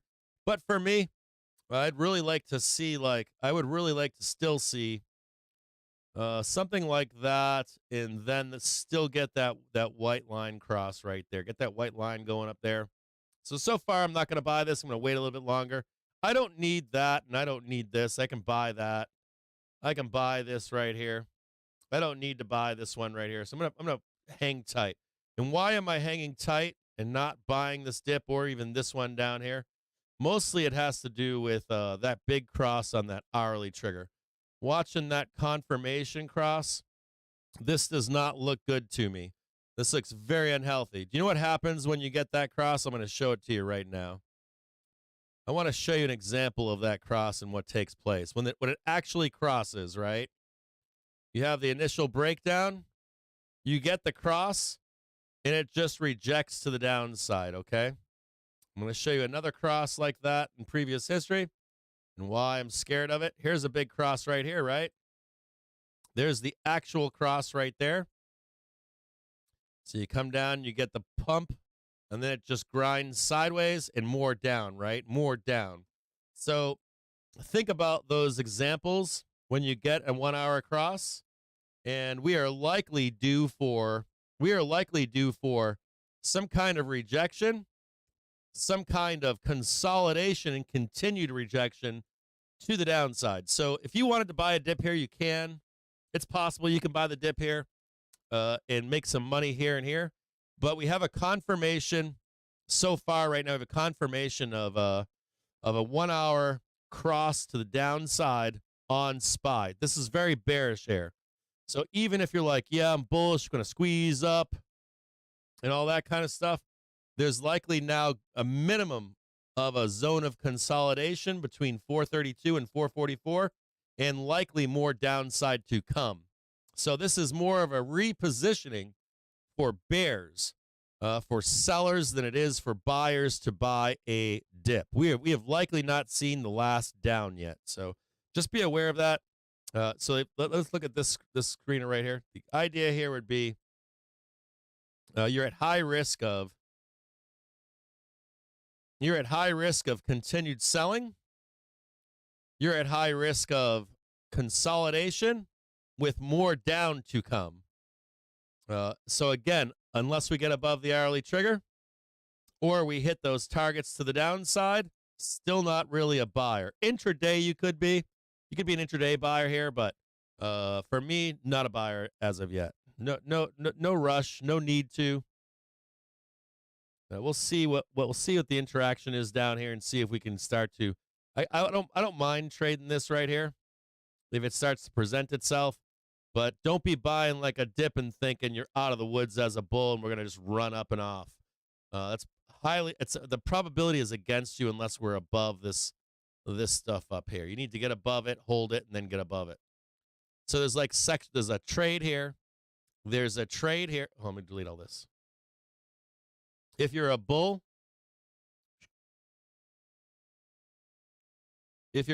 one trade, two trades, and then you have the squeeze and the consolidation, new trade. So 1, 2, 3, pullback, confirm, 4 over here. Definitely don't want to put all your money here and just ride this fucker all the way up. Don't do that. Don't ever do that. If you want to put all your money in that trade, it's not here. It's not here. It's not here. Your big trade is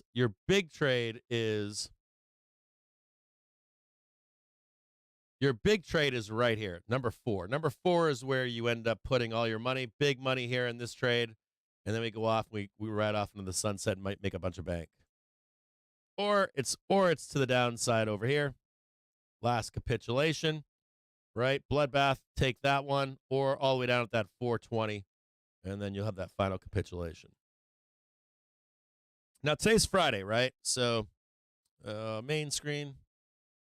See a little bit of a roll going on. Tweezer trap for the bulls. Let's today's Friday, right? So I always like to take some time on Friday and thank people. Like my jam on Fridays is like thank people on a Friday, like Thankful Friday, right? So we're gonna go through. I'm gonna go through and put some thanks out there before the end of the day. And make sure that I'm grateful for the people that are in my life. And I want to start with the most important people, to me at least. And that's the administrators and moderators, the teachers, people that are in Discord, people that help out behind the scenes to make this show happen. All of those people. So I really want to say thanks to Joe Donut, to Quinn. I want to say special thanks to you guys. I want to give a special thanks to Binky, Career Low, Sam, Chaz, if you're out there listening right now. I want to give some shout outs too as well to John L, Raveology, Rob SFO, Blind Nest Owl, David AMS. And then I want to thank people out there that are part of our community. Without you guys, without the community, we couldn't facilitate this for you, administrate this for you, moderate it for you, what we do. The community of members, the people that are in the Discord, the people in the chat, people that watch this show every day. Even if you don't chat in this stream, if you just watch this show, listen to it, I want to give you a big shout out and thank you for being here every day. I want to say how grateful I am that we've been able to build this community over the past 2.5, 3 years. And I just want to extend my gratitude to you for being with us, sticking with us. We're at this point in this community where things become stressful and people are anxious to make that next step. We have a bunch of tools and crap and all this really cool stuff. Binky is about to relaunch a Sunday stock show. We have 2 content providers coming on board right now to do morning and nighttime briefs written and a nighttime video maker. That both people have agreed to it, and they're putting their time in. So. These are people that show up on meetings with me in the middle of the night. These are people that show up and have Google Meets with me. They chat with me. They talk to me in email, phone calls, you name it. And then you've got people that are teaching new traders, losing traders. Then you have people that facilitate like the rooms and all this other stuff, right? They're there. They're present every day. And then you have the members that are present and contributing and asking questions. Or helping their fellow members and community members out and support each other. So I want to give a special thanks to all of you for choosing to be a part of our family. I want to say thanks to all of you people out there who have been there since day one. Thank you for your patience, and thank you to see this through. Even if we fail in what we're doing, even if it ever ends, I want you guys to know out there that what we have is special, and it's fucking awesome. So I got a couple bears. I've been working out, so I got a couple bears. So first thing I want to do is give a big cheers. I got a lawn mowing bear out here. Got a PBR, and I want to say thank you to all of you for making that decision to be a part of our community. It warms my heart knowing that. So you guys are like, I used to one of the reasons I was talking to Sam about this the other day. One of the reasons we started this, too, was not just because I was all pissed off about retailers losing, but one of the things that and Sam brought it up the other day, and one of the reasons we started this was because I was looking for people that were streaming all the time, so I have a companion, someone to talk to me all day long. And Sam brought that up the other day, and I was like, you know what? That's so fucking true. Like, I just wanted to have someone while I was trading and investing and selling, whatever it was I was doing. If I was just watching the market, having a voice in that background with me all day long, and I couldn't find it. At that time, there was like Think or Thinkorswim was like cutting down what they were doing, and the goat was sick, and there was a bunch of like fist pumpers out there, and there was a bunch of people that were archaic in their streams, and I just wanted someone to fucking talk to. I just wanted someone to talk to me, and I felt like that was lacking out there too. So just special thanks to all you guys out there that choose to be here every day with us, and thank you very much. So cheers to you. So there's for you. I'm going to take a sip right now. It's Friday, baby. And now I want to thank some other people. I want to thank people that support this stream one way or another. If you are out there and you ever tell people about our stream, thank you. If you tell people to follow us, thank you. If you tell people to join the Discord, thank you. If you are constructive on Twitter instead of just being a fucking troll, thank you very much. If you defend what we're doing because you're a part of what we're doing, thank you very much. If you become a member or a subscriber or any of that stuff, if you signed up on the website, if you chat here in the chat and support this stream, I want to say thank you to you. I'm going to shout out some names right now for people that have become members, that have done reoccurring memberships, donations, PayPal donations, and just give some hype to some of these people because they deserve to be recognized for going above and beyond as well. So I'm going to spend some time just listing off some names really quick. Take me about 5-10 minutes. I'm going to start reading off some names. If I miss your name, say something in the chat. Be like, hey, you fucking missed me. Or maybe I wasn't here last week and you shouted me out last week and I didn't hear my name or I had to go to work or something. So if I miss you or if I don't say your name and you feel slighted or anything, say something. Be like, hey, Cap, what about me? I'll shout your name out too. So I just want you to know how grateful I am. So we're going to go through and a little stuff some people and say thanks. I want to say thanks to The Point for joining the stream. He's a new member. He's on YouTube. Reach out to him. The Point. So these are new memberships. If you are new here, say hello. Introduce yourself. Join the Discord. Please, it's free. Just everything we do is fucking free. Everything we do is free. So, and there'll always be a free option here. I used to really get angry at content creators or producers or people that make content, all that kind of shit. I felt like I was like, I didn't know how much work went into it, how many people in the background doing it. But then one other real thing that bothered me was the free option always left. And we always made a promise that no matter what, we want to make this sustainable.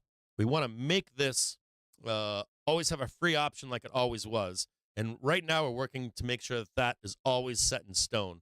And we're living up to that promise. And it fucking makes me proud, dude. It makes me so fucking proud.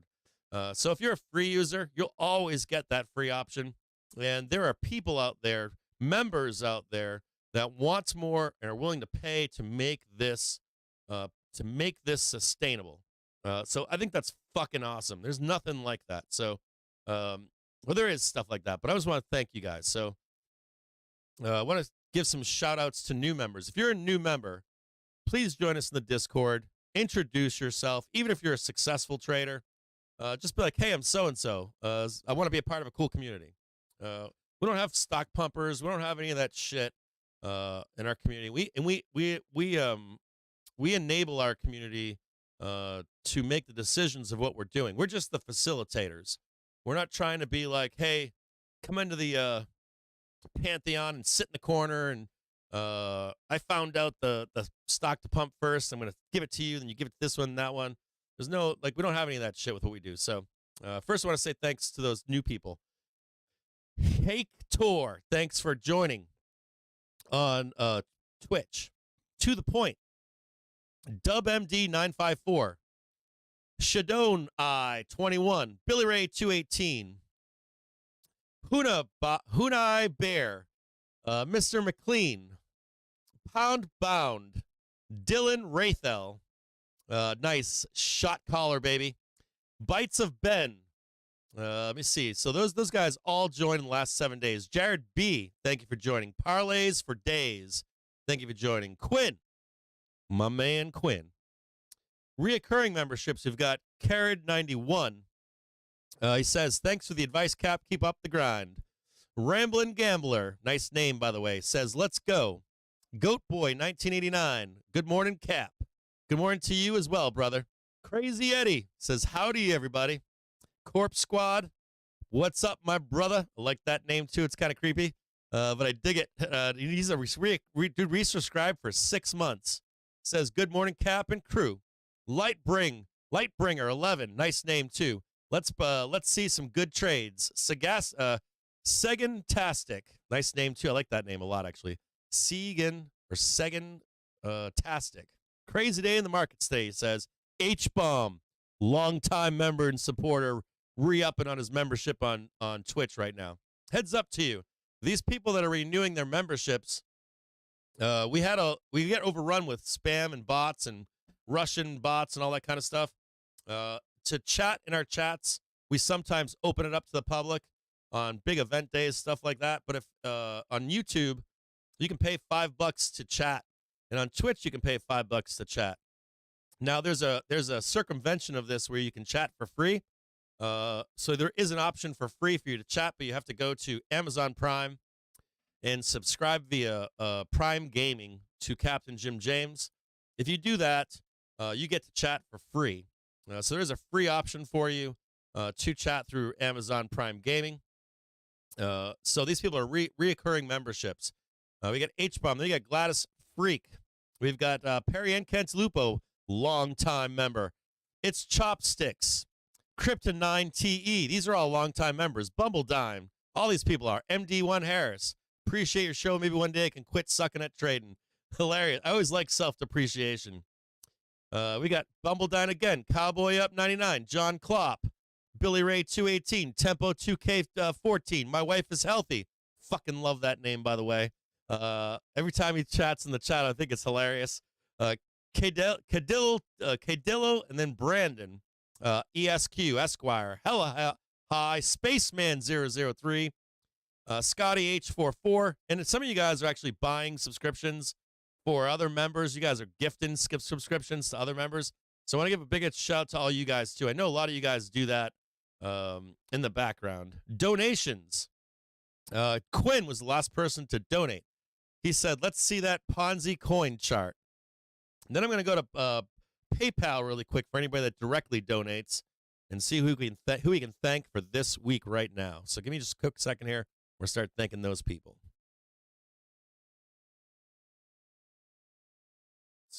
Let's see what all these boys crazies are doing in here. We got here we go. Davis Wheelworks, thank you very much. Jonathan Randall, thank you very much. Luke Piffer, Stephen Johnson, my brother from another mother, Stephen Johnson, I love you, man. Ken Yip, Nathan Huang again, Brad Armitage, Dylan Rathel, Mary Epps. That's what I got for donations this week. All these people that I just listed off to you are big-time supporters of what we do. I want to say thank you to all of you for helping to monetarily support what we're doing. It does cost us a ton of fucking money and time to do what we do here. I know in the face of it, it doesn't look like it's a ton of money and time, but it is, and every little bit helps. So thank you. And cheers, Jim. I'm going to give you a toast right here. Let's have a beer together.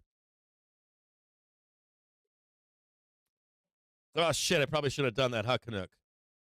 My bad. Thanks for saying something, brother. I usually don't say the last name, do I? So I want to say thank you, and next time I won't do. I think that's the first time I've ever done that, isn't it? I said last names today. I've never done that before, so I'll never do that again. I'll cut that out of the stream today, by the way. You don't want your wives finding out. Well, what else we got here? I think so. That's what we got for thanking people for today. Now we're gonna move into the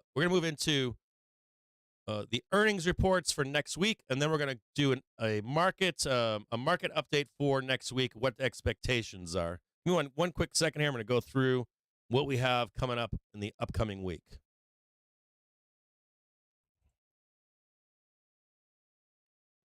All right, so this week next week coming up on Monday, we've got some more banks on Monday. We got Charles Schwab, First Bank. See if I can scroll in a little bit of this. We got Bank of America on the 17th. We got Interactive Brokers, Goldman Sachs, Johnson & Johnson, JB Hunt's a good one. We have Tesla on the 18th. We've got Netflix on the 18th. We did a bunch of bank tickers yesterday. So we'll definitely do Tesla, Netflix. We got AT&T, American Airlines, KeyBank, Nokia, American Airlines, TSMC, Intuitive. What else we got here? American Express. A lot more banks next week. How about we start with Tesla and Netflix? We did a bunch of banks, so we'll do Tesla, Netflix, and then we'll do I'll get those two done, and then we'll do requests for tickers that are reporting for next week. We won't do the following week, just next week's tickers. So we'll start with Netflix, Tesla. We have Alcoa as well. I'll ask you guys what you want me to review for next week. So give me just one quick second here, and I'm going to set up Tesla and Netflix. Oh, I got a neck pain here. Give me one quick second here. I gotta do some expected moves and all that kind of stuff.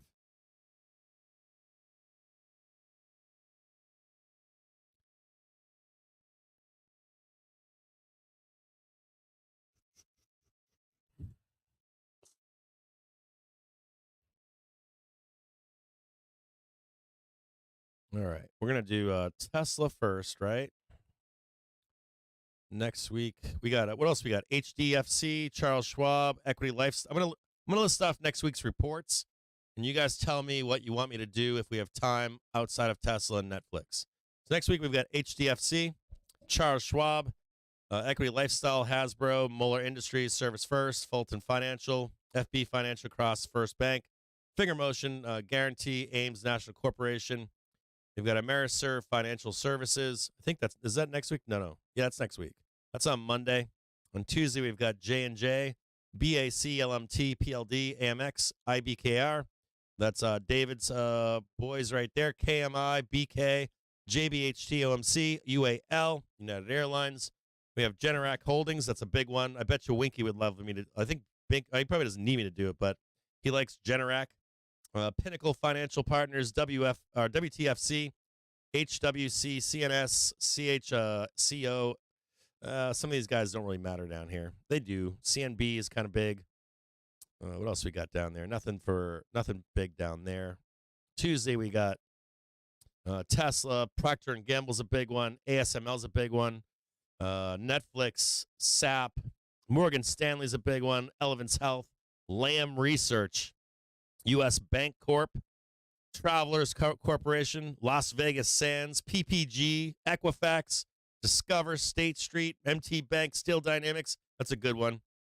Northern Trust Corporation. What else we got? Webster, Zion Bank, baby. Alcoa, AA. We got next week. Somebody's going to definitely ask for Alcoa, aren't they? What else we got down there? I'm scrolling through right there. Got a bunch of them on big day on. We got a big day on Tuesday or Wednesday. Taiwan Semiconductor, big one on Thursday. Philip Morris, Blackstone, big ones. Union Pacific, AT&T. That's my jam right there. FCX, a big one. Freeport, McMoran. What else we got? Nokia, Fifth Third Bank, Snap-on, Key Corp, American Airlines, Tenet. Western Alliance. What else we got over here? Anything kind of like meme-y down here? I don't know. I don't see any big meme ones down here. And then we've got what else do we have? Friday the 20th, we've got Amex on Friday. Comerica, Schlumberg, RF Regional Financial Corp. Berkshire Hills, Republic Bank Corp. Still lots of little banks, regional banks, credit card companies, that kind of stuff. So let's go back to Tesla and Netflix. All right, Tesla. Where's Netflix? Right there. Let's talk Tesla and Netflix. Let me go on to Twitter really quick and say that I'm going to do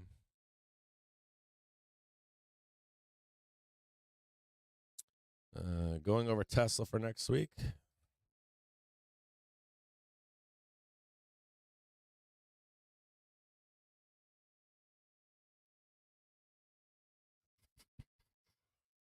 Going over Tesla ER for next week. Post that. Nope, undo. NFLX. Tesla and NFLX and Netflix.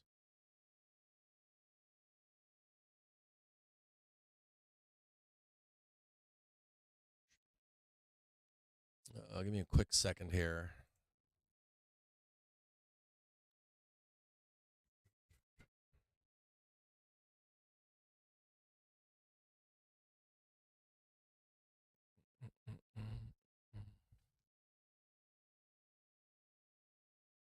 Is that up?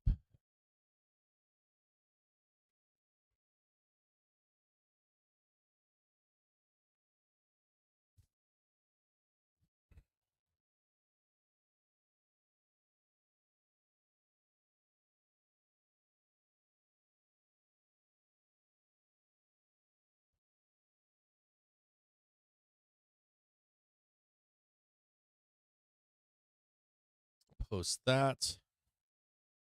Send now. All right. So that's done. And then earnings reports for Tesla and Netflix. I'll look at Tesla right here.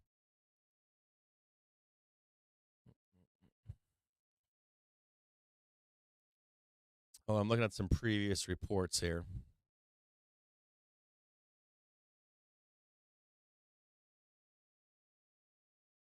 So one fascinating thing about Tesla. One fascinating thing about Tesla is they tend to stay on trend, believe it or not. Historically. Prime Minister Netanyahu says Israel's counteroffensive in Gaza You can is follow only the along with me beginning. at home on this too. How about this? This is what we'll do. Do a Google if you want to follow along at home. One of my favorite ways to do these. So you can do these on your own, okay?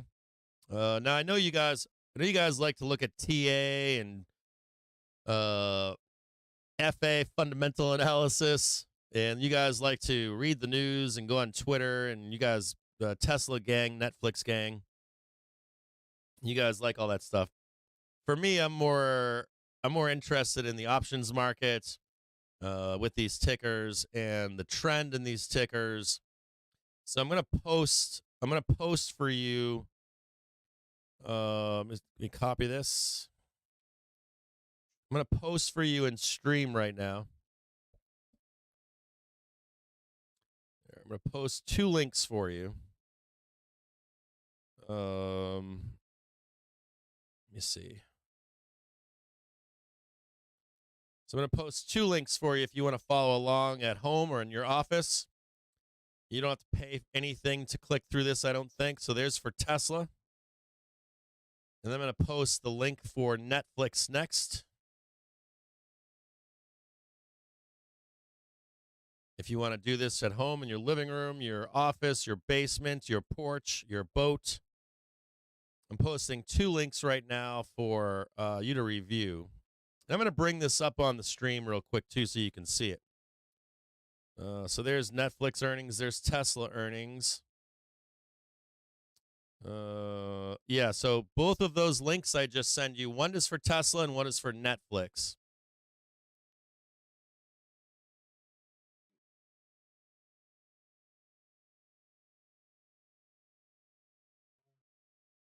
NYMEX diesel November futures settle at Hold on here. I'm gonna throw some $3.21 a shit. gallon. I'm gonna throw NYMEX some shit gasoline stock. Some November shit. futures settle at Hold on a second. $2.26 a gallon.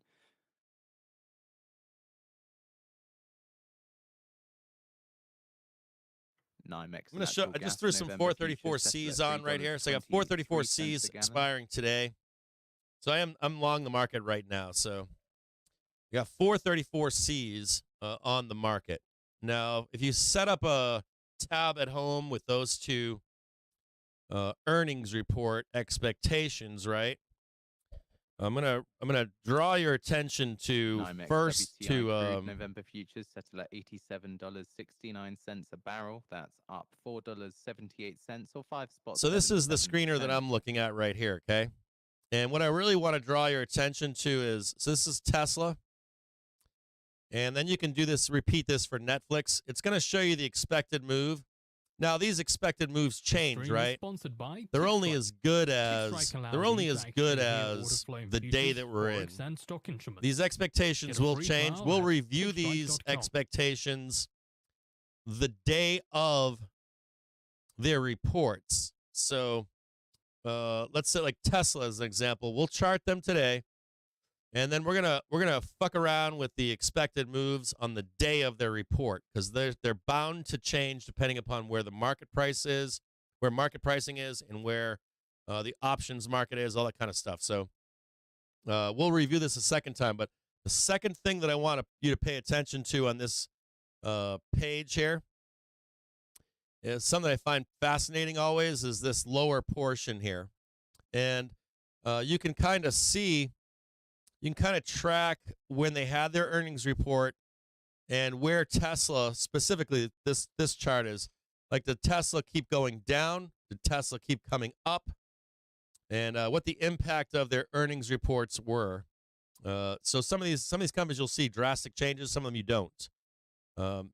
And this is the actual data. So people like to say, even myself, I like to say, yeah, they like to sell Tesla into their earnings, and a week later they actually make the move that they want to make, up or down or whatever that is. So take a look at this stuff right here on your own time, and we'll chart these out right now for you with the tool. So give me just a second here. And just so you know, I'm targeting this right here.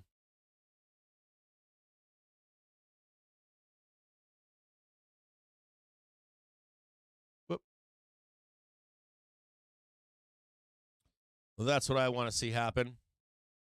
And we're going to now chart Tesla out, okay? Let me have a sip of beer.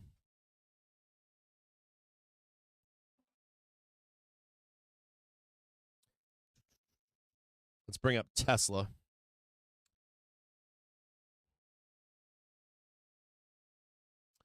Blood in Tesla, baby. Blood in Tesla. Bring that over there. So you guys always have that available too. We'll raise that up so you can see your chat if you're watching on a TV at home. Cowboy up, baby. What's up, brother? I see you right now. Okay, so Tesla. We're going to check Tesla on a one-day chart.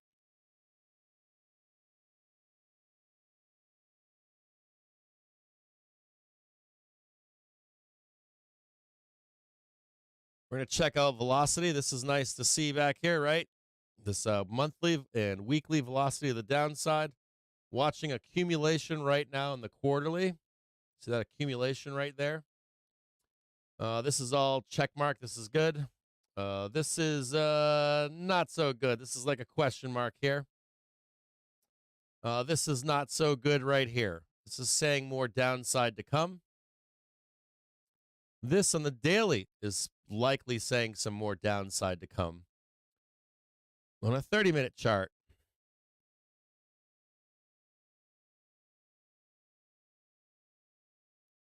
looks like we're bottoming here in the intraday. So this all looks good for right now. Almost ready to buy a dip, though I don't think that it's sustainable. Currently right now, Tesla is not a buy. You can actually see right now we're trading below the daily trigger.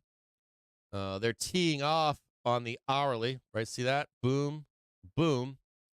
Until we get above the daily trigger, or excuse me, the hourly trigger, and because we're below the daily trigger, The expectation is more downside to come. We also know that Tesla is on trend, rolling to the downside.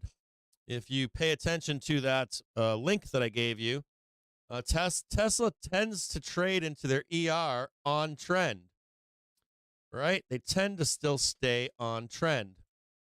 Now, if we have a reversal next week of some kind, if Tesla reverses, we start heading higher, we'll change our take on Tesla. Right? We start to change trend into next week into their ER. We'll take that into consideration and what the expected move is on it the day of their report.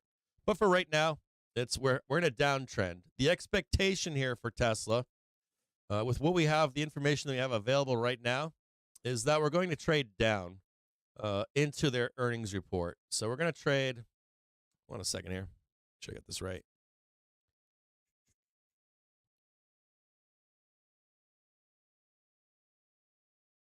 We got. Hold on. Let me change this up.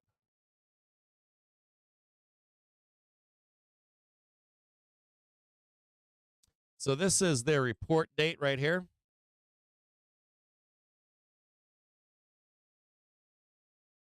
The expectation heading into their report date is we're going to give it to the bears and the sellers into their report. So we're going to expect some kind of a rejection here and trade down into 236.24.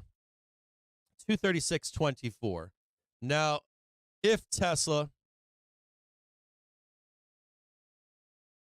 turn that shit off. If Tesla can turn trend around, you can see it right there, right? Big bad boy right there. Right down there into their ER report. Now, if Tesla can turn it around, what are we looking for? We're going to be looking for Tesla to come up right here.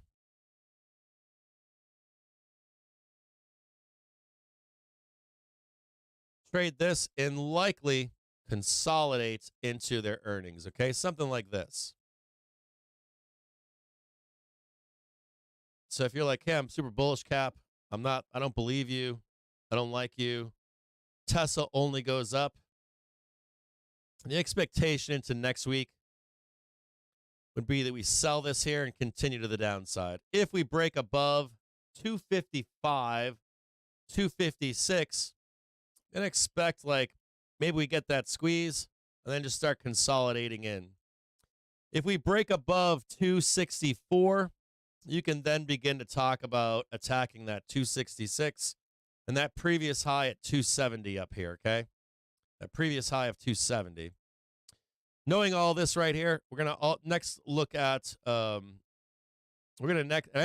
believe in this one right here because of where velocity is, that any rips are going to be sold. Any rips will be sold into their earnings report.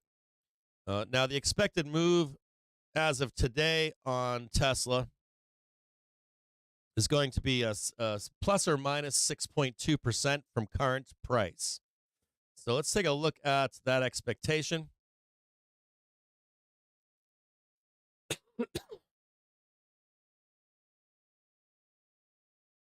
Just call it right there. And I'm going to bet it's somewhere up here in this 270. So, excuse me.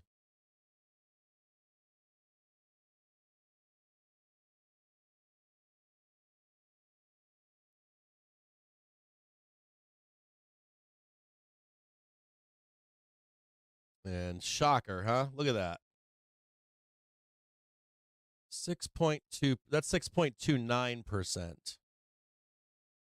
So just into today, from today into next week,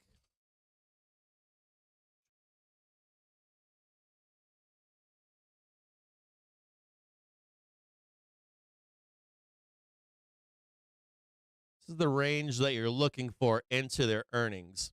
If you are a bull on Tesla trading into next week, I'm going to give you some key points here, okay? Some key numbers here.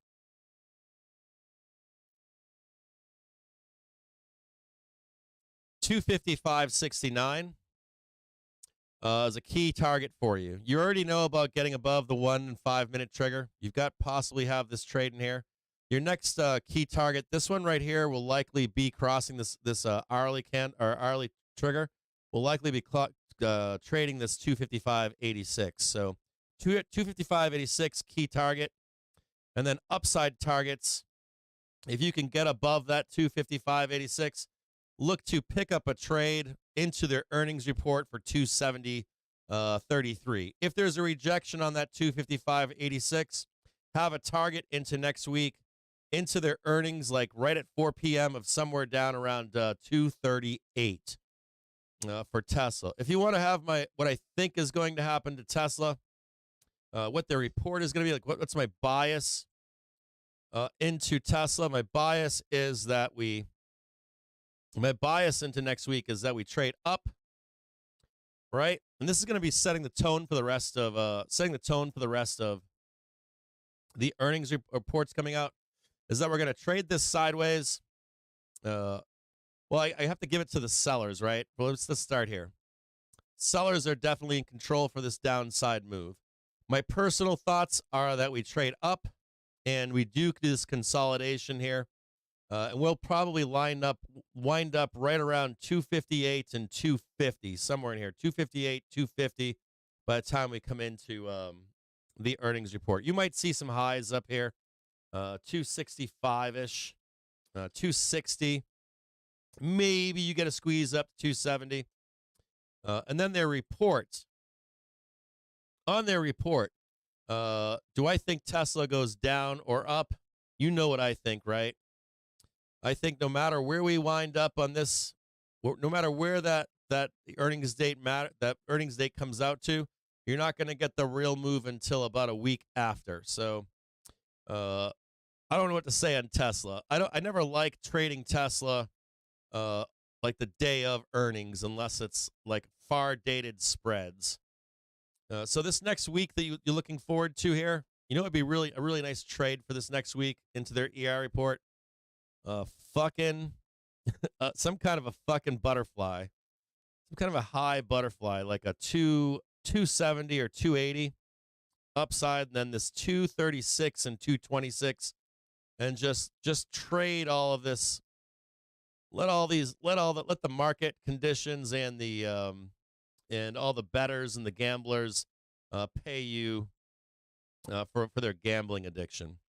If you want to know what I think about Tesla, I think it's going up. If you want to know what my take is on Tesla over time, after that week passes, I'm a Tesla bull here. I have an upside target into, even though everything's saying no, don't do that. I'm looking for 300 by December 29th on Tesla. December 29th, 300 on Tesla. Now, I got to warn you of my thesis on Tesla here, because the tool is saying no. The tool is saying any rips will be sold on Tesla into the end of Q4. So I'm a little sad about that. Oh shit. I never closed my fucking calls.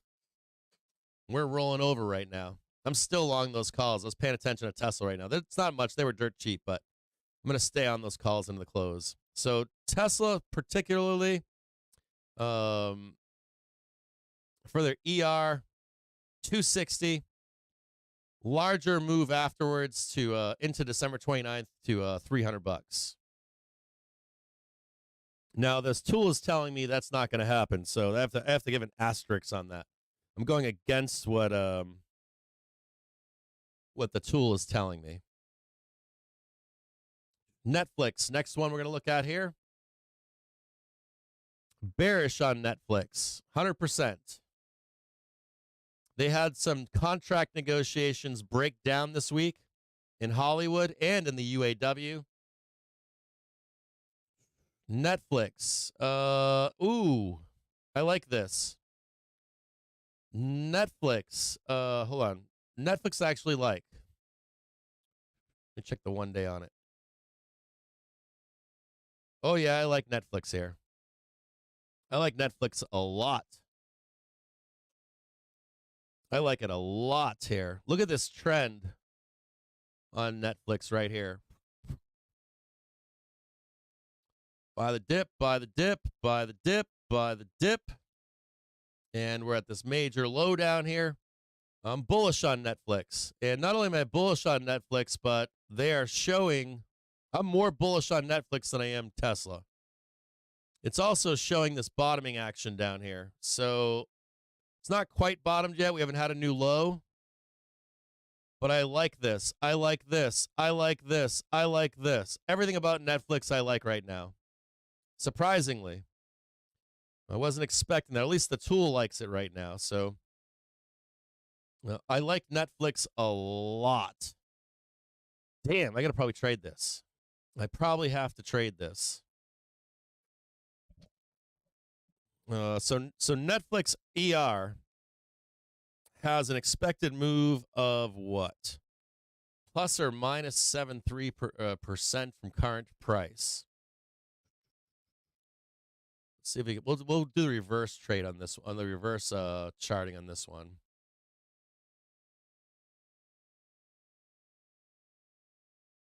Huh. Oh yeah. Oh yeah. I think you can. I think this might be a juicy one. I think Netflix might be juicy. They're on the 8th as well, on the 18th as well, right? Hold on here.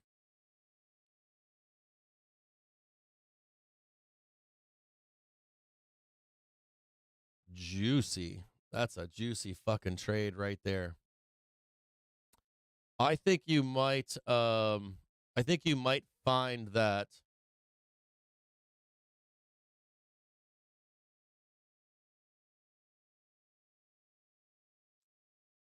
Netflix might do an outsized move.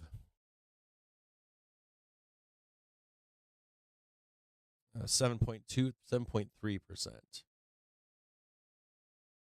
Right there. And that's that downtrend right there. You see it?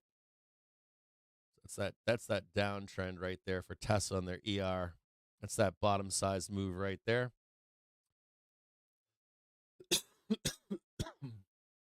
Excuse me.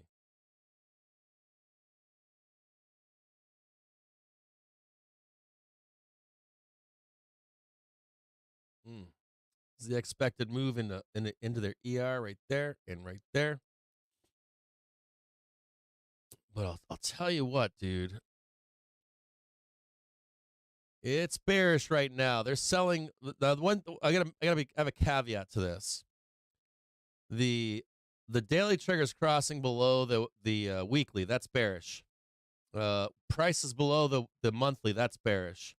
The yellow daily trigger is extremely bearish. If we get that cross 1, 2, 3, 4, I think we get an outsized move.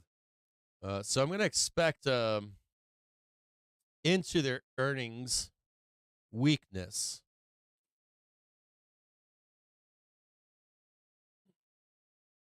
But I have a caveat here.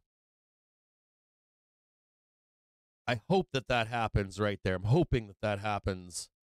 And I'm going to tell you why here in a second. If price was to stay right here, because of where velocity is, even if price traded sideways, I'm going to expect a bigger move than 7.3%. And I think Netflix is kind of famous for this too.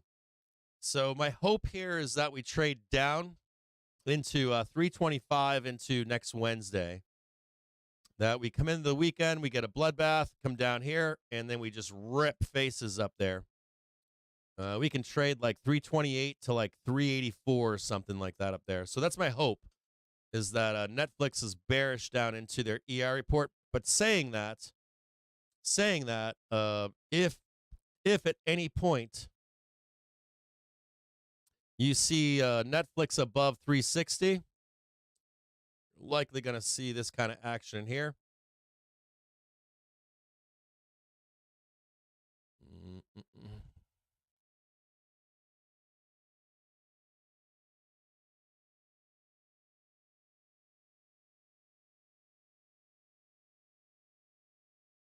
To 360. any kind of squeeze, and this could possibly hold up here. It's possible it just pins at this 376 or whatever. But I'm betting that they think it's going to be good. So I'm going to bet that the dealer's going to hedge that down and short that shit down to the dumpster fire. Because I don't think they want price up here at like into their ER and then they're squeezing off of that. So I hope that happens. I hope that this reverses to the downside because I would love to buy that fucking thing. I'm interested in buying 0 dates on Netflix into their ER if we can get down to that 325. Very interested. And I'll pay attention. I'll watch this one the next few days if this starts to round to the upside. And this rounding right here should provide that squeeze. But I want to see that trap in here. I want to see that fucking trap on Netflix because I think you do get that outsized rip to the upside. And let's go back to that daily chart.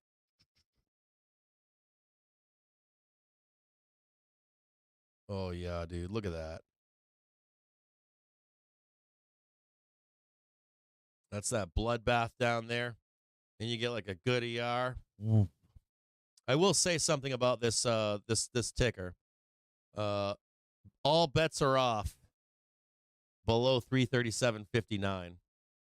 I want to see like blood bounce and stay above and then get that hourly down there, get that daily down there, or tag that daily to the upside. I'm bullish here, man. Netflix looks good. Any of you guys think that Netflix looks bad? I don't agree with that. I bet they come out and they announce some kind of price increase. They said something about it this week. They were going to raise prices and that like 30% of subscribers said they were going to quit or cancel. I don't believe those subscribers. So I think they come out and they're like, yeah, we're going to raise pricing again in their ER, and they're going to say, expect, big things from us in the future. So I hope this happens. I hope this comes down and then I can trade this for Netflix. Upside target on Netflix on their ER, 391. 390. That's my price target, 390. And likely, it's even possible you could go. It's even if it's that good of an ER, it's possible it could go all the way up there to 433. If we don't trade down to this 330, 325, you kind of like pin in here. Upside target on ER, 433. Watch out for Netflix. Watch out for Netflix is like fucking ready to rip.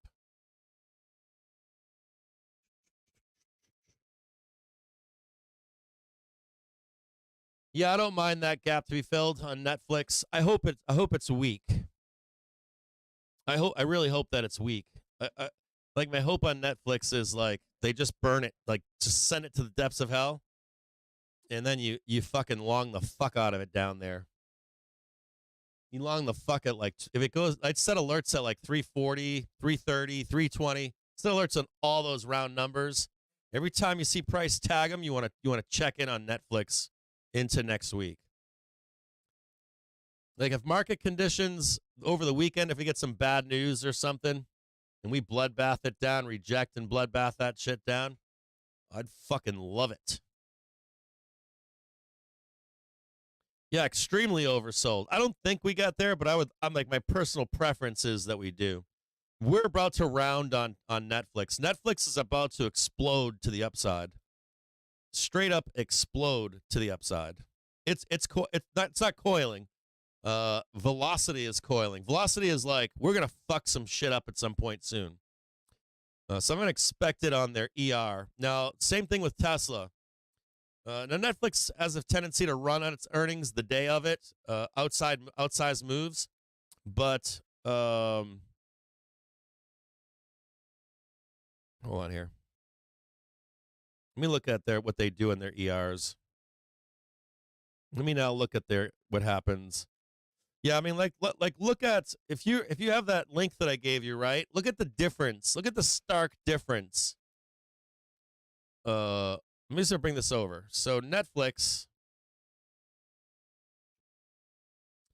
Look at the difference in Netflix here. Like they traded like straight up into their earnings report on July 19th, right? April, they blasted down, right? Just blasting down. Here's January, just ripped faces, right? Like, they make fucking huge moves, like huge moves on their ERs. So I would be paying attention to it.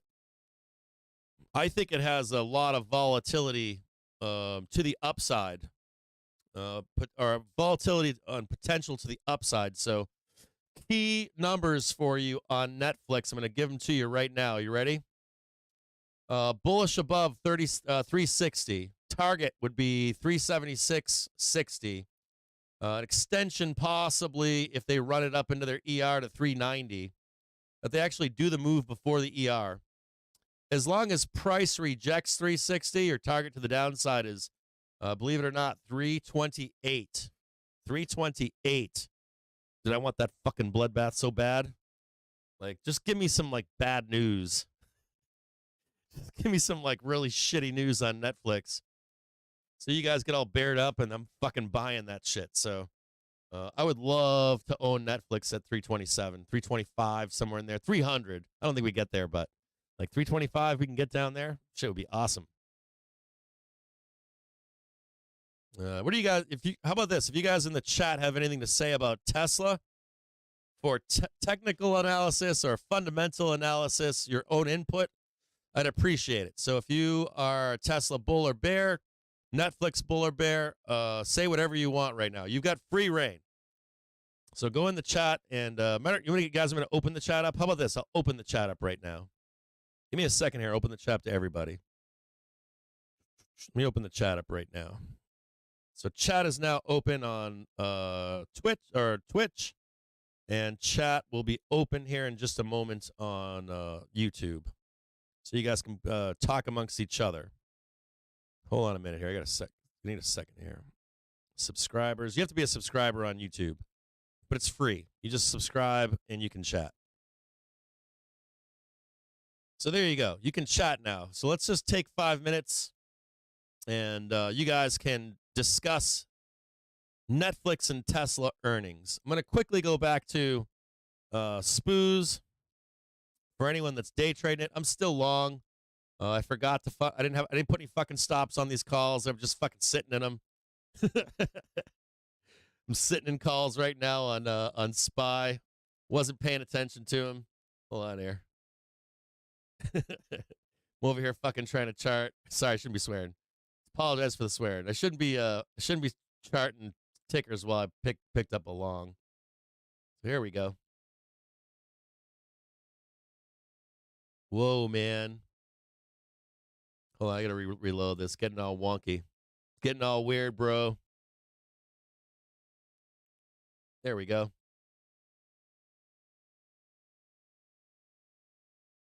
Oh, no. I need SPOOs, baby. SPY. Give me SPY.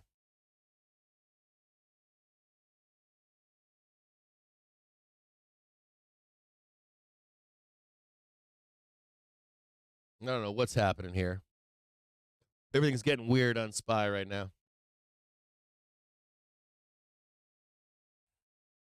So just, let me see what you got. Let me read what some of you guys are saying. Let me drink my beer.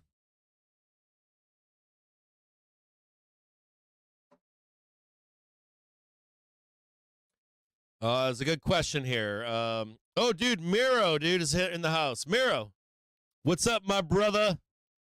What's going on, bro? How you doing, Miro? Did you catch that move down today? I caught the move down, man. I made some money. Did you catch the move down today, Miro? But I'm long right now, too, bro. How you doing, Miro? Hey, by the way, Miro, hope all is well. I miss you, bro. I haven't been on Twitter a bunch, and it's good to see you in the house, man. Hey, Miro, let me ask you a quick question. Do you think there's material risk over the weekend to the stock market? Let me ask you that question. Just simple, yes or no. Do you think there's material risk to the stock market over the weekend? How you doing, man? I hope everything is fucking well, brother. I miss you, man. I love you, man. Stinky wrench. Oh, dude. Oh, yeah, Miro, hold on, bro. I got you. Miro, hold on, man. Dude, hold on, brother. I got you. Boom. Miro, moderator, dude. You're a moderator. Done. Oh, dude, I can't make you a moderator. Hold on, man. I gotta, hold on. It's not letting me. Hold on a second here. What the fuck is going on? Miro, I'm gonna add you right now. Hold on, man. I gotta do it manually. Hold on, brother. I'm gonna do you right now, man. Give me a second. I got you, brother. I'm gonna make you a moderator. I can't believe I never made you a moderator, man. That's fucked up, dude. That is completely fucked up that I never made you a moderator. That's my bad, brother. Hold on, man.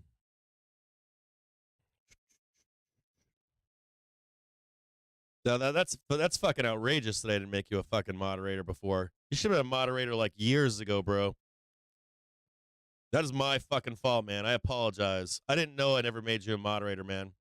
I would have made you a moderator fucking a long time ago, bro. Hold on. I gotta figure out how to do this. My studio, I think. I gotta manually do it. That is utter fucking bullshit, dude. You should be a moderator, man. Community.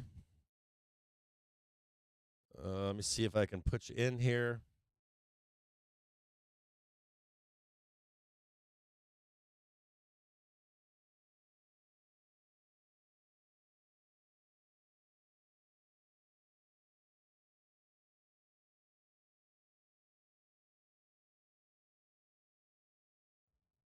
Dude, I don't know why you're not showing up, man. Let me look right.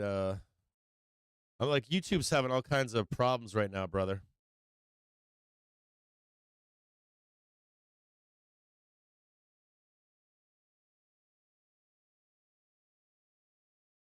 I don't know why I can't add you as a moderator. What the fuck is going on? I don't know why I can't add you as a moderator. I've been having problems on YouTube, man. YouTube's been fucking up lately. Hold on.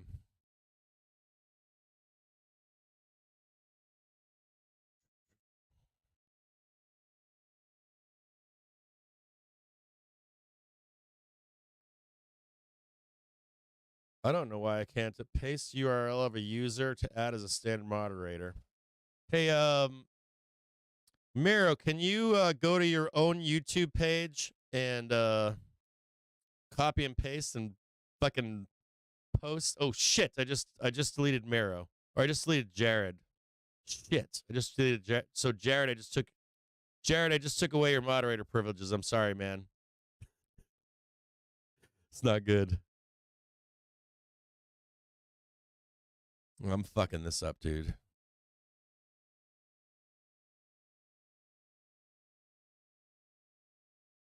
Hold on. Let me see. Hold on, I might have him here. God damn it, Miro. KHAN.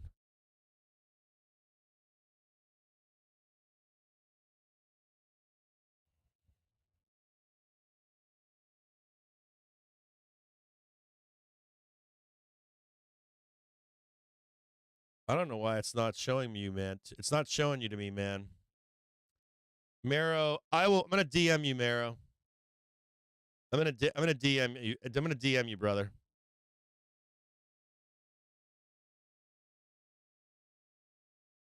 I just took Jared's moderator tools away. I'm sorry. Dude, Cap's getting banhammered twice today. So Miro, I will work on finding out. I'm gonna DM you for your YouTube handle, your exact YouTube handle, brother. Yeah, we're short as hell. I agree, Miro. I'm with you on that, bro. Yeah, so Miro's saying he's short as hell. I think so too, Miro. I think that any sideways or squeezing that takes place today is going to be followed by more downside to come, brother. You see that cross today on the 27 and the 129?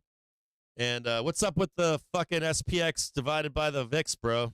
I saw that this morning too. I was looking at it before the open. That's one of Miro's tools that he uses. Was it SPX divided by VIX?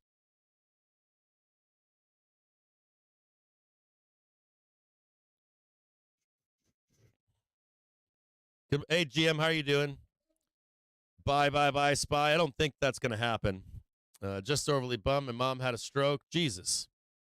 And she's okay, but I had a thought. Good calls in Tesla and didn't change them. Got completely smoked. That sucks, Lord Pente. What else you got? You're very long. I'm not long here. Well, I'm long on some 10-cent calls, but hey, Darth Marley, how are you, brother? Good to see you. Miro, I'm going to send you a DM, man, and try to get your find out what your actual YouTube's telling me if I do it manually, I have to get your he's like copy your own YouTube channel, even if you don't have any videos, your YouTube channel, and then send it to me via DM, and I'll put you in, bro, and I'll set you up, man. You're done. You're in like Flynn forever. Yeah, Miro's talking about target 412 on SPOOs. I got that target too, bro. I got the target I have for SPOOs, brother, is let's look and see. I think it's 410 or something. I got 410.35, man. I got 410.35 as a target. 410.35. Remember that, Miro. I'm gonna write that shit down too, bro. 410.35 is my target on SPOOs into Monday next week. He's also he's saying, look at the vol of vol. Let me see if I can pop up one. I've got a vol chart, bro. I'll bring it up in a minute. Target on the downside for GM is 403. Bet against your shorts, please. So Miro's talking about is let me see if I can bring that up. Let's go to the Weeble full screen chart. So let's look at a daily. Oh, not daily. 1 hour. So I want to point your attention to this right here, okay? Can I get rid of the drawings here? Okay. This is nice and easy. So you have a confirmed cross here on SPY. Can it recover? Yes. But you see that cross right there? What Miro's talking about is, and what I think too is, you end up getting like a consolidation here, and then it turns into more distribution to the downside. And you have the confirmation of that cross right there. This is hourly trend that should last 1 to 3 to 5 days with a target down below of this 410, 412. Now, why do I say that, right? Let me show you prior examples of those crosses. See that white cross the red? See that white cross the red right there? See how you get the cross? The initial cross, right? Squeeze up, right? Squeeze up, and you're teeing off on that white and red line, right? And there goes the blast later in the week, right? 2-3 sessions later. You also have other examples of this. Here's another one right here. This is actually the power move. Come down here. Woof. Think you're coming back up. Think you're coming back up. Think you're coming back up. Blast it down, right? Here's another example. Here's the cross right here in the hourly. You have your initial blast down. You think you're in the safe. They blast you down, right? You squeeze up, but this is more for liquidity for a future blast down to the downside. So if we go back over here, the expectation would be squeeze up, hold, and then eventually roll down. If we do break above 433.76, we squeeze above, the bulls still need to confirm that the correction is over, right? So if you're a bull, you're looking for that right there, right? To get long again with some kind of conviction, pull back, and then go higher and reach out to those previous highs back there. So unless you've got that going on for you, if you're a bull right now, you're basically, you got to trade here, but don't get caught in here is the point, right? Don't get caught in there.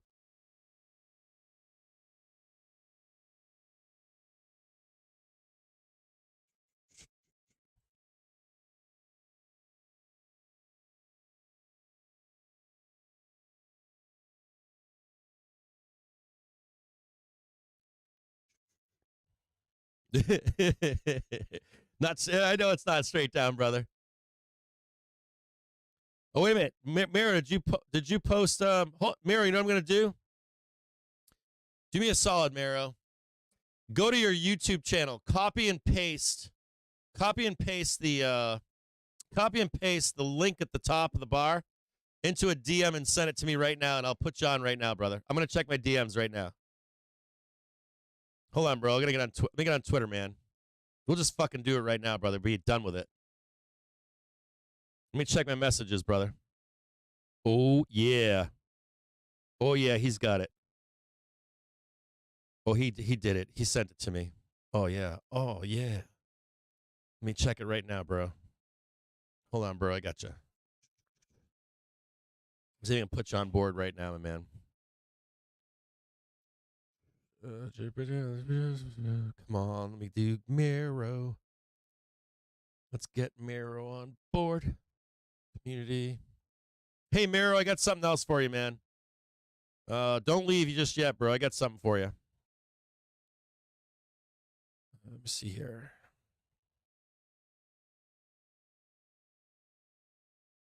Oh, that is utter fucking bullshit, dude. Dude, I don't. Oh, you're in, bro. Boom. Miro, make a comment. Any comment? Oh, he's got the wrench, dog. Miro's got the wrench. Miro, do you have Trading View? I know you don't. I know you're a professional, but do you have Trading View? If you have Trading View, DM me your username from Trading View, brother, if you have it.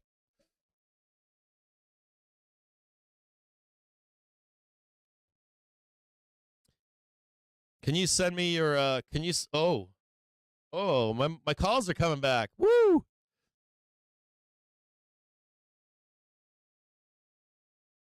Send me, Miro, if you have a Trading View account, send me your username. Dude, is account blown up in the house? Where's account blown up? Is he here too? Is account blown up in here?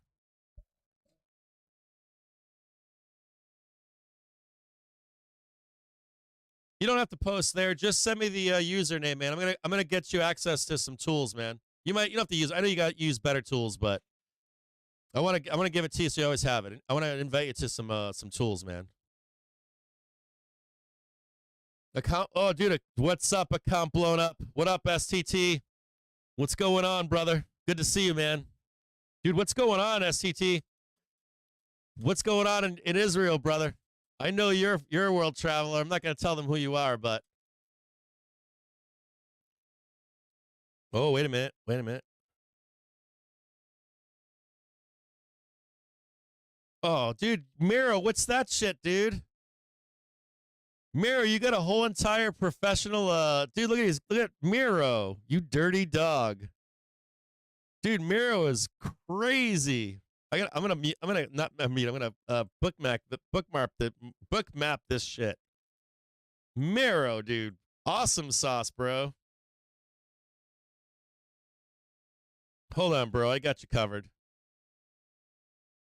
Dude, you are all over the place, dude. Hold on, man. Hold on. Give me 2 seconds.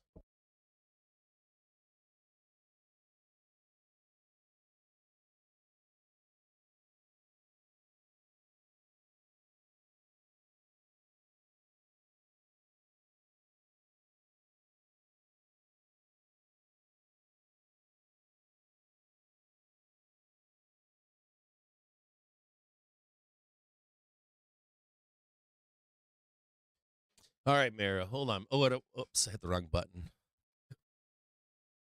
Oh, what's that? Put the camera up. Mute that right there. Dude, hold on, Mara. I got you, brother. Oh, yeah. Gonna invite Miro to some stuff right now in Trading View. Hey, Miro, in your indicators, man, you're gonna get invite-only stuff from me. Even if you're not on there, man. It's there. We're ready for you, bro. Hold on, brother.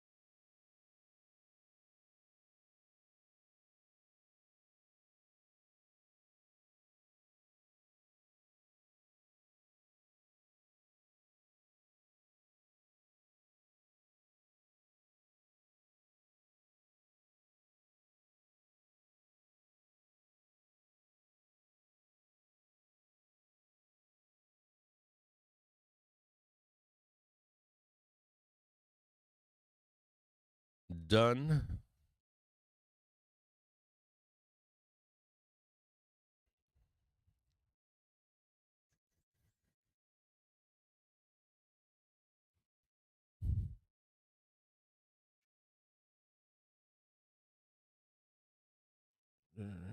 Manage access, add new user.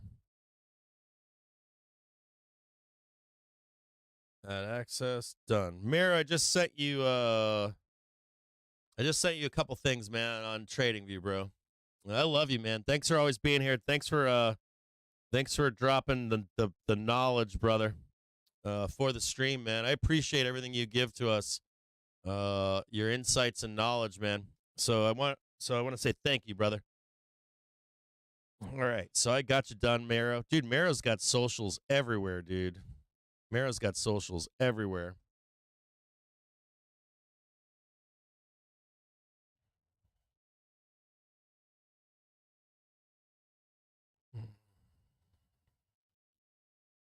You guys want to see if it creepy crawlies up the wall?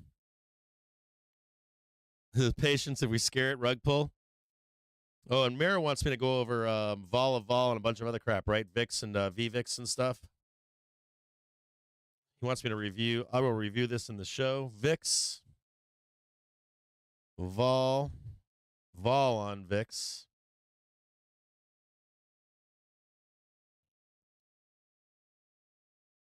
All right.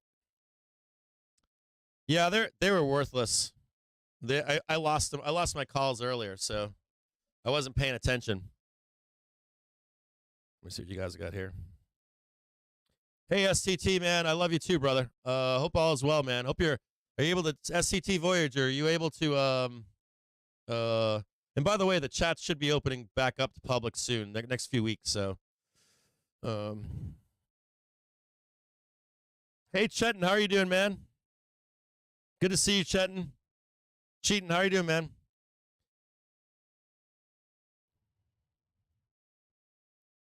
Setting up for a Black Monday. Dollar puts the whole world in its knees. Don't have time for socials anymore. Show him VVIX. Mirror has the best GIFs on the internet. Fucking period, dude. Period. He has the best period. It's like Miro and Jedi Marcus have some of the best fucking. Oh, you know who else got kick-ass memes? Is Miro. You know you gotta check out, dude. Check out Trader Podcast, dude. Hold on, dude. Check out this guy on Twitter called he's a friend of the show, Trader Podcast. He does all the check out, dude, look up this guy. He's his name's Trader Podcast, and he makes memes for like Wall Street bets and shit, dude. Check out that guy's shit.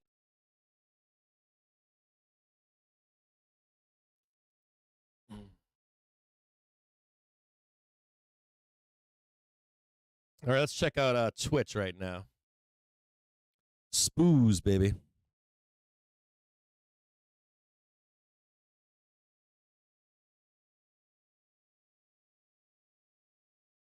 Oh, you guys want to squeeze into the close? Does anybody have an opinion on the stock market? Yeah, I got an opinion on the stock market. Hold on here. It's 3:20 in the afternoon. We did 2 tickers for ER next week. We're going to go and look at the expectations right now for what we expect into next week. So let's look at Webull. We're going to go on a 15-minute chart here. And we're going to give you expectations into next week. So it's end of the day. It's Friday, right? Today's Friday. We're going to look for what do we expect into next week. It's 3:20 in the afternoon. We've got the hourly trigger crossing the daily trigger, right? Here's your daily trigger. Right. And the hourly has now crossed below the daily trigger. This is very bearish, just so you know. Extremely bearish. We've got the weekly trigger right here. Today's Friday, Monday, Tuesday. Friday, Monday, Tuesday, Wednesday, Thursday, Friday, right here, right? There's your Friday for next week. You guys already know about what to expect over the weekend. I've already ranted and raved about it 10,000 times.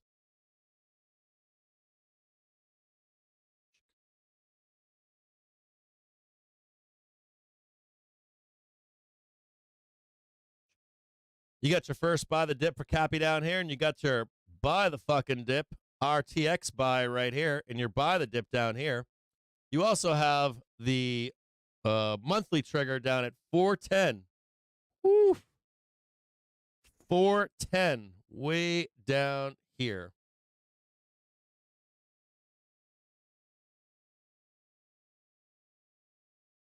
What did I say it was? 410.30.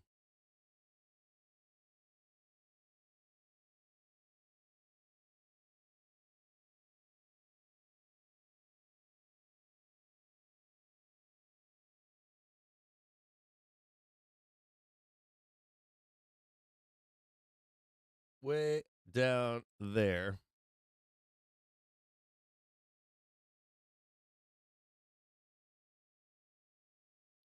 Oh, look at that doom. Look at that doom. Now, why do I have this buy the dip down here? Do you know why? Because I bought the dip down here. We had known support, likely known support up here. This is into next week. That's Monday right there, right? We got another buy the dip down here at 410.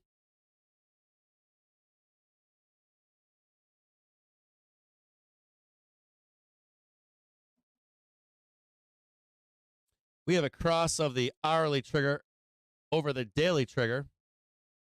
Expectations into Monday and Tuesday.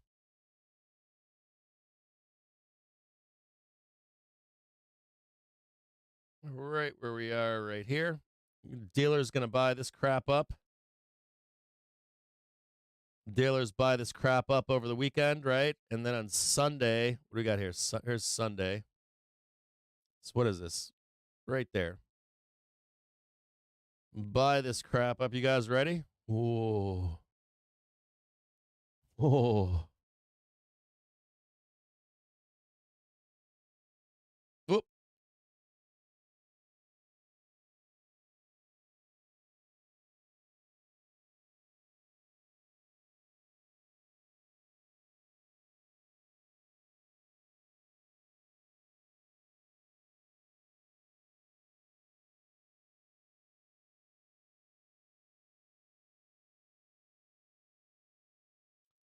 Dealers, Sunday futures, bloodbath. Whoop. Come back up here. Daily trigger, hourly trigger comes down. You get a 6 trigger cluster. Bloodbath into next Friday right there. If you're a bull, your only thing that's going to save you here, the only thing that's going to save you here. Yeah, put that consolidation up there. Look at that blood right there, dude. Rain it down. Slam it down on Monday in bad news for Israel. And then back down there. Now, if you are a bull and you have a bullish perspective here. Whoop. If nothing happens over the weekend, if somehow IDF pulls it out of their ass, and we have got like all the refugees get out, there's a cessation of violence, any of that kind of stuff, and you're a bull, you need to be up here with price, right? I want you to watch this really quick, okay? I'm going to do this in a 5-minute chart so you can see it.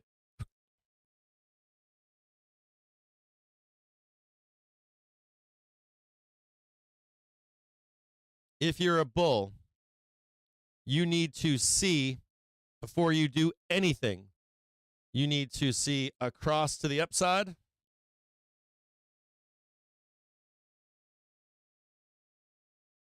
Oh, put that back.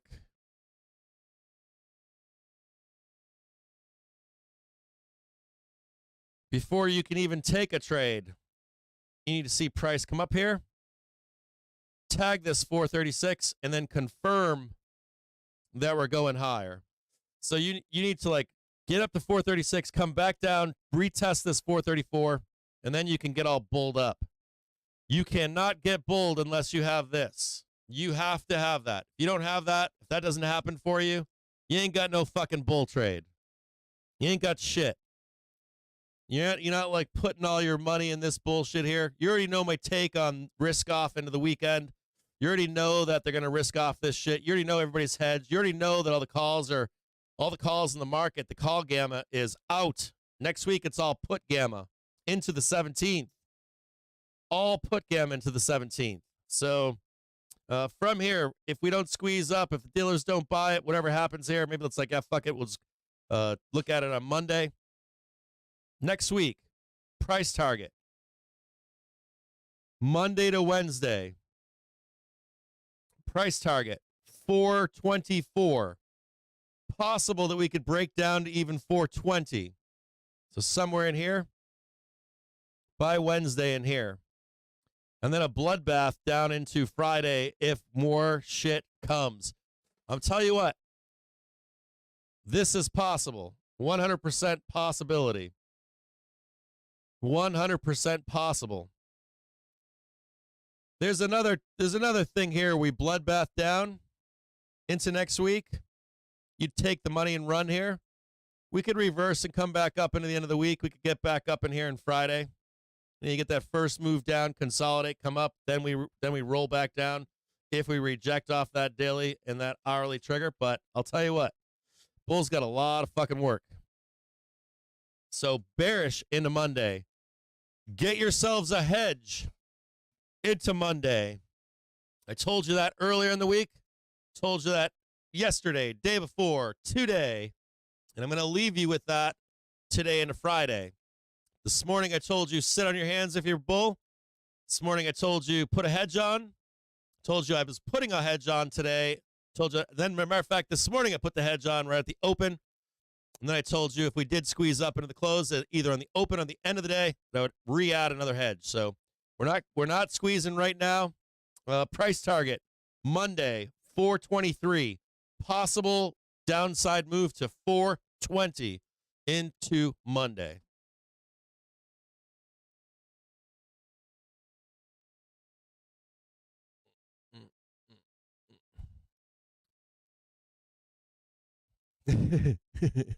Black Monday every week. No, you guys got it coming to you right now. I'm gonna warn you of this, okay? I want to tell you guys something here. You see that cross of that? You see that cross of that? You see this cross right here? See that green crossing that yellow? It ain't pretty. It ain't pretty. It ain't, I'm telling you, it ain't pretty.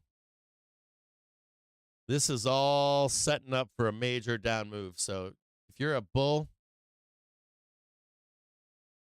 that's just begging to bloodbath down. Just begging. Just begging. If you're a bull, dude, and you see a rejection up here, like between now and Sunday, squeeze up into Sunday and then just blast this shit down. Like tonight, 6 p.m., something like that. Any of that kind of stuff right there. Like squeeze this shit up into the close and then boom, they're just setting it up. If you're a bull, dude, you need to be above 434. You need to be above that. And you need to come back down and check that shit and get that hourly trigger up there. I'm telling you. I know you don't want to hear it, but that's the truth. Yeah, I posted so we have all the call OI rolls off today. Next week is just loaded with puts. Fucking market is hedged to the tits heading into the weekend and then into next week. Thanks for following at PH4MZ. All in 10-cent SPX puts cap. No, I'm in calls right now for the close. And then depending upon where we close today at 4, like 4:15, I'm going to put a hedge on in the bell. So right around 4 o'clock, 4:15-ish, I'm going to hedge, unless we start rolling down into the close here. I'll put a hedge on. If it's low, high, I don't care.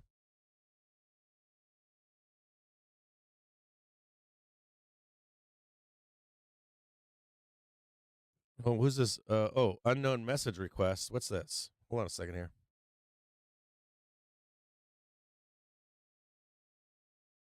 That's a signal.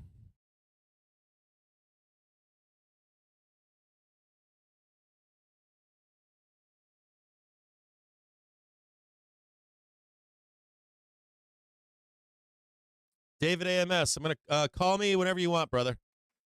Call me today, tomorrow, doesn't matter. So I'm in calls right now for the close, so we'll see what's up. We got a few minutes, though. We got 30 minutes left to squeeze. Creepy crawly up the wall in the close.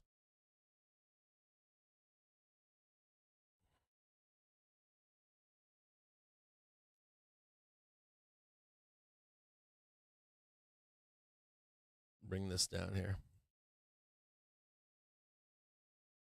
Show that to you right there. Put that right there for you.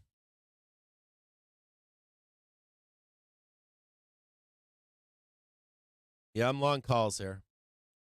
No puts. Puts on the close. SurfX is talking about oil blasting off right now.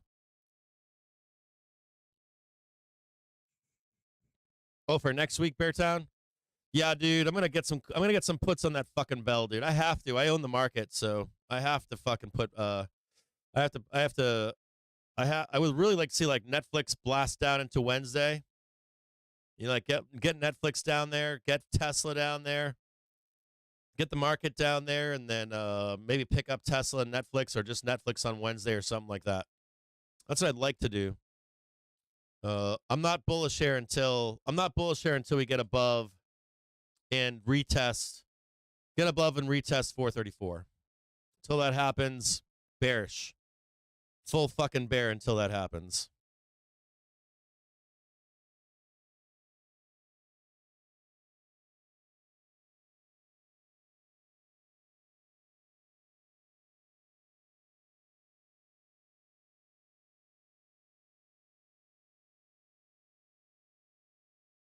Oh, dude, we pinstruck. Dude, hey, VIX pinstruck 2079.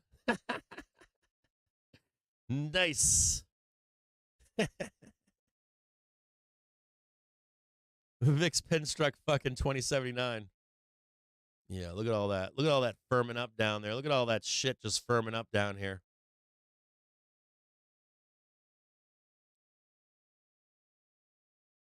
Yeah, just Lotto. I gotta do Beartown. I gotta do. I have to stay hedged into Monday and Wednesday. I don't have a choice.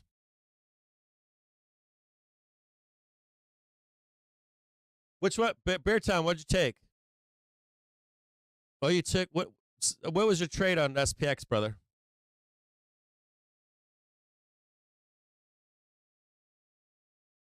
You mean to look at gold right now and oil? I'll look right now.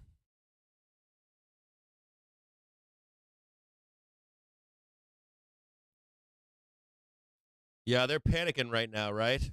Gold and oil, man, panicking.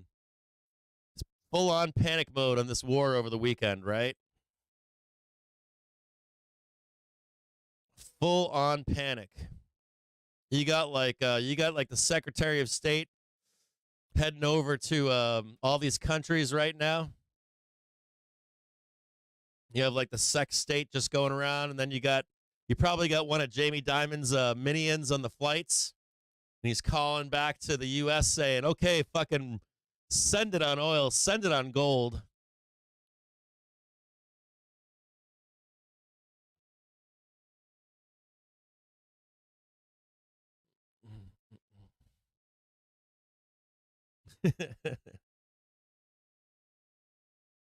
Yeah, that's true. Limit Buyer made it funny. I mean, not funny, but it's real, right? Speaker that you can't get a Speaker of the House, but you can't have war. Let me check out gold next. Let me check out the gold futures, baby. Oh yeah, look at gold, dude. Just fucking ripping, dude. Gold is ripping. Expect gold to come back down to 1913.29, but it's going to blow up again. It's going to go even higher. It's not done going up, especially if things get worse. The worse shit gets, gold should have a small pullback to 1913, and I think that 2083 is on tap again. I think you're gonna get that 2083, especially if shit goes sideways over this weekend. I mean, you're talking about 1 million displaced people, not 1 million, but say it's not million, excuse me, 2 million. So you're talking like 1.6 million. I think Hamas has 400,000 fighters. 300,000 fighters, something like that, 300,000 fighters. So you're talking 1.7 million displaced people on tap. This is like a gift to bears, right? If I was, I'd just get some fucking penny fucking puts, dude. Like Wednesday, Thursday, Friday, penny puts. Wednesday, Thursday, Friday, penny puts. Like 3 cents, 5 cents, 15 cents, whatever you want. The only thing I would say would be if you unless you're gonna put some real money on it or something, you could do something like 30 deltas are always better on puts. But for me, I want them cheap. I'm looking for a fucking bloodbath. Hey, Ice AG, how are you? Thanks for joining, brother. I appreciate it. All right, it's Friday, 3:38, man. 20 minutes left.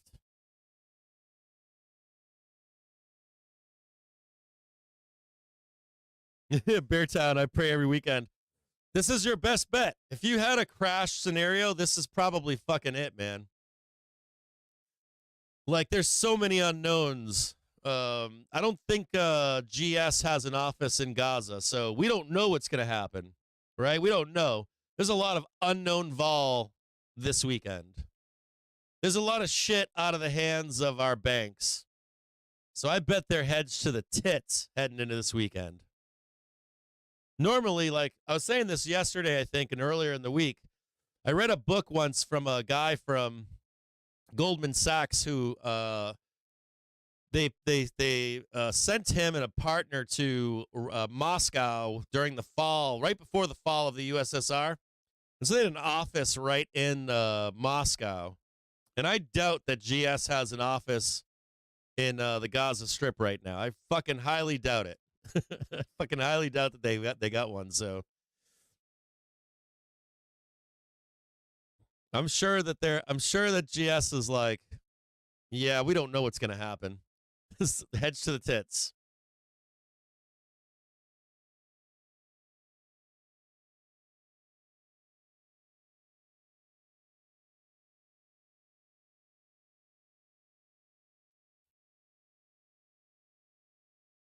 Yeah, I'm not you guys know I'm a bull, right? You guys know I'm not a bear. Like, you guys fucking know. Like, I'm a bull telling you, if there was a time to be scared, it's right fucking now. Does it mean it happens? No. But if there was you were handed this at a silver platter this week. Banks weren't hedged. They didn't see it coming. You had a chance this week to hedge. Today's your last fucking day to do it, so.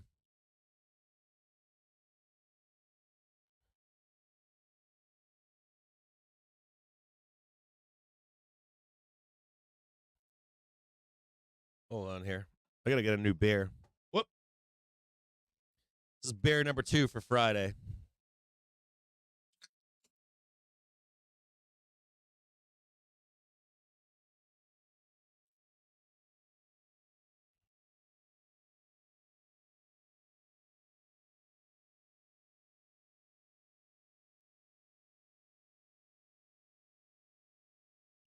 Yeah, I'm looking at VVIX right now.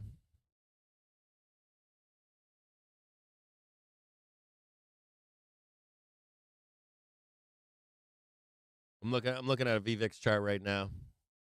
You guys know? All right, so what's his name said? What's VVIX? It's a measure of volatility for for the world market. So the world is paranoid right now. Oh.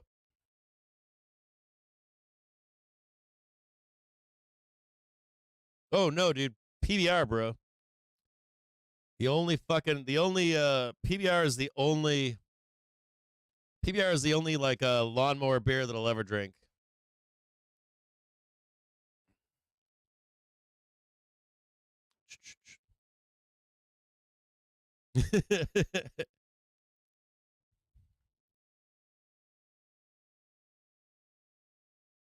Yeah, it's lawnmower bear.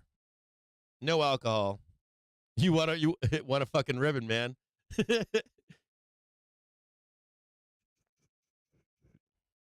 We're gonna blood this shit down right into the close here. Right into the close. S2 down below. Target, downside target. 427.99. 427.99. S2 right down here. Trying to bleed this fucker out, man. This pig. Let me start a hold on, I'm gonna start. So we got a few minutes left. We got 15 minutes left, right? So hold on here. Let's do a I don't normally ask these questions. I'm going to ask you today because you've been given fair warning. So let me see. I'm going to do a dude, what is going on?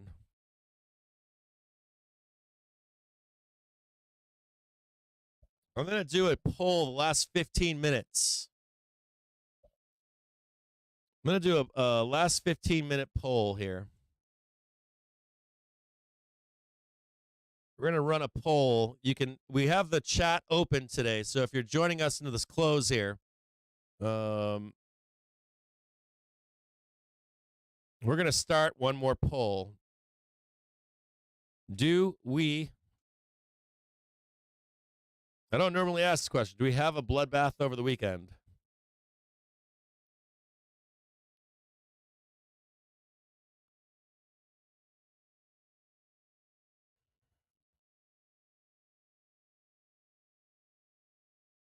Here, give me one quick second here. It's going to be fucking yes or no.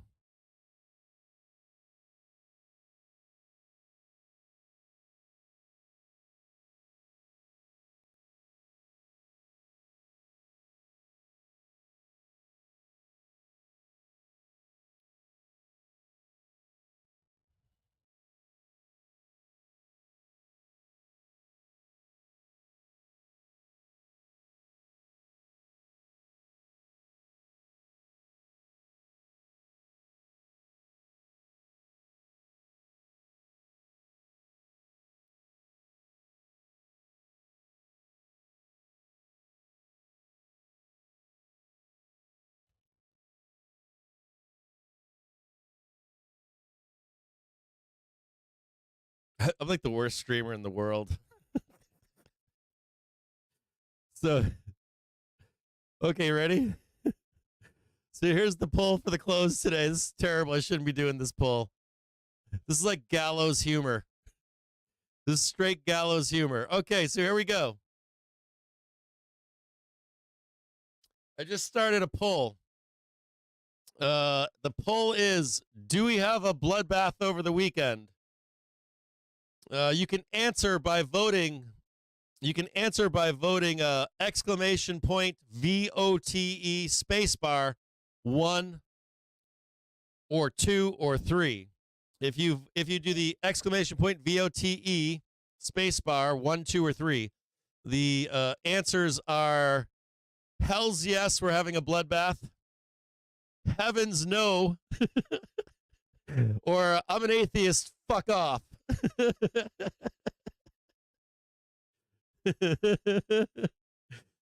And this poll should be available on YouTube and Twitch. Do you guys see the poll on YouTube? I don't know if you see the you guys are voting away right now. It's just for the comedy. It's just for the gallows humor, okay? Just for the gallows humor here. Just get STT Voyager understands gallows humor. STT Voyager's my homeboy, man. He's my guy. He's the guy I'd want to go to battle with, so. I'm going to leave you with one last note. I'm going to leave you with one last note over this weekend. Please stay away from the obvious places. I'm going to leave you with this warning here. Please stay away from obvious places over the weekend. where people congregate. That's number one. So don't be going to like the fucking memorials in New York. Don't be going to like DC and hanging out. None of that shit. Spend the weekend with your family and friends. Do not go to those places. Do not be like a fucking fly attracted to a bug trap. Please don't do that. Number two. That's the big one. Like, just don't do it, okay? I said that earlier last week, if you remember. I said stay away this week. I'm just going to warn you again. Stay away from large gatherings this weekend. Please. There's going to be probably a lot of really, really bad shit going down in the Gaza Strip this weekend. Try to not don't go down the rabbit hole with it. Try to be nice this weekend to people. Try not to be an instigator. Be a better person. Try to be that person over the weekend. There are a lot of people on both sides that have a lot of emotions, a lot of this is a very small community of those people, right? Palestinians, Israelis, they're very small groups. And a lot of those people within like 1-2 degrees of separation have family and friends involved in that stuff. Please don't be a part of that group. You'll be a better person in your brain and your heart and all those things over the weekend. Please don't partake in that shit. Be the better person. You know what I mean? Like it's like these moments right here are moments where you be the better person. Please do that. What's going to happen this weekend and this week is going to be a fucking tragedy one way or another, you know? No matter how it works out or what happens, it's going to be a tragedy for all parties involved. And don't forget, I want to tell you something else here too. You know, if you're like, fuck you, Cap, on that stuff, you know, at a base case, right? You still have Americans over there right now. You got Americans serving. Even if you don't like the military, you've got people that, whether you agree or disagree with their military, you have Americans, poor Americans. A large percentage of our military population came from fucking nothing. It was their way out. Please be conscious of the things that you do in public, the things that you say on social media over the weekend. You don't know how it impacts people out there, and some really bad shit could happen. Does it guarantee to happen? No, but it could. So please be careful of your hot takes and all that kind of shit over the weekend. Please, I'm asking you, I'm begging you as a person.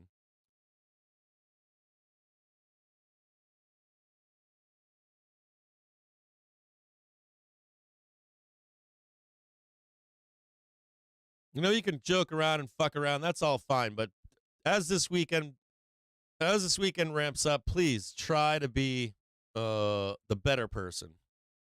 You don't have to pick a side or anything like that. Just be a better person. You know what that means. I know that you and I both know what that means. I got wife, kids. You don't want to see me like really like trashing anybody, do you? You don't want to see me trashing Jewish people. You don't want to see me trashing Palestinians. Right or wrong, who's right or wrong doesn't matter. You know, I'm not that person. You don't want to be that person. Don't be that person. Not a good person to be. It's very unhealthy.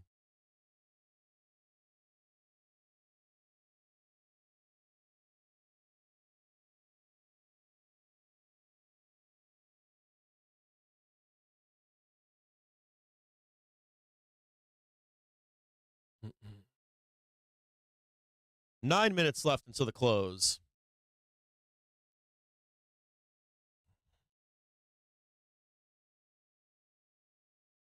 And I did speak to J-Roll. He said he's going to come on the show this week. So we'll try to set up James Rowland just got back from Israel today. And we'll try to ask him some questions come Monday, Tuesday, or Wednesday. We'll try to have him on the show early next week and get some of his insights. So that might be depending on what happens this weekend, it might be nice to have him on anyways.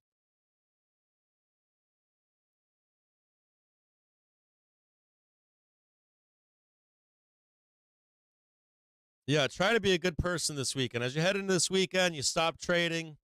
Any guys are going to get on Twitter, get on Reddit. Try not to be that nasty person. Please try not to be that person.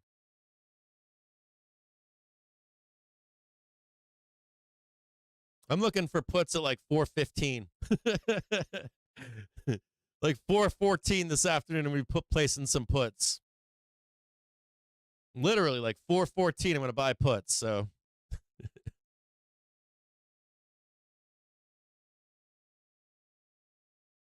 yeah, cheers to all of you out there. Love your family and friends this week, and be grateful. Be grateful that you were not born into any of that, right? Be grateful out there this weekend. Like, love your family, your friends, your loved ones. Be grateful that you're not there right now in any form. Like, you're not an IDF soldier, that you're not a Palestinian, that you're not Hamas, that you're not a U.S. soldier. Just thank your lucky stars that you're not there right now.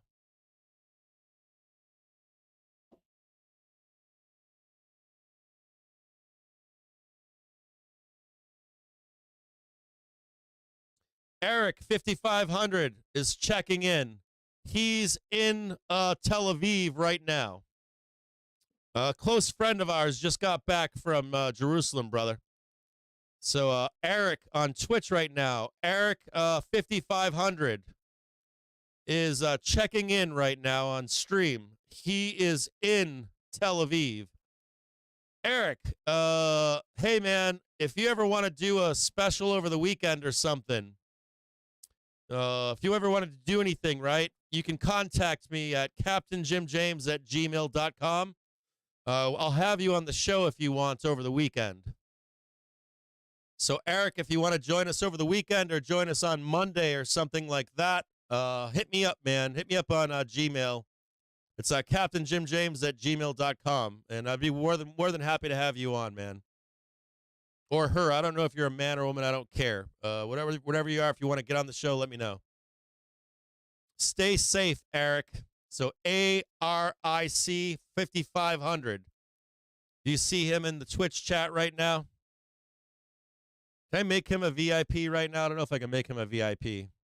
Where is he? I gotta find him right now. I gotta make him a VIP today. First time chatter. He's in Tel Aviv right now. Hold on, Eric. I got you, brother. I mean, VIP doesn't help, but no. I wanna make him something. Hold on here. Eric, if you want to reach out to me, it's Captain Jim James. I'm trying to make you a mod or something. I'm failing at it right now, but so you can always talk here. Matter of fact, I'm just gonna mod you. It's a guest moderator, just so you don't have to. Let me see if I can I make him a moderator? So Eric, just for right now, what am I doing here?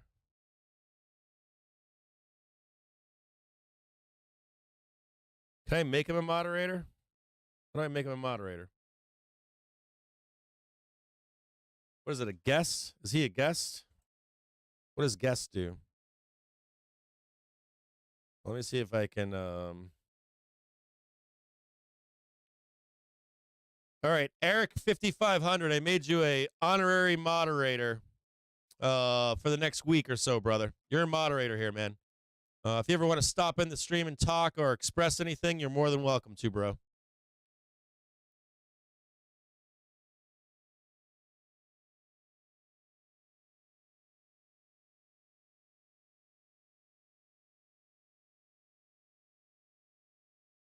So I just modded you, Eric. You can speak in the stream all you want next week. Don't go crazy or nothing, man. Be good, man. Stay safe, man. Situational awareness, too. You know about that probably being in Tel Aviv.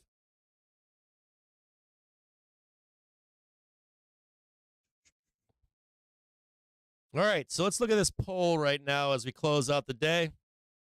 Here we go. Most of our viewers are saying no bloodbath into Monday in the U.S. stock market. We've got 19 people voting no. So they don't think it's going to happen. We got 13 votes of I'm an atheist, fuck off. And then we've got hell's yes, 16 votes. So it's first place, heavens no. Second place, hell's yes. Third place, fuck off, I'm an atheist.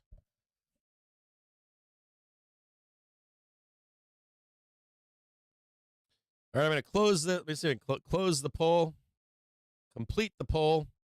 I appreciate all of you out there. I'll just leave it up. If anybody pops into the stream, I'll just leave it up. So I'll leave it on until Monday. We'll come back and look at this on Monday. So stay safe over the weekend. Love your friends and family over the weekend. What else do I have to say about the weekend? I'll see you guys on Monday. If nothing goes crazy, I might be recording a bunch of videos this weekend, but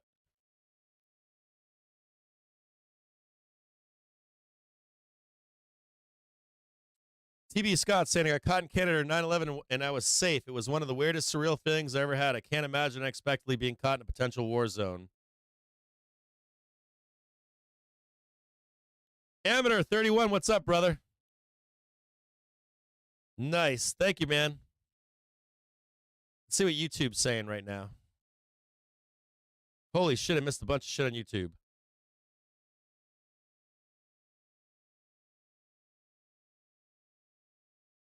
James made it out, Debbie.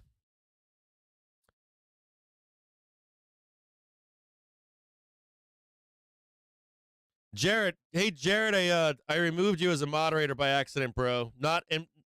Hey Jared, hey Jared, can you do me a favor and DM me your YouTube link? Go to like your YouTube page, copy it and send it to me via DM, please, so I can get you back on as a moderator. I deleted you by accident, bro. I apologize. Ooh, look at that close, dude. Ominous.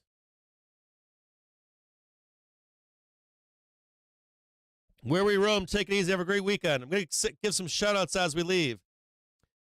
I want to thank all of you for showing up today. Black Beauty Machine, Where We Roam, Jared King, Machiavelli Overture, Where We Roam, Sunday Never Ends, Deb K, FX Retracer, Mike Blurry, Blackout Gambler, Super Bowl Old Man, Mike Blurry, GMM, Daniel S., Jimmy Kiss, Mr. Singh, Chetan if you're out there, She Kim of a Princess, Mr. Konska, Harushi's in the house today, Daniel S., FX Retracer, Quantum Dude, Sunday Never Ends, Richard Romero, Jared B., STT, my brother, Tyrone Kariga, Daniel S., Dave Solensky, David AMS, Call Me, Yan Lemerero, Johnny Boy 2718, Steven Hansen, Rocket Surgeon, Miro, Jen S., Boss, Quantum, Michael Boy, Daniel S., Steve M1N1. Who else we got out there? AJ Mina, PTC Research. Who else we got out there? Let's scroll through. Let me get on some Twitch people out here. Dan's 808. It's Fitzy, Green Man 1984, Mr. Talking Monkey, love you, brother. Amateur 31, Green Man 1984, Big Balls. Who else we got there? TB Scott 64, Kane Red. Who else we got going on over there? Jimmy Berry, my man. Jimmy Berry, baby. Who else we got on? Let's go to Twitch. Kane Red. TB Scott, already got you. Eric, already got you. Ice Cream God the King. Damon Garris, 75. Who else we got out there? Spaceman 003. The Chiba's in the house today. The Cheeb's here. Pels 12. What up? John Klopp. Oda Nobunga. Dean WS. Momo Land 888. Hardio. Steve Espy. Bike Guru. NorCal. Zedlex. Damon Garris. Scotty. NorCal. Old Guy Gamer. Hardio. Who else? Offset Man. John Klopp. Career Low. My man. Carrot 91. Green Man 1984, Billy Ray, Legacy, Offset Man 22, Beartown Sheriff, Limit Buyer, Perry and Cantalupo, Zodiac Trader, Taco Boy, Damon Garris. Who else we got in there? Nerd RX, Brooke Almighty, Carrion Red, N. Ramsey. Whew. Pels 12. You have a great weekend. Deckhand Dougie. Harmonic 1297. Steve Austin Mix 6 Millie baby. Just Some Guy 2. Have a great weekend.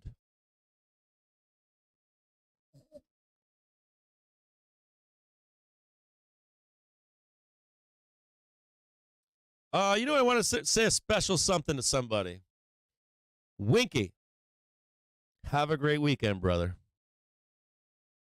Miro, have a great weekend, brother. Indices We Trust is in the house. DJ2112 is in the house. Tim Bart, these are all old school fucking gangsters in our stream right now. All these old school gangsters. Tim Barna, Zion, Jin, DJ2112. Cannot be helped. Jill Natolo, Stacy. Who else is out there right now? Steve Hansen, baby. What up? Dude, Steven Hansen, man, puts in some huge alpha in the chat, by the way. Thank you, Steve. I appreciate it, man. Scotty, have a great weekend. John Klopp, have a great weekend. Bruce Almighty, have a great weekend. Bullshite, have a great weekend. Billy Ray, have a great weekend. Pels, baby. Hillbilly, have a great weekend. Stay safe. I'll see all of you Monday, maybe earlier. If anything happens this weekend, I'll try to do a live stream. If anything bad happens, I'll try to do a live stream. I'm going to buy some puts right now. Oh, my fucking calls are fucking dead. Ooh, dude, 170,000 calls on 435C for Monday. I don't know, man. I might have to dip into those instead. Ooh. Calls for Monday? Ooh, yeah. Monday calls. Everybody's expecting a oh, dude, I'm so torn right now. 435Cs, 173,000 of them. Market hedged out their fucking ass. You know, I don't want to do this. But don't tell anybody, okay? There's a bunch of people that left the stream right now, so I'm probably gonna buy some calls right now.